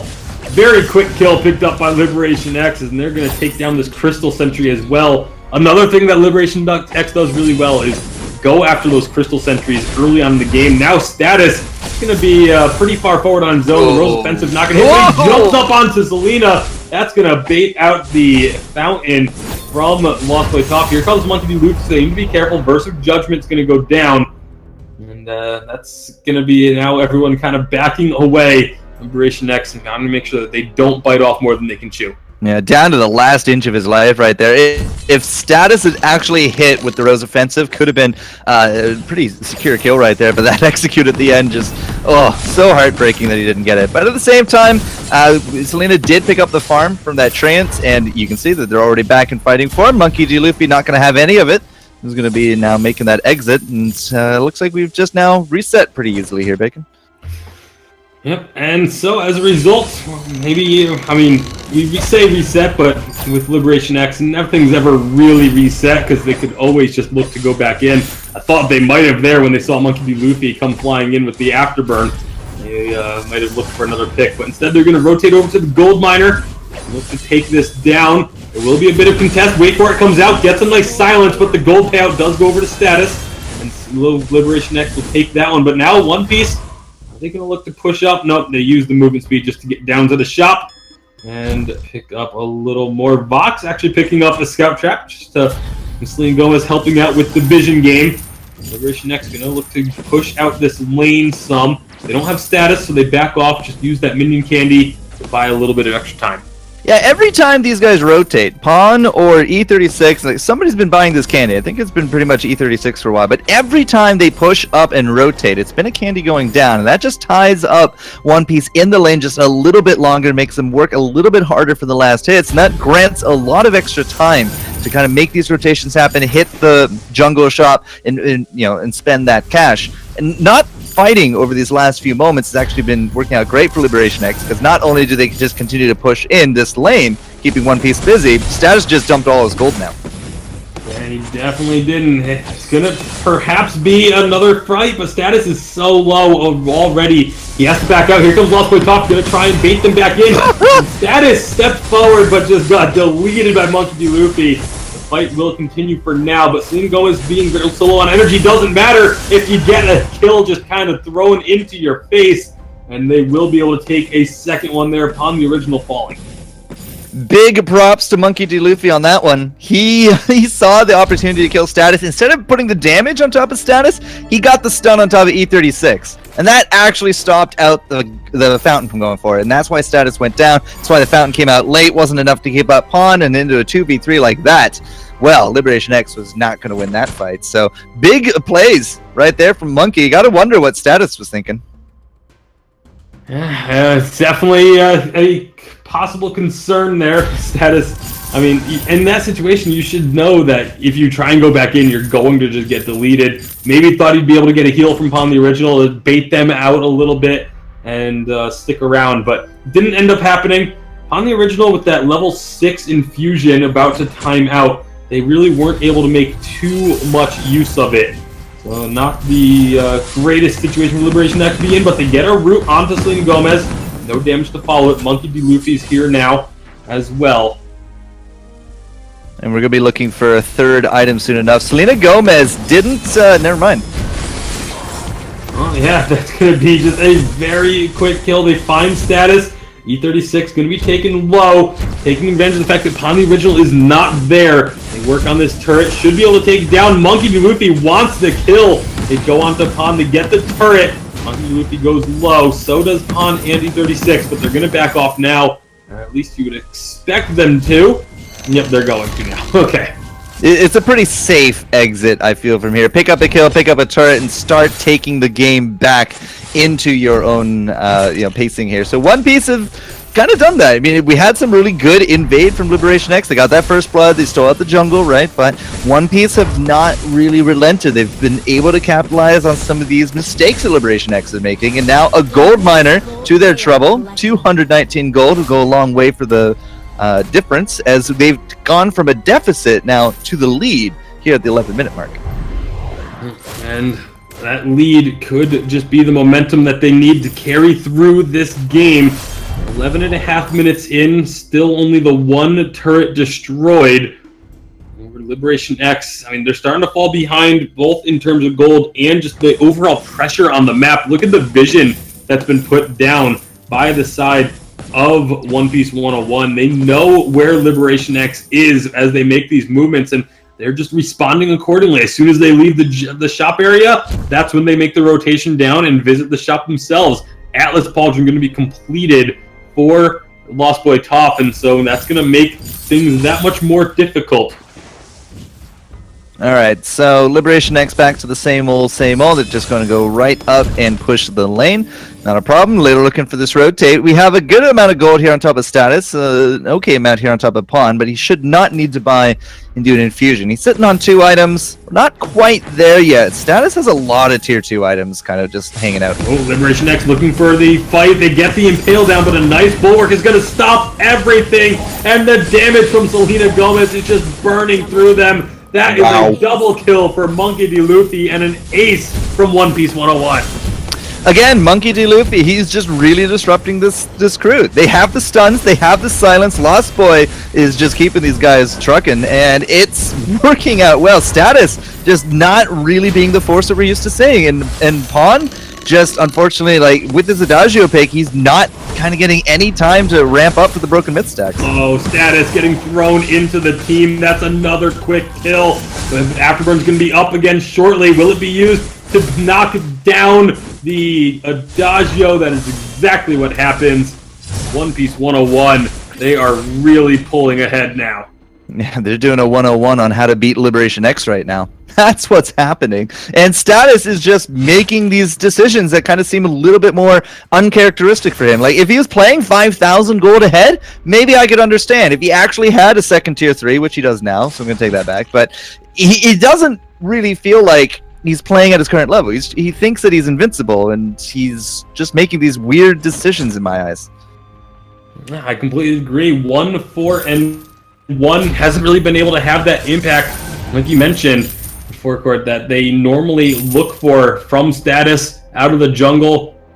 And getting him off the Koshka definitely seems to be a first step in trying to claim a victory against Liberation X here, but looks like they're going to get the afterburn onto E36. They don't even care which target they get anymore, as long as they get a target. And the Monkey D. Luffy is going to keep him out of the fight. Meanwhile, Status is getting melted down by Selena Gomez. Wait for it's going to come out. Attack Big slows fire. down onto Adagio. Oh. He can't do anything. A double kill. Meanwhile, Monkey D. Luffy will chase down and kill that Lance. Another ace. This could very well be the game. Yeah, 15 minutes with just those turrets still standing. We don't have a creep Nope, wave. not gonna It's be it. way back there, yeah. And that and Monkey D. Luffy decided to stop and focus on the gold miner. Get the maximum payout from that, as it's just 15 seconds until Kraken. We aren't even really going to be able to get this first turret either. It's going to be extremely low, so when Kraken does get in there, assuming they just go and take the Kraken when she spawns, then that will be a very quick turret take. Sentry's going to be defeated once more. So Double Atlas doing well. Status is just unfortunately not really able to deal with that at this point. Monkey D. Luffy has really, again, been punishing the over-aggression. Like, E36, you saw him get caught there. He can't run away. He even hits the boots. He hits the roll. Doesn't matter. Monkey D. Luffy has an afterburn, and he keeps these guys in killable range. The 2v2 was a huge silence from Selena Gomez to secure that. No blocks available there because E36 just wasn't part of the fight, and One Piece have really snowballed very nicely here. And they're looking to go in again. The root will connect, knocks E36 back. That's an interesting decision, but Status just can't get any work done. He's Silence. going to get after them once more and taken down. Selena Gomez is going to stop the burst of judgment coming through. E36 has nowhere to go. There you go. And with that ace, all three members here, all three members ready to go over the wall. This should be the game. Yeah, 3 items on the Vox. I wanted to bring it up earlier, but just so much killing to go on. It's not a first item breaking point from Selena Gomez. This was not really like a sit back, ramp up Vox game. This is damage out the gate. This is Monkey D. Luffy kicking people into bad positions and then getting capitalized on by Selena and the slows available to Lost Boy Top. That Sorrow Blade into the breaking point, into Tyrant's Monocle, is not something we see like more than the other build, but we've been seeing it more and more, I feel, in like VG8 and Challenger, and the upfront damage potential goes very, very nicely with a comp like this. It all just depends on your opponents and their builds. When you're up against a Black Feather, you know that he's going to be trying to jump in or get knocked in this case with Monkey D. Luffy on this glaive, and that has the ability to get out of fights if you don't kill him immediately and to get his own breaking points stacked up. So having the upfront damage was what was more important, was what they needed. That's what they build, and they get the victory. Very nice job from One Piece. Yeah, absolutely. So 1-0 in a 15-minute game. It's like just, wow, it's already over, Dragon. I mean, it's a best of 5, but man, how impressive they've come in. What a reverse from what we've seen from One Piece almost this entire tournament. Like, the consistency in the team fighting, a little bit sluggish in the early part of that game. You kind of expected that with the Vox going into Adagio in the lane, and the Black Feather and Lance. Of course, just the aggressive style from Liberation X, but One Piece 101 balancing that very well and able to come back really quickly. The power spikes were played up very, very well. Like you said, Selena Gomez utilizing the fact that he went with more damage-based early to help with his team to just move into position. I mean, you saw Monkey D. Luffy doing a fantastic job peeling Status out of the fight. And, you know, we talked about right out of the gate with that first banning Status off that Koshka. Clear indication that they wanted to change the pace of the way Liberation X was able to play these matchups. And I think they did quite an effective job so far. Yeah, absolutely. So, yeah, I'm ready to go. Let's hit it. You know, game 2. Let's get this going. Well, it's late, so I think we all agree we'd love to get it going. And actually, I think we're ready to get into game number 2 right now. So just go check with the players. Yeah, they're ready to go, so we're not going to wait at all. We're going to jump right into it, but I think Liberation X might have gotten caught by surprise. I do think you're going to expect that this next game is not going to be a steamroll, and Liberation X, as they move to B-side, probably gets the upper hand here in the draft, and therefore should be able to pull away this victory. But let's find out right now, Tasty, as we jump into this game. All right, so Koshka going to be the first ban here. This time, I mean, it makes sense. Just keep it away from status. That's step number 1 in the One Piece 101 plan for taking down Liberation X. Game 1 was great, so maybe it'll work here game 2. You can't really say enough about it because Status just put a clinic on with that Koshka earlier on. Has one of the highest run rates in NA over, I think, all of the NA like challengers, VG8, high tier. Just absolutely a phenomenal pick. So no Adagio, says Liberation X. That's okay. One Piece is more than happy to put Lost Boy Toff once more on top of this Lyra, and that's going to be now into a Glaive. So Glaive and Lyra getting split up. It was a very powerful utility comp from One Piece. And, there's a Ringo, there's a Vox, it's probably going to be Ringo or Vox. I kind of want to see it be the Ringo. I think the early game power, well, they're going to take the Vox instead, so not going to be looking for that massive early game quite so heavily. Can still find it with the Vox, of course, but... Yeah, man, let's see some Sora Blade fire, I'm almost wondering if they're leaving the Ringo open, wanting One Piece to take it just because Glaive does so well against the Ringo. And then bam, Jewel, right? Could work. Well, maybe not. It would work, but they're going to go ahead and take the Ringo. And again, obviously you don't let that Ringo... you could if you're picking up the Vox, but you generally pick the one that you feel like you have a plan to deal with the other. So I would assume they have something in mind, but with this Kestrel coming through, Monkey D. Luffy on Kestrel. Oh, Fortress finally gonna get played here tonight. Status Fortress. So it is actually gonna be E36 on the Glaive. Sort of joking about that, but yeah. Roam Glaive with the Fortress and a Pawn. That's gonna be some really nice built-in healing reduction for Lost Boy Top to deal with there as well with that Mortal Wound. Mortal Wound, plus again, just the massive amounts of aggression, the run at you composition. This could be pretty scary for One Piece. If they can't negate this early pressure, this could be one of those games where Liberation X just runs away with it right off the bat. Well, early game is what we have been crediting Liberation X, so we'll have to see if they can kind of bust it out here, but this is going to be a Crystal Fortress, I have to feel, right? There's no weapon cheese there, right?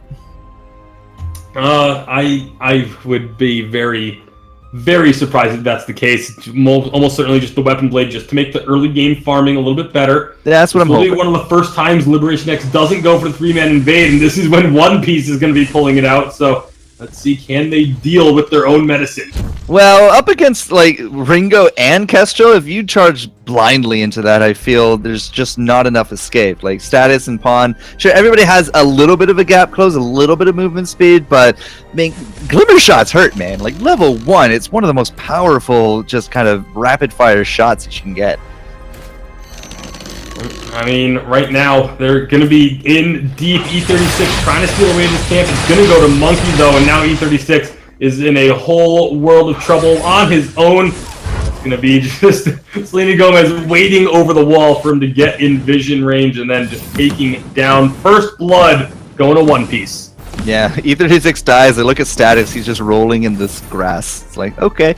A little bit of a difference in attitude there. But yeah, E36, he tried to make that rotation happen. But again, level 1 Glimmer shots. Like Monkey D. Luffy had that in the bag. And he has those crystal bits. He has more crystal bits here, Bacon. So good start for him. That's exactly what One Piece won. You can see Selena and Lost Boy having to deal with this lane that was pushed in because there was so much emphasis on the first blood. But overall, they're laughing to the bank here early on. This is a great start for them. They're going to be able to find themselves a pretty decent early game as long as they can, again, protect this lane. Be careful up here. E36 is on the hunt, but they're a little bit too far back to go for that afterburn. And with Monkey D. Luffy throwing in that Glimmer shot, that's going to be enough to force them to back away. Okay, so E36 on this Roam Glaive. What we saw earlier on with the Roam Glaive, it was a Glaive, a Koshka, and a Jewel. And they just kind of like jumped people, jumped on top of them, just kept jumping at people. Not entirely too sure we're going to see the same here, at least initially. But that's sort of like what you want to be doing here early on. You want to use the power of that Afterburn to capitalize, but this Fortress needs to come online first. It really does. I mean, you're going to be waiting quite some time. There's two different build paths I've seen for the Fortress coming out of the jungle, and one of them is to forgo the Storm Crown and to start getting the damage earlier. Oh, Afterburn not going to hit Lost Boy Top the way he wants, and so that means there's going to be safe, and E36 very nearly paying for that with his life. Oh, it's so very close to getting that angle, but Lost Boy one step up, and he is safe. I'm actually rather surprised E36 lived. I could have sworn I saw Ringo in range of it, but either way, you know, they defeat the aggression, nothing comes out of it, and now One Piece should just be able to push up lane. Right now, on the original, 1 versus 3. Are they going to be looking to take him down? He uses the boots to get to safety. E36 and Status coming back up. This time they find Lost Boy Top. They should be able to get the kill. They do. And upon the original, very, very low, but is able to farm up a little bit safer now that they got that kill. Yeah, Selena has no boots here. If he goes forward looking for Pawn, who I think is just baiting him, E36 will get that Afterburn. And that was definitely Pawn just trying to goad Selena Gomez into looking for a kill. Yep, Status now appears well. This is Selena Gomez with no support, remember. Yeah, it absolutely is. I don't know if Selena Gomez is willing to step out of this bush right now, but with Lost Boy Top getting back, looks like they may have a little bit more confidence, but they don't know where anyone is. Both teams kind of shrouded in mystery in terms of their locations at the moment, but Liberation X, they're going to retreat down to the shop. Pawn's going to go ahead, finish off that breaking point, so very likely going to see the breaking point double monocle build. Yeah, well, I'll keep an eye on it, but it does look like we're going to be looking for not quite the early game. I mean, we haven't really done the early game at all, right? So this mid game, this late game, Pawn into double monocle from here, absolutely a fine build, I feel. And it is going to be a crown for Status. I mean, he had the banner, makes sense to go into the crown. Is Aftershock, I feel, just kind of goes right into the Fortress kit. It really does. It works so well. The Storm Crown is completed, so I mean, the Storm Crown going for it first, finishing it, and not just sitting on the Stormguard banner, it does delay the damage coming out of the Fortress a little bit, but and One Piece 101, it's like they just had a sense that there was someone in that other brush, and they immediately ducked down to the shop. Instead of hanging around, Sorrowblade completed. And again, Selena Gomez helping out Lost Boy Top with this vision. One shot's going to land onto E36, so they know the Glaive is here for sure. They don't have to just assume that he's there any longer. Triple ranged, man. The siege, the poke, the lack of engage that's available against this triple range is really putting Liberation X a little bit more off to the side. Once they get into their items and the rushdown is there, they're gonna have a chance. But oh man, just they can't let themselves get poked like this. They can't let themselves get poked like this, man. They can't let themselves get poked. Selena Gomez going deep under the turret, finding the kill. The heal comes out. The turret will do enough damage for E36 to answer one, but it's an ace for One Piece 101. Finding that ace, they're going to find this first turret most likely as well. Okay, well, that was a very quick turnabout right there, and a turret on top of things here.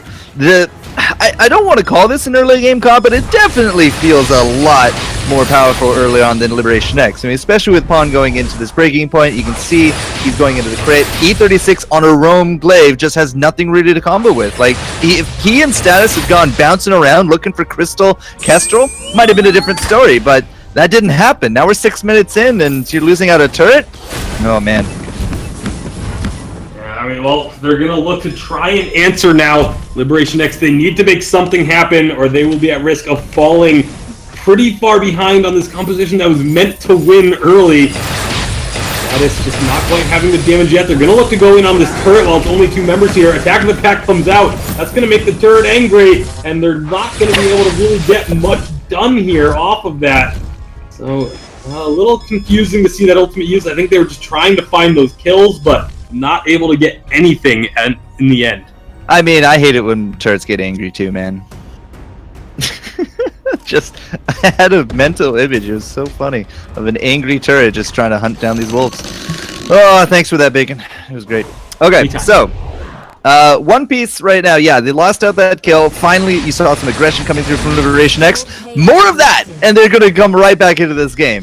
Less of whatever they tried to do up against the turret. But, you know, use the glaive, get aggressive, find the picks, and Liberation X can easily come back into this. But the longer that takes to happen, the less likely it is, as One Piece just continues to get more powerful as time goes on. We're already looking at second item sometime in the next few moments here for Monkey D. Luffy, and Selena Gomez is not going to be too far off his second item here in the next 60, 90 seconds either. I mean, this is looking so tough for Liberation X. One Piece 101, they came in here with a plan. They clearly knew how Liberation X wants to play. They want to control and dominate the early game, and they've been doing a great job of preventing that from happening. So now Liberation X, they're going to have to try and find a way to win from behind, which is not a situation that they have been in terribly frequently at all in the Challengers. So, I mean, the Fortress, as the items come out, will get stronger and stronger. Upon the Original's going to eat that Hellfire Brew. Not really. Oh, eating a Glimmer Shot's going to almost take him down. Now this burning becomes a risk, but he's going to be safe for now. E36 trying to clear out these minions, but he just doesn't have the damage. He's the captain. Turret goes down. One Piece 101. What a game they're bringing out today. They are definitely riding the momentum here, Mr. Bacon, and they just, again, they had to come out through the lower bracket. They had a heck of a game series yesterday. They went through a grueling 3-game stretch. Now into this, but 15-minute win. Now looking at just a really nice advantage here into game number 2 as well. You're looking at just about 3,000 gold between them. It's not a huge dominant lead, but it's comfortable enough that One Piece are able to make enough plays and just kind of continue steamrolling on so far. Right now, as far as Liberation X is concerned, they need to figure something out to try and turn this game around. They need to try and shut down either Selena Gomez or Monkey D. Luffy, because both of them are just playing extremely well.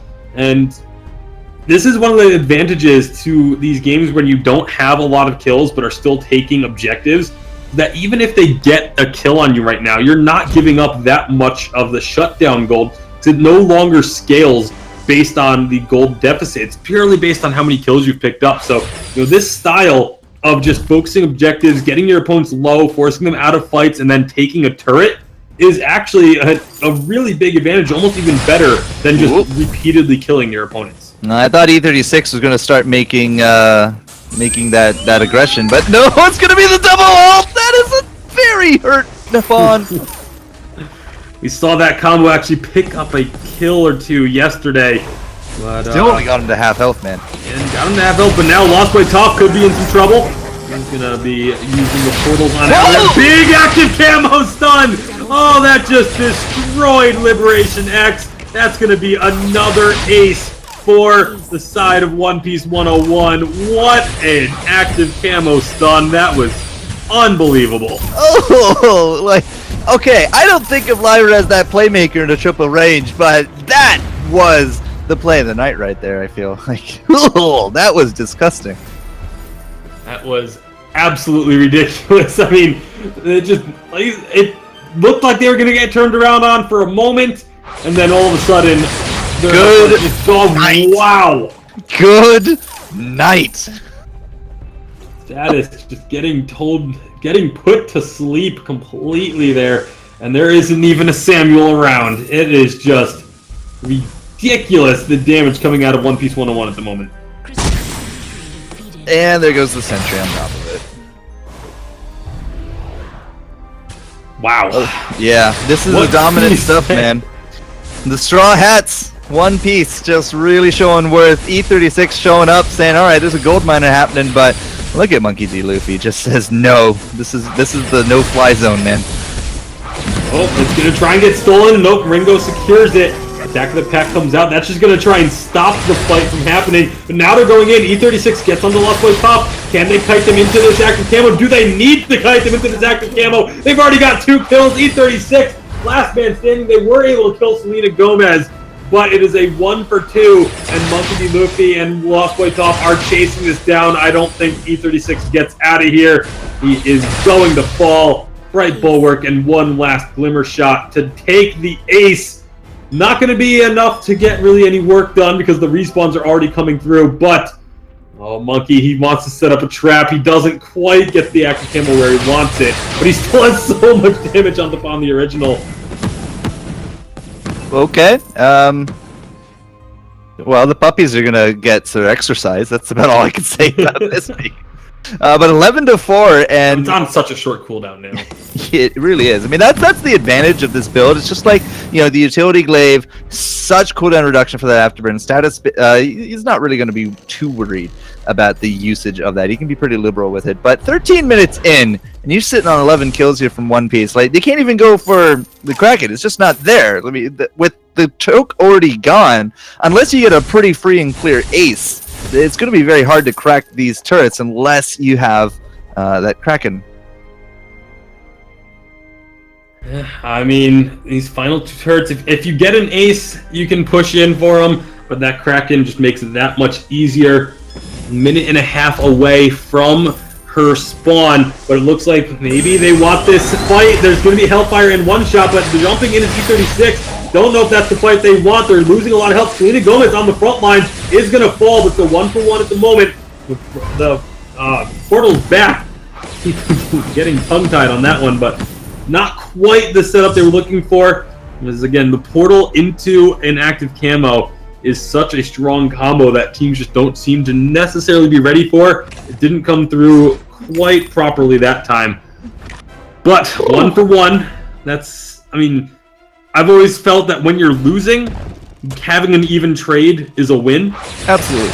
So that's got to be, that's at least a little bit of morale boost for Liberation X. Yeah, trading E36 for Selena Gomez, I mean, like that's your captain for the carry. That does feel good, especially if you are from behind. So Liberation X at least trading even for now. We'll have to see if they can keep this up. But trading even means that, again, they stay in the game and not like they don't keep slipping down this slippery slope of gold deficit, because they are still looking at what, 7,000 gold between the teams. And the other thing is that One Piece can't really do much with only 1 kill. I mean, with the Kraken coming up right now, it could be a different story. Depends on who dies. But Liberation X have at least held on. They are ready for this ambush, and they are going to go for it. Well, they're going to use the attack and wait for it. Just kind of, well, you're going to be waiting for that to connect. Yeah. And that is not good use of those 2 ultimates. Gotta follow the pups, man. Okay, so that is now an unfortunate event for Liberation X, because now they're down 2 ults. Did they use do they have treads? They have 2 boots? No, that's a contraption, never mind. Sorry, I thought E36 had treads for a moment, but he doesn't. So either way, like, it's a big spike of power now all of a sudden over to One Piece. Well, that's going to be the Sentry defeated, but they go in, they get onto Selena Gomez, blocks the stun, but that's going to be a lot of damage onto E36. They're looking to fight this fight backwards. Monkey D. Luffy still full health. Selena Gomez is just burning through him. 1-for-1 again. Can they find this fight, though? Active Camo is not going to be in a position to help out. And now that's going to be 2 kills for Liberation X. Are they going to be... Oh! Glimmer shot with the Crystal Sentry. Finds a kill. Status picking up the... Goodbye. Not going to be enough. An ace for Monkey D. Luffy. But what can Monkey D. Luffy do off of this? Yeah. Other than, walk in and clear out some vision. There's not really much available, as he's the sole survivor of that fight. So again, like, unless you have a pretty free and clear team fight, doesn't even need to be an ace at this point, not much you're going to get to do about this. So now E36, he's just going to abandon this infused creep wave coming at him, because he knows that something's up. He knows that there's going to be this Kraken coming through, and well, Selena Gomez opting to kind of take the long way around. That's going to get reset. That's a shame. Alright, so Kraken resetting. Monkey D. Luffy has to recall, picks up a broken myth, which is going to increase this damage output even more. Monkey D. Luffy, He's been surviving every single fight, doesn't have a single piece of defense on him. Like, that is just how good his positioning on this Kestrel is. 806, man. 14 of the 15 kills. He's been there. Toph has died twice, but he's been there for 11. 10 for Selena Gomez. But yeah, it's all on the captain of the Straw Hats right here. We'll see. Monkey D. Luffy. Again, everyone just kind of calming down for a moment. The cooldown period before the next fight. One shot's going to connect again on the status, doing almost half of his health. However, Monkey D. Luffy gets engaged on no defense. He melts! That's going to be the first kill for Liberation X. Can they chase this fight onto Lost Boy Top? They get in there. They're not going to get trolled out by the portals today. Lost Boy Top still trying to run. Hellfire Brew coming through from Selena Gomez. It's going to do so much damage. Fountain finally gets used by Liberation X. Can they get back in there? Selena Gomez is making the plays. What just happened? 1v1 and Selena Gomez with Lost Boy Top. Oh my goodness. 2 versus 3 on the run. That was a hell of a brew, though. Like, that brew hit 400 damage, spread fire to everybody. That was a heck of a brew right there. I'm not seeing a lot of blocks coming out. Like, I don't want to rag on E36, but he has no Crucible, right? That's been a problem, because Pawn doesn't have a reflex either, and Status only has, of course, his own. So, yeah, there's been a lot of priority on top of the armor, right? Atlas Pauldron, you see Status also now coated plates. He's looking for his own Atlas there, but no Crucible and no reflex means that Selena and Monkey, like, they have a lot of free get pushed in.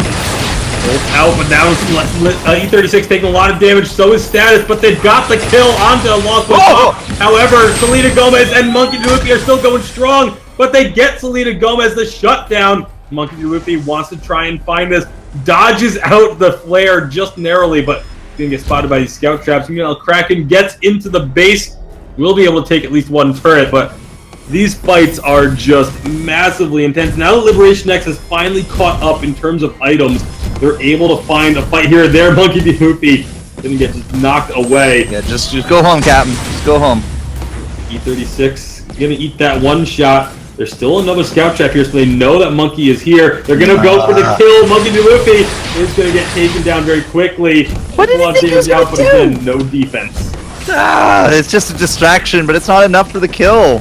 I don't think. No, it's still. Yeah, Monkey D. Luffy didn't know that there was a scout trap there. He didn't know that they knew where he was. There was flares. He has a contraption. Like, he knows. I mean, but the flare comes out. I think it's super smart, actually, that they used the flare there. They didn't need to. They could see him with that scout trap. But throwing out the flare does not let him know that there is a scout trap right there. They just it just makes it look like, okay, they're just guessing with the flare. And they happen to catch me with it. Like, that's actually really, really smart. I don't know. I didn't want to see him there. I don't know what he thought he could do, but that was a pretty nice pickup from Liberation to pick up the kill. They do defend to 1 turret's worth. And but now into the 20-minute mark, it's just feeling pretty one-sided, like, to be honest. Yeah, they were trading, 1 for 1 every now and then, but Liberation X have not really brought their comp online yet. I still feel like it's really only Pawn kind of, like, pulling his weight here. Well, we did just get the war treads out of E36, so I think that will go a long way towards helping them. They've been able to find these last couple of fights a little bit. Lost Boy Top, maybe in some trouble. Attack of the Pack goes out. Are they going to find Selena Gomez? They get the stun, but they aren't able to find the kill just yet. They keep chasing though. Selena Gomez can't do anything, and is just gone off the board. Big stun from the extra camo, but it's not going to be enough for a kill. One shot is, though, taking down Status. And we have another 1 for 1. Once more, E36 is low, but Lost Boy Top walks on in. Damage stacking up, and he's going to be going down. That leaves Monkey D. Luffy in a bad spot. Can they find the kill onto him? One more afterburn's all they need. Never mind, they don't even need that. Pawn the Original takes him down with 20 breaking point stacks. And now they turn their attention onto the Kraken. No Storm Crown, though, so it's not going to go terribly quickly. There's still a lot of time left before status is up, but this weapon box looks like it has enough damage. They're going to have to swap aggro and try and juggle this a little bit, but they will be able to unleash the Kraken. Liberation X trying to turn this around, and 50-plus minute games have been the order for the Knights. I'm not entirely too sure who wants to win more here, Bacon. It's just, like, we split on that rotation. Selena Gomez went one way, the rest of the team went the other. He dies. We get the return kill. All right, cool. It's kosher. 2 and 2. Lost Boy doesn't have any flares, walks into a bush, gets blown up, loses out Monkey D. Luffy, and now they have to deal up against the Kraken. It's just throws, counter throws, and everything in between. Oh, here we go. They're going to be diving deep under these turrets. This could be another counter throw because they are taking a lot of damage. Counter comes out. That's a kill onto E36. Scrap Trap! Down Scrap Trap's not going to kill Lost Boy Top today. However, burn, baby. Oh, Hellfire Brew going onto Pod. He doesn't have the reflex block. He may just burn down from this. He is going to burn down from this. Meanwhile, Status and Lost Boy Top are going at it. Status should be able to win this one, but the Crystal Sentry getting involved. Going to make it take a little bit longer. Kraken still working down, but this is just Lost Boy Top delaying for Selena Gomez and Monkey D. Luffy. The kill comes through. That will be the recall, but Selena Gomez has more than enough damage for this turret. It was already low. That's going to be Monkey D. Luffy coming to finish it off, and now they should be able to take this game. Attack of the Pack goes out, but it's just not going to be enough. Status cannot stop this, and One Piece 101 take game number 2. Oh, man. Tonight was a bad night for roller coasters, I'll tell you that.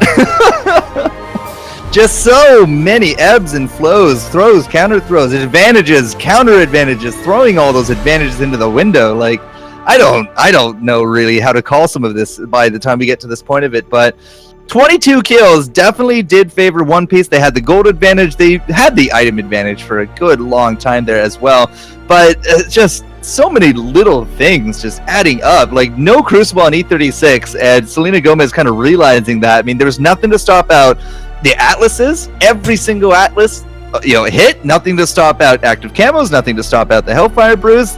And then Lost Boy Top, like, crucial moments, no vision. Just, what a roller coaster, Dragon. Oh my goodness. I mean, who would have thought Liberation X would be so dominant this split and come in here so fragile? There have been a lot of things to talk about these first 2 games. And, one of the big things is you're starting to see that there are clearly some comfort picks.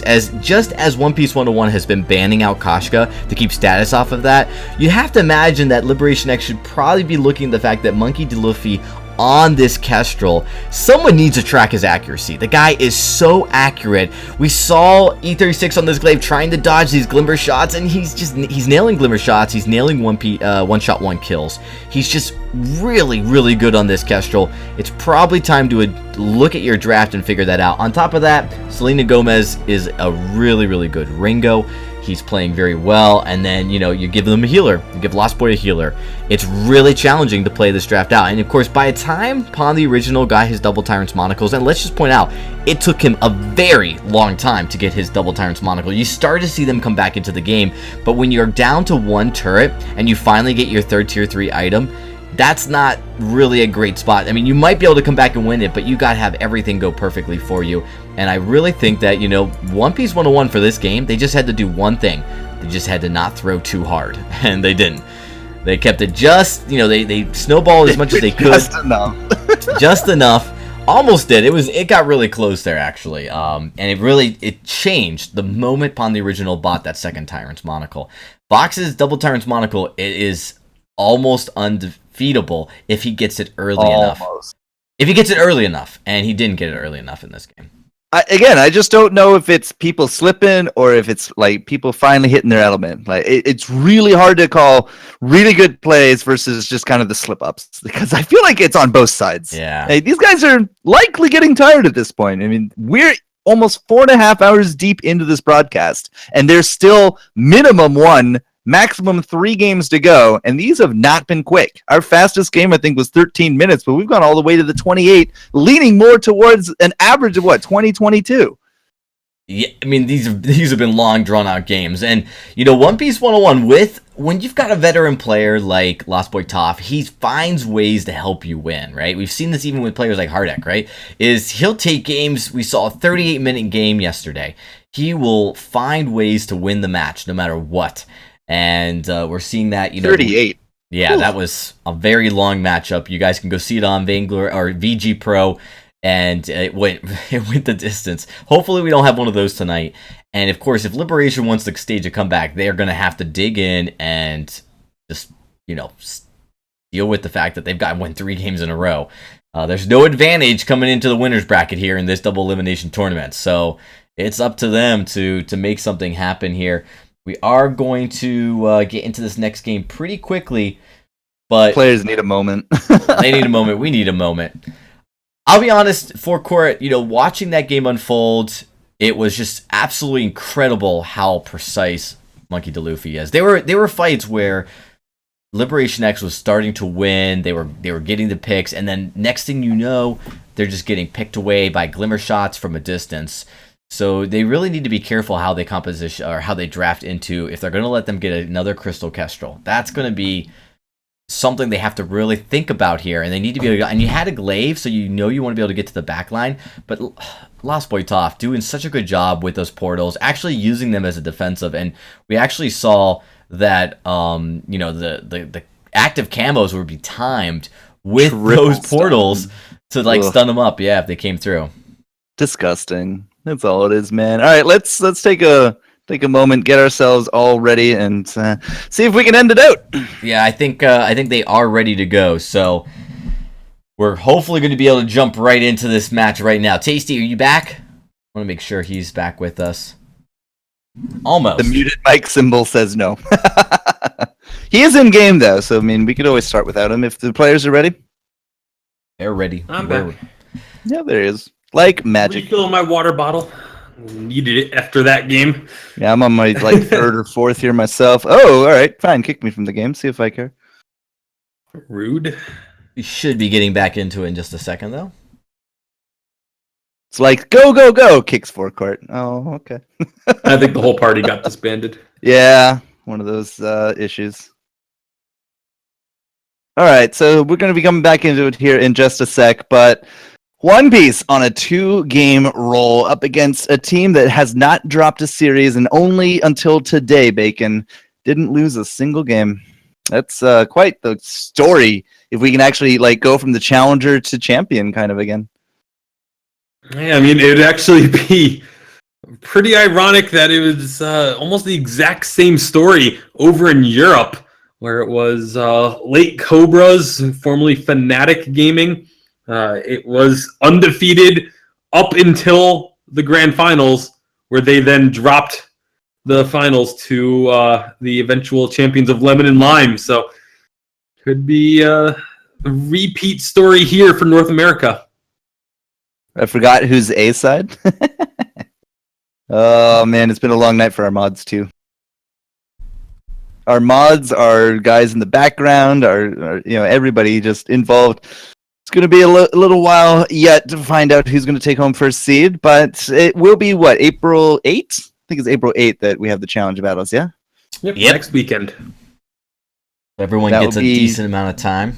And those are best of 5s as well. They are, and they're going to be on the new 2.3 update, so it's going to be pretty exciting to see that take fold. Yeah, it is one of the reasons why the finals here of Challengers is best of 5, is to give these top 2 teams a little bit of a taste of the longer series before they go into those challenge battles. Well, game number 3 is ready to roll here, boys. So, no Lyra, no Kashka, into an Adagio, I think we've seen this before, into a Vox, and perhaps even a Glaive. These first 5 picks for these 2 teams especially have been really crucial. I'm kind of surprised that the Finn hasn't really been picked up, even though it's been banned away so often. But that could be changing here. We'll see. Okay, so Glaive has been a very popular pick tonight. Of course, the Kashka is almost guaranteed to get banned out against Liberation X for the rest of the series if it does go past this one game. But with a Vox on one side, it does beg a Ringo for the other. And if this is going to be, like, it very likely E36 is going to be on this Adagius. We need a jungler. Blackfeather's been up there. We've not seen a Taka. We've seen a failed Fortress now, but with no Koshka there either, is it time to maybe swap it up into something like a Kestrel? You very well could. I just don't know if that really fits into Status's playstyle. The Alpha sure does, though. This is going to be their first Alpha of the past couple days for North America, and I'm excited for it. I feel like the Alpha is actually a really good pick right now. It fits into the same aggressive playstyle that Status wants to have, but has a little bit more durability. You can still be aggressive early, and late game you are an absolute monster. But Scarf is gonna be the answer. Oh boy. Haven't seen a Scarf in a while. In fact, Scarf actually going to get a few tweaks into the 2.3 there as well. But yeah, that I wasn't really expecting the range like a Kestrel, but yeah, that's would have been something to swap it up a little bit, right? Break the whole melee mentality of the jungle here from Liberation X. Maybe, you know, change that shock factor could have worked out. But Alpha, like, I've really enjoyed Xenotech and Alpha, for example, on the VGNA8. I really do think that this is a powerful pick. Well, we'll see if it works for Liberation X to try and extend this series, or if One Piece 101 will be team number 1 coming out of the Challengers as they look to close this series out. We are on to the Halcyon Fold for game number 3. One Piece 101 up 2-0 as we get into it.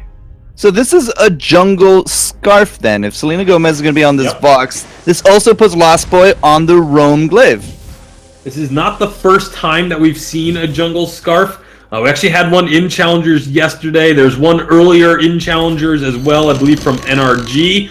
And we even saw one in the Vainglory 8. None of them have been able to pick up a win yet, but let's see if One Piece can change that up. Lost Boy going in aggressively with this Glaive. They don't want to let this Treant go over easily, but it will get picked up. However, Status going in deep. He's going to be taking a good amount of damage, but he has that reboot, so it's not the end of the world if he gets taken low. Monkey D. Luffy going low. Selena Gomez going to be dropped to a little above half health and having to retreat. They have to give up the jungle. Liberation X making the early aggression work out once more.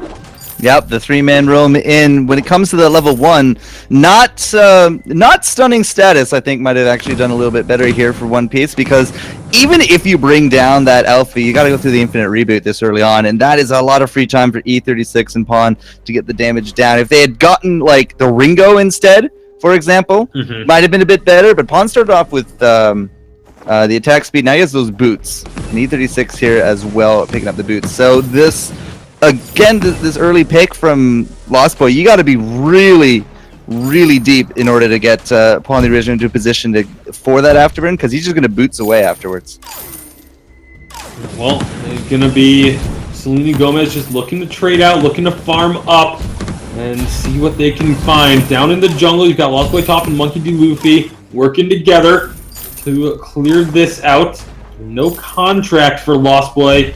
No he went boots extra first. Regeneration going to be coming out of there, so just trying to get a little bit of early gold, most likely wanting to build into those items as quickly as possible. You want to get that cooldown online as early as you can, and obviously that's going to be after the Fountain of Renewal comes out, so gold is actually pretty important for the captain in this position. Yeah, and Lost Boy is just going to be rushing into that fountain as quick as he can, so like 4 minutes, 4.5. He should be able to pick it up like that. So when it comes to the lane, Pawn has just kind of been bowling out a little bit here. He has E36 in the support. You can see the farm difference already accrued, and that's going to be Pawn now. Pawn's going to just use those boots, back off a bit, try and return some damage now that he's got the rest of his team there. I feel like that was a little bit early from Lost Boy. It didn't look like One Piece 101 was quite in position to follow up on that. So Pawn had to pull the trigger. Be certainly happy. Yeah, and again, like that's kind of the problem here. Like, you see that Roam Glaive, you pick up boots, and unless there's a follow-up CC of any kind, you know, a stun, a slow, something, it's not really a kill. And One Piece are gonna have to wait, rinse, repeat, see if they can pick it up now, because the boots cooldown here from Pawn, like it's way longer than that afterburn. No, absolutely. The tier 1 boots have a very long cooldown. So at least getting that out now, they have an opportunity. Afterburn's actually going to go after E36. They say, you know, killing Palm would be nice, but we're just going to take a little easier target for now. And so, first blood going to One Piece. Yeah, much better execution on that. Monkey D. Luffy ready to go, had the goop, threw it on fire, saw all the firecrackers going off, and Toffee's going to be able to freeze out this lane when it eventually gets up to him. And a big thing for me is just kind of seeing where Monkey D. Luffy is going to take this Scarf, because we have seen some pretty ridiculous Kestrel games out of him. It's very skill shot heavy. Monkey D. Luffy, though, on this Scarf, you know, it's kind of going to be more the same thing, I feel, with the Spitfires. So if he lands those great Spitfires, if he has those great goops, it's absolutely game-changing. But will he be as effective here on a Scarf as he was on the Kestrel? That's, I mean, what they're going to hope for on the side of One Piece. And they do have a couple of games to play with now, so if they don't win this one, it's not going to be a crushing defeat for them. So, let's see. Scarf out of the jungle. It's an interesting pick. It's not exactly in the meta at the moment, but you can make it work. If you can get this Scarf, a few items under his belt, get him online, he can start putting out some massive levels of damage. All right, so Status has had a pretty good early run here. 17 farm to the 13 as Monkey D. Luffy did lose out that early jungle, and you can already see the items accruing. Monkey D. Luffy is going to be something like Frostburn or Shatterglass first. Probably the Frostburn, that's what I would go with. But Status at the other side, I mean, I really feel like an Aftershock would go very well for him. Aftershock into the Myth, and then tank up from there, that's more than enough damage. Well, that's going to be more than enough damage right there as they get the kill onto Ringo. Look for an opportunity to keep pushing up onto this turret. Scarf can also siege up turrets extremely well. Status going in aggressively. Without the Afterburn being available, he's not going to be punished for it too much. So not a whole lot of damage getting done onto this turret either, because Monkey D. Luffy obviously wants to hold those abilities for kills if they can find them. So not putting down that goop or anything underneath the turret. Soro Blade good, Fountain is good to go here from Toph, but E36 is going to get to spend the cash before the fight happens, so Status, 1,200 gold? No, not enough? Okay. E36, though, will spend, picks up his own Fountain there as well. Soro Blade for Pawn on top of things, and a Soro Blade for Selena Gomez, so again, not looking for maybe some of that late game power. I guess it's going to be up to Monkey D. Luffy in the scaling. We're going for some upfront damage now from Selena. And upfront damage is going to be the order. Again, when you want to try and blow someone up quickly, you go for that upfront damage. That's what they want to do. They don't want to let Status be able to hang around in these fights when he jumps in on the Alpha. They don't want to let E36 be able to keep people alive with the healing. Here comes Status. Lots of damage with that Prime Directive. Is it going to be enough for a kill? Selena Gomez is running. The Fountain comes out. Here comes the Dragon's Breath. That is a very bright and vivid Dragon's Breath with this skin, but now Status is going to be still on the front line, still has that infinite reboot, so he's going to be pretty confident hanging out up there. We threw down the goop a little bit too far away here from Monkey D. Luffy, but he's getting jumped again. He is going to be getting jumped, taking a lot of damage. One Piece is going to be losing out their first kill of the game there, and that is going to be Status getting rebooted. That would have been very aggressive if he had landed that Prime Directive over the wall, but it doesn't connect. They take the Crystal Sentry. Operation X looking to build momentum. Is Status going to go for a Shatterglass? I mean, he has more than enough money to kind of make up his mind, but it is a Shatterglass. All right. Personally, I'm not on board with this, but if we can use it to capitalize for a lot of this early and get a lead going up, we might start seeing some of the old style of Status here, right? Where he can be aggressive, where he's 5,000 gold up, where he has the advantage. Sadly, the last two games have not been that way for him, and, well, as you know, he's down 0-2 here in Game 3. 2-0 is not too bad of a spot to be in, but Monkey D. Luffy needs to get a little more damage. Has the Frostburn, so he's going to be having that utility. Lost Blade goes in, doesn't find anything. That could be trouble. There comes the Prime Directive. Status going to try and chase him down. Here comes the Dragon's Breath. Not going to be hitting anyone, though. Big waste. Full retreat as a result. Now, having that Frostburn from Monkey D. Luffy, again, I think that's fantastic utility to bring to it, especially the Goops, the Spitfires, and once we get into the Evo Harvest, it goes a long way for survivability on top of it, but Status, again, just kind of feels like he's a little bit more impactful at this point. We haven't had the best of situations early on. Status, of course, got the kill. He's doing these invades. Upon the original is going to meet fire with fire. No breaking points on either of our weapons. It's going to be interesting. I mean, I feel like there's still going to be a breaking point for Selena Gomez. I would expect it to be the Sour Blade into breaking point, but immense gold payout collected for Liberation X. However, their turret is going to go down pretty low. Selena Gomez does not want to stick around, so not going to be finishing it off. There you go. I mean, 2,000 gold all of a sudden just accrued like that. Liberation X finally, it looks like they're getting their feet under them here. Does look like it. One Piece 101 going to be retreating again. Selena Gomez taking a lot of damage, no energy left. Now it's going to be up to Monkey and Lost Boy to defend this turret for now. Should be able to do so. Again, the wave clear of Scarf is something that everybody should know about. As all those minis just kind of walk over that goop, burning, lose most of their health in the process. Liberation X going aggressively into the jungle. Looks like they may have found a winning combination, at least in this early game. They don't have the kills, but they've got themselves almost a 3,000 gold lead. It's going to diminish a little bit. Turret going down in favor of One Piece. Yeah, nice rotation from One Piece to pick that up right there. There is a good silver lining here for One Piece. If they do start losing out turrets and they have to turtle up, like Monkey D. Luffy is going to be one of the best turtlers and one of the best dissuaders of some of these fights going forward. So that is going to be a bit of a silver lining if it does come down to it. Does come down to it indeed, but Hellfire Brew goes out. Selena Gomez gonna burn a little bit, but not too much damage. However, they're gonna be looking to get some damage onto this turret. Status taking low, but Pond the Original gets knocked in. Do they have the damage to find these kills? Fountain comes out. There's the Dragon's Breath. It's gonna be melting Status down. But the big Termination Protocol allows them to pick up a kill. They do knock down the Alpha, but will they be able to find any more? The Spitfire's not connecting, but Selena Gomez is in onto E36, takes down Pond the Original. A turret shot, not going to be enough. Selena Gomez needs to be careful not to go too aggressive because E36 is the captain, but can still find a kill. We're likely going to give this Treant over to Selena Gomez, get a little bit of healing, and try and retreat out of the jungle now. Oof, these fights, it's looking very much like our previous games.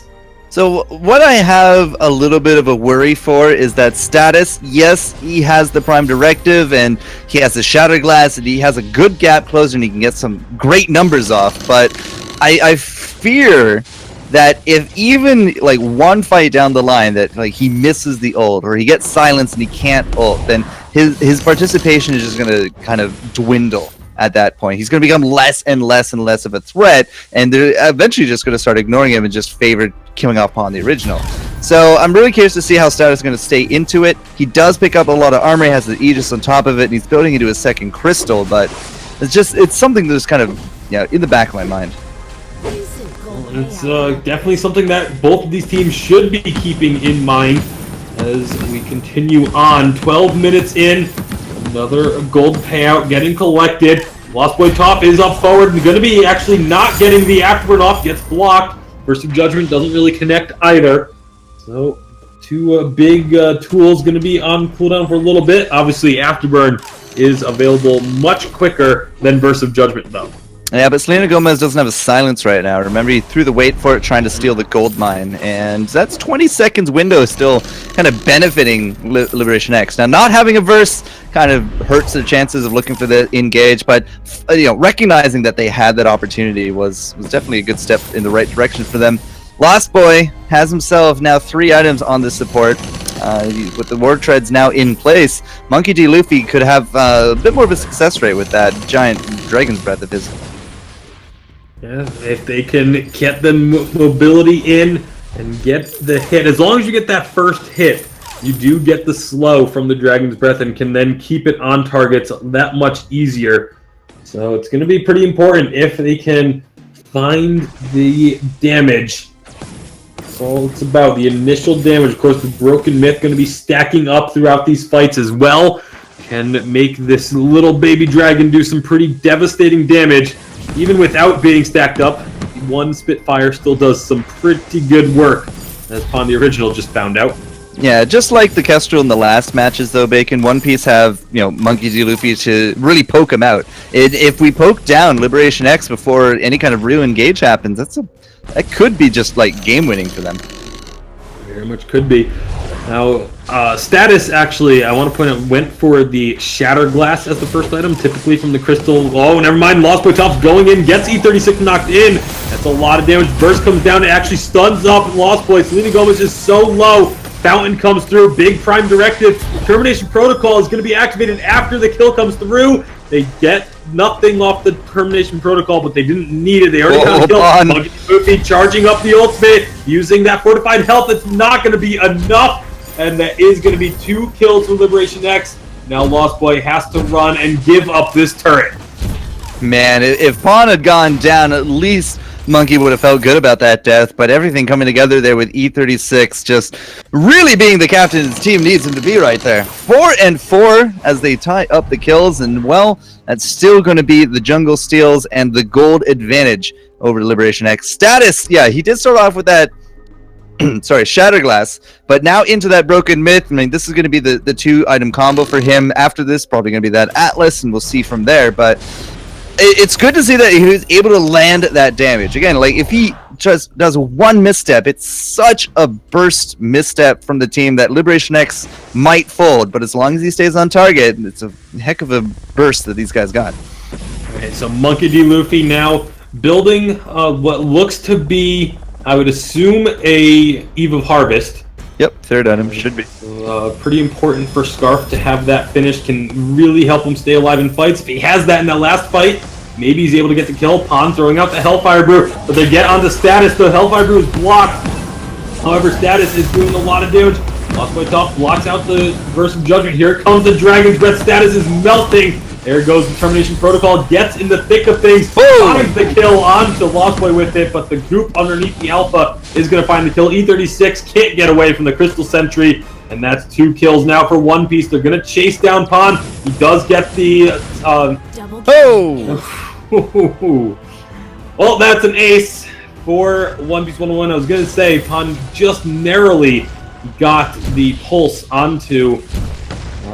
on the original there, and they're able to find that kill. Monkey D. Luffy going to be taking this turret pretty easily. Big wave of minions, and gets that goop down underneath the second one. The minion's going to do a lot of work to it as well. Can Status actually stop this from going down? I'm getting no AoE on the Alpha when she doesn't have a target to prime directive onto.